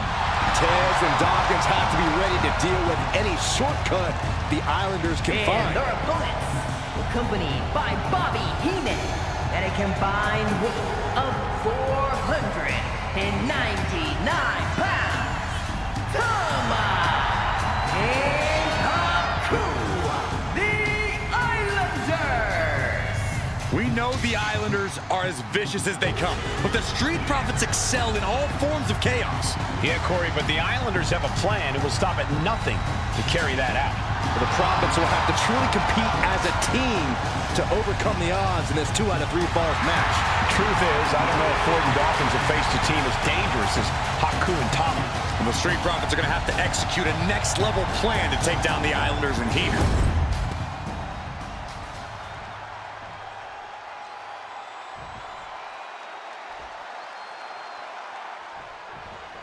The Islanders and Street Profits facing off here in a 2-out-of-3 falls match. Two teams that mix high flying and hard hits with ease. This is going to be exciting. The Islanders move at such speed that you can't take your eyes off them for a second. The Street Profits have got to be at their best if they hope for a win tonight. You can tell that Haku and Tama want to end the party for Dawkins and Ford. Luckily, they have the biggest party pooper in WWE in their corner in the form of the Weasel, Bobby Heenan. So many accolades for Dawkins and Ford. Triple Crown Tag Team Champions, multiple WrestleMania wins. This win could be another major feather in their caps. It could be, but for the Islanders, all of those accolades are motivation. Haku and Tama know they're the best tag team around, so they want to knock off the Profits and prove it. Then maybe they'll get the respect they rightfully deserve. Absolute dominance.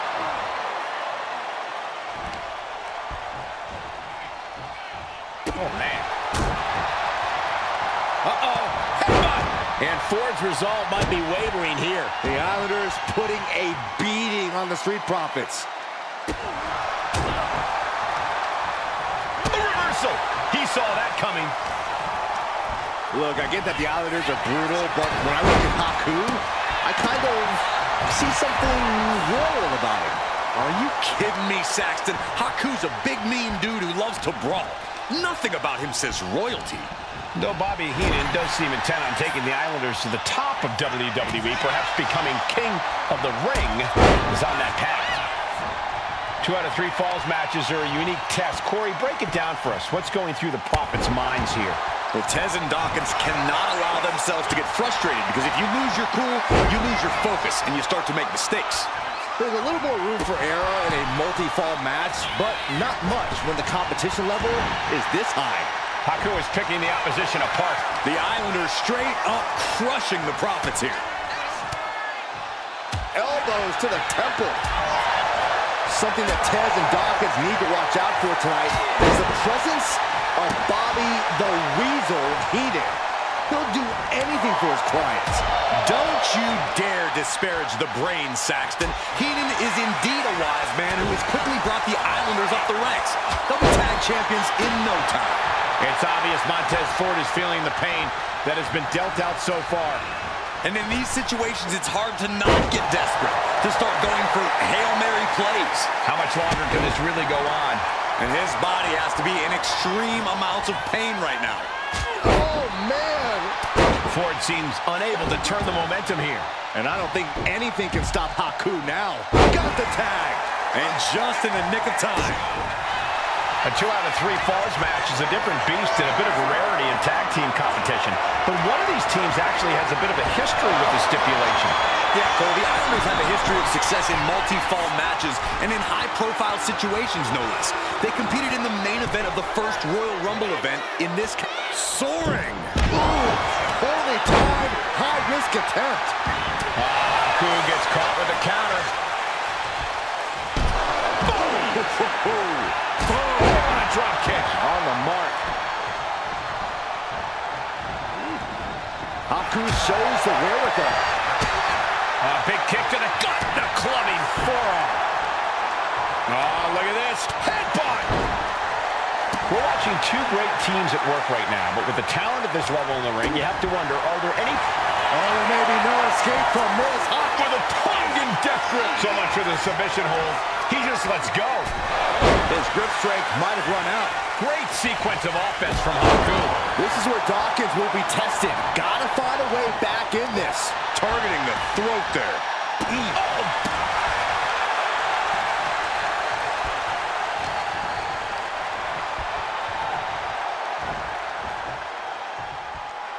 Beautiful suplex. His body is showing the effects. That should do it right there. And a quick kick out. Shrugging off the pin like it's nothing, and after this match is already gone for so long. Great ring awareness. This is a big night for the Street Profits. Watch out. Elbow drop. Consecutive attacks keeping Dawkins off his game. And I don't see Haku relenting anytime soon. From the heavens. Big body splash from the top. Takes another trip to the skies, and it pays off once again. Look out! Uh-oh. Misses big time. Vicious right forearm. Boom! Read that one. A clash of counters, and these superstars did their homework. These two reaching a standstill with all these reversals. Hoisting their opponent up. Hoisted up into a pile driver. The Street Profits having a bit of trouble here against the Islanders. There's just something about the Anawahi family that Tez and Dawkins... Up high. Point of the elbow finds the mark. And Haku is suppressing any offense from his opponent. This is where Dawkins will be tested. Gotta find a way. This is it. Here's a fall in this one.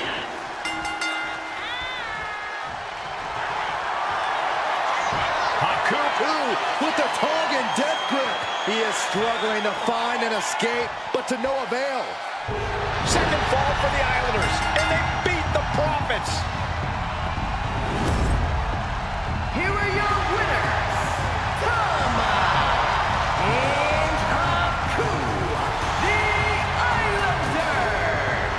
What a matchup. The Islanders met the Street Profits at every turn in the air and the ground. This loss is going to hurt Dawkins and Ford for a long time.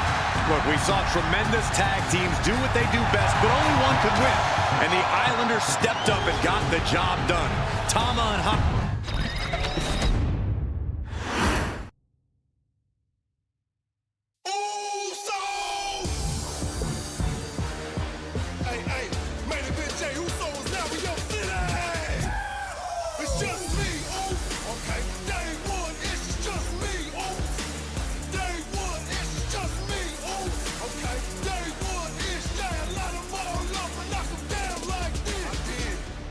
It's on me now, Oos. Hey, I'ma get them all. Ladies and gentlemen, I don't have the words to convey.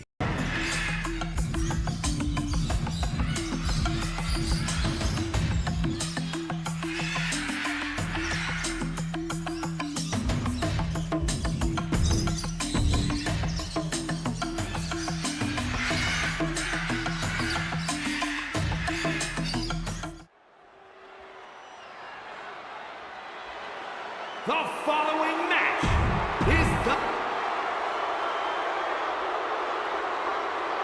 The Bloodline Gauntlet match begins here, gentlemen, with our first entrant. A superstar with a daunting challenge ahead.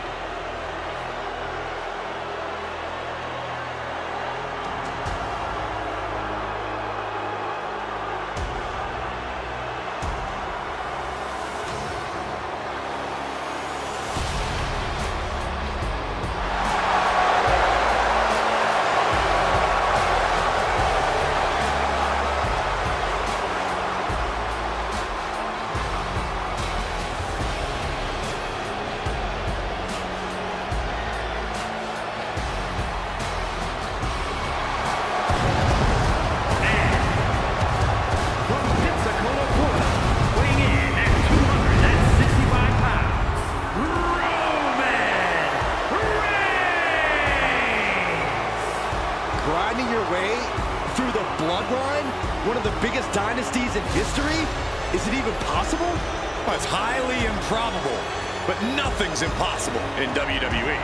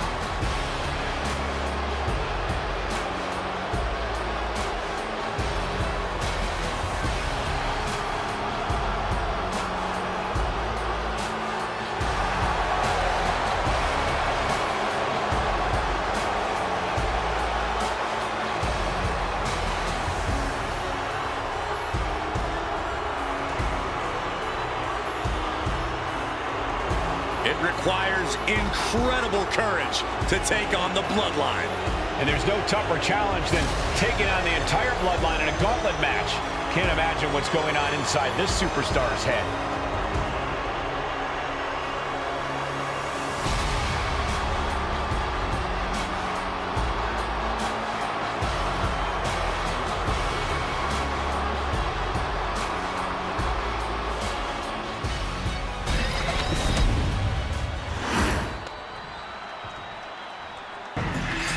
Wow. How's this for an opening opponent in a gauntlet match? Makes you want to throw in the towel before the bell even rings. the Head Shrinkers from the Isle of Samoa, weighing in at 305 pounds. And on the other side of this first hurdle, just one of the Bloodline's most savage and powerful members. The Bloodline starting things off with a bang, looking to make short work of this challenger.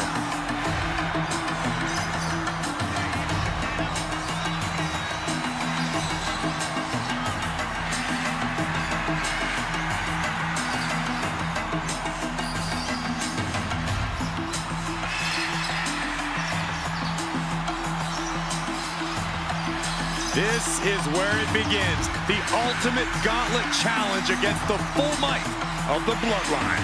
Win or loss, this is an historic undertaking.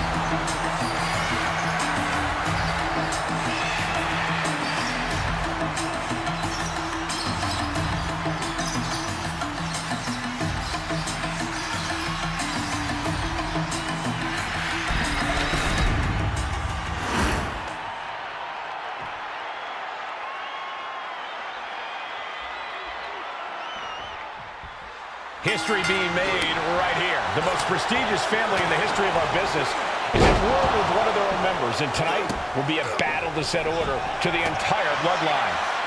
An uphill battle is what it will be. You have the toughest set of competitors trying to dash your dreams of being recognized as the head of the table. And we know the lineup we are seeing tonight is exceptionally talented. Each one is capable of taking anybody to their breaking point. Yeah, but I think our prime challenger has a chip on their shoulder. As dangerous as this lineup looks, I do believe the most dangerous individual is the one who's taking them all on. Many gauntlet matches have happened in WWE, but with this one being all Bloodline, is there anything special a combatant should consider? Well, everyone in the family is physical, but this battle will only be won with a clear mind. A focus on the opponent in front of you instead of the next one through the curtain is paramount. If you're thinking about who's next, you'll lose to who... That can do Fatu in. Is it enough? The cover! Two. That's it. It's over. Fatu's taken out of this gauntlet match. A whole herd of entrants waits backstage. This is very far from over. And now it's Wwe entering the gauntlet.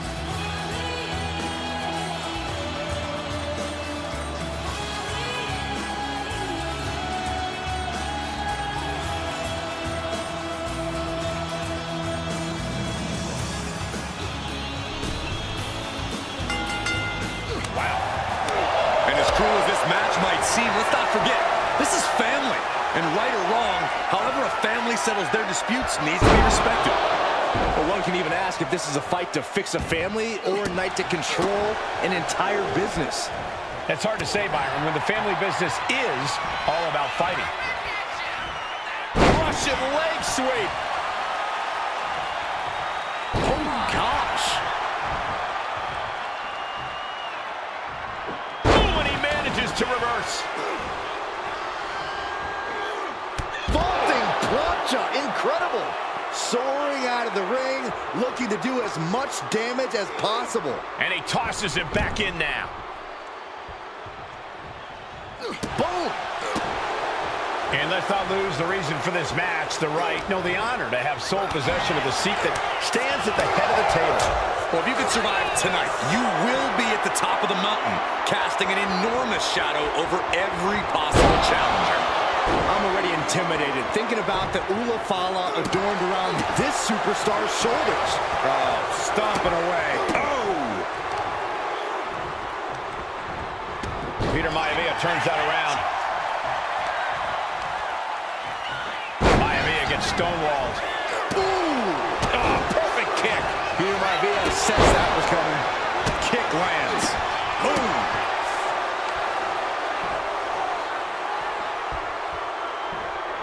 And an elbow to the head, too. What a headbutt. Vicious. Reigns really having his way right here. Maivia is on the wrong side of most of these exchanges.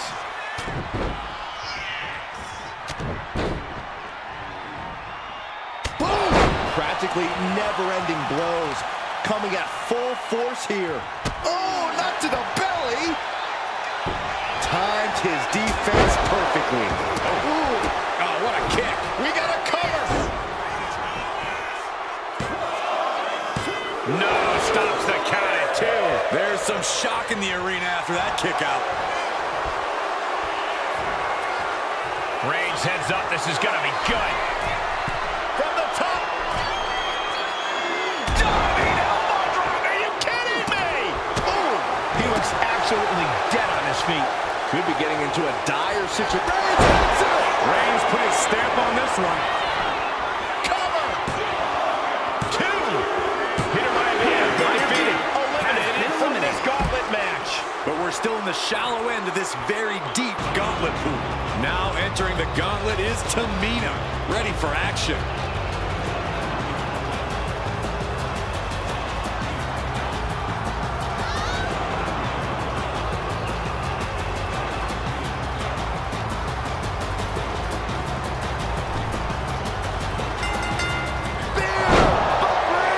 Tamina's in crisis mode. And into the count. 2 count. Shoulders up. Shoulders up. I would have bet this was one after that last hit. Goes to show you just never know what your opponent's capable of. Roman has been denied. This is not something we're used to seeing, and by the looks of things, neither is Reigns.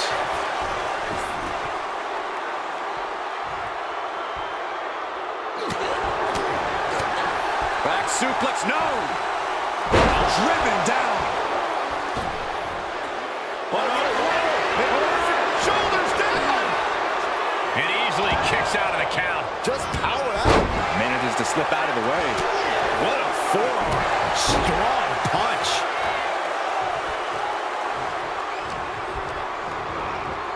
And now placed in the corner. Just tossed. She get airline miles for that. Just a perfect mix of pure power and bad intentions. And Reigns unleashes the Superman punch. Oh, look out. Big splash. And the momentum's clearly against Tamina now. And Roman might just have more in store. You saw that coming. Boom on the jaw. Tamina sidesteps that. Roman Reigns with a schoolboy pinning combination. No! Power.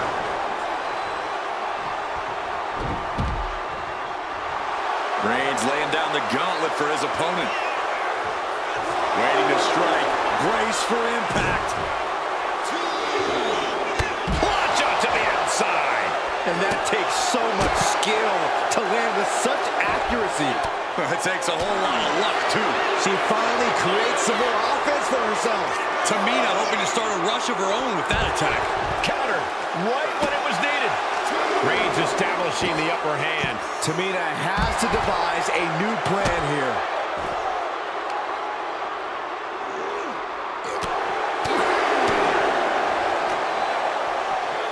Tossed back into the ring.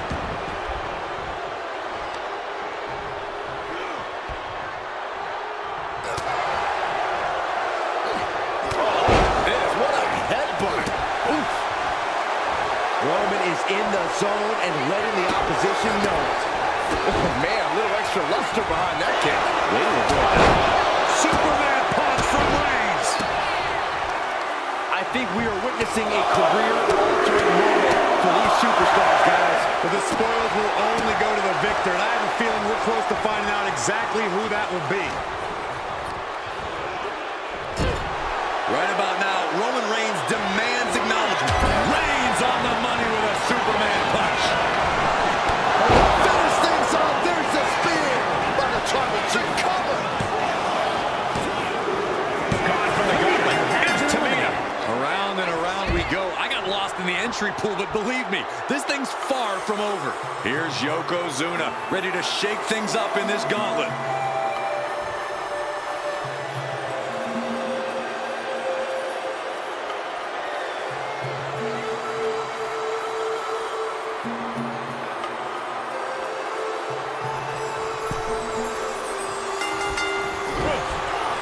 And Corey, there's more than family pride on the line tonight. Everyone in WWE is watching, wanting to know this challenge can be conquered.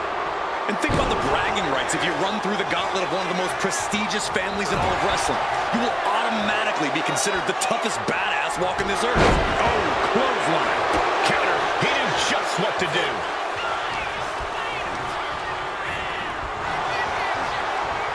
Pulled back into the hip toss. That kick will stop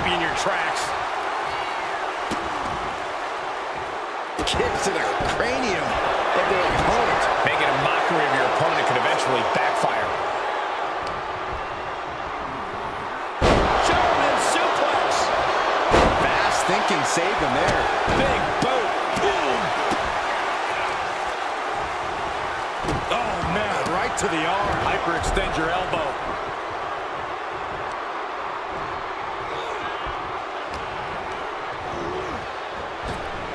Yokozuna able to avert that. Shot right off. Reigns set for a ride.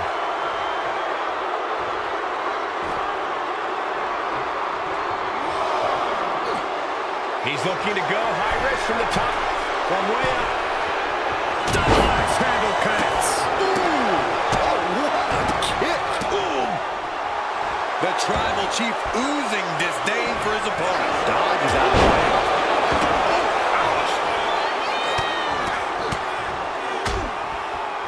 Oh, a nasty stomp to finish it off. Wow, Reigns nailed it. Ooh, stinging kick. Ah, what a smash. That is just insulting. And now Yokozuna is getting From the top. Elbow drop. Ooh, what a kick. Desperate use of that. Nothing fancy here. Instant victory. Done. He may get the 3 count right here. This is it. And that's the end of this gauntlet for Yokozuna. 5 more challengers left to go. Can it be done? Time for Haku to enter the gauntlet and prove something.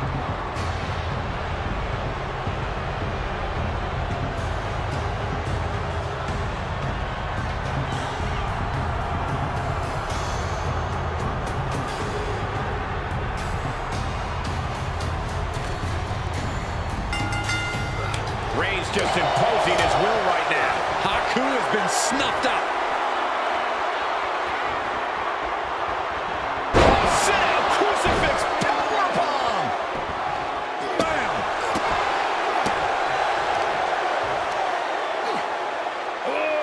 Deadlift. And a sit-out powerbomb. Thunderous impact.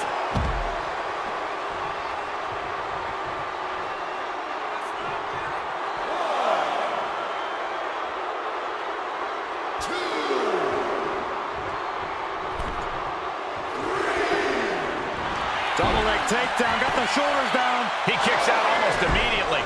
Tried for it early. Showing off their deadlifting prowess and just Tossing them aside. He has to be in a world of hurt here. Reigns with a Superman punch. Dribbling the opponent's head like a basketball. And listen to this place. Has him in the corner, thinking of the next move. No escape from these punches. Boot right to the throat. ooh, looks like he knew. That's it. That has Haku rocked. Is it enough? The cover. There's 2. Time's up for Haku. No longer running the gauntlet. And with 4 more entrants to go, this isn't over by a long shot. And looks like Naomi is fully prepared for the gauntlet.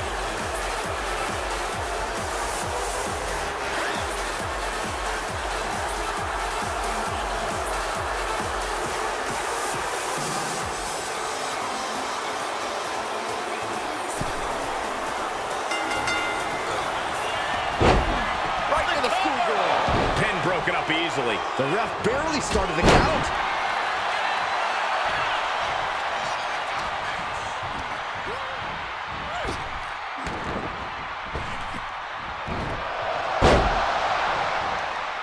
Boom, what a kick.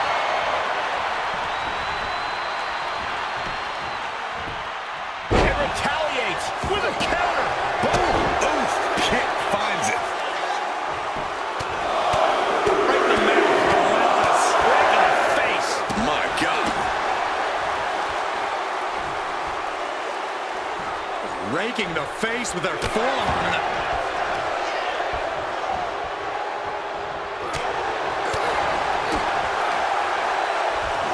Look at at this strength. Big power slam. And shoulders are down. No, a kick out. Not even a near fall there. Oh. Naomi looking a little less than determined there. And that's the kind of offense that's going to earn Reigns a spot in the Hall of Fame. Dribbling the opponent's head like a basketball. Just a continuous rush being faced by Naomi. Overwhelming attacks from Roman now. Sit-up powerbomb. That was one of those power bombs that would shorten someone's career. Oh. She's starting to wear down here. Oh, what a kick. Fast movement gets her out of the way. She's been slowed down yet again. Vaulting plancha, incredible. Tossed caution out the window, and it paid off. Adrenaline is through the roof now. Brought back into the ring from the floor now.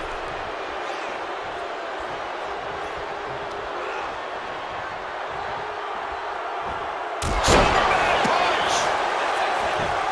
Cover! 2 count. There it is, the end of the gauntlet for Naomi. Another elimination, but we've still got 3 entrants on deck. Interesting. Jay has a very good chance in this gauntlet match.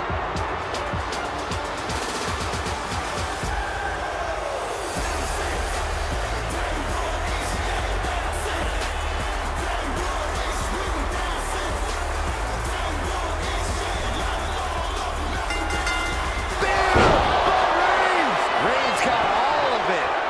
Into the pin attempt. 2 count. No way. No way. An emphatic kick out from Jay.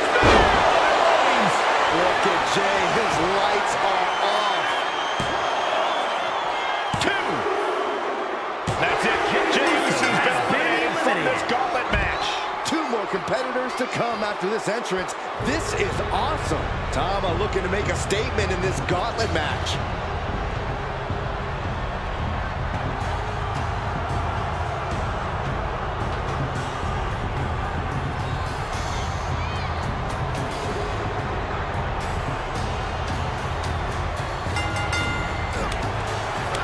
As we get deeper into this war for the head of the table, the WWE Universe has gained hope.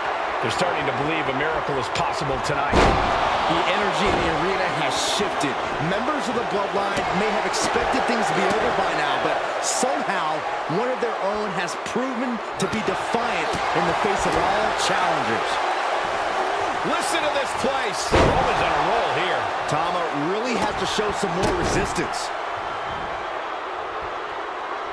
Oh, man. Nap time on the island of relevancy. And he just decides to end the hold. He thinks he has it. And he kicks out at 2. He thought he had it. Oh. Connects on the kick. And they just busted out an impactful maneuver. It seems like this match is becoming something of an uphill battle for him.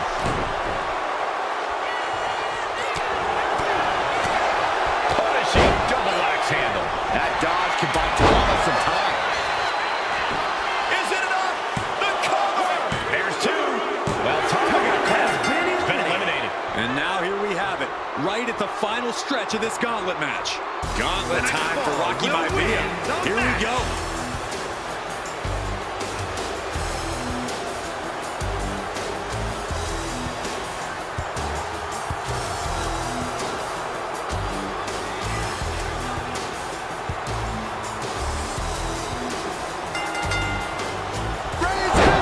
Reigns put his stamp on this one.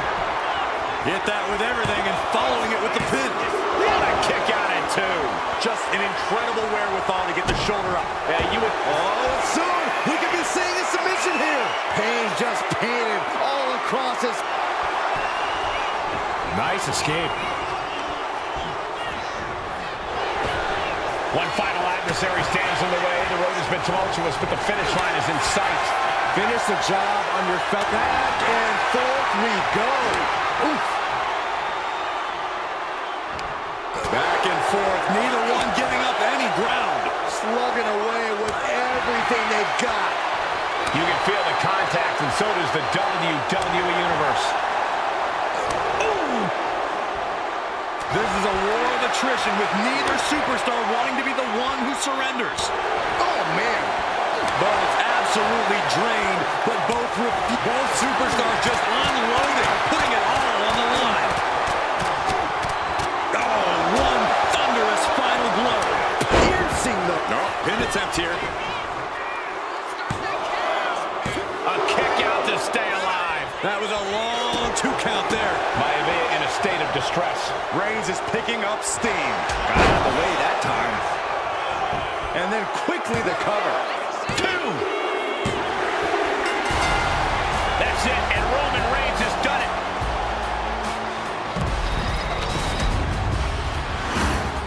The winner of this match, and officially, your Tribal Chief, Roman Reigns. The battlefield was laid out. The gauntlet was fierce. Pain will live tomorrow. Scars will remain for life. But in this family, you will rule your own kin from a seat at the head of the...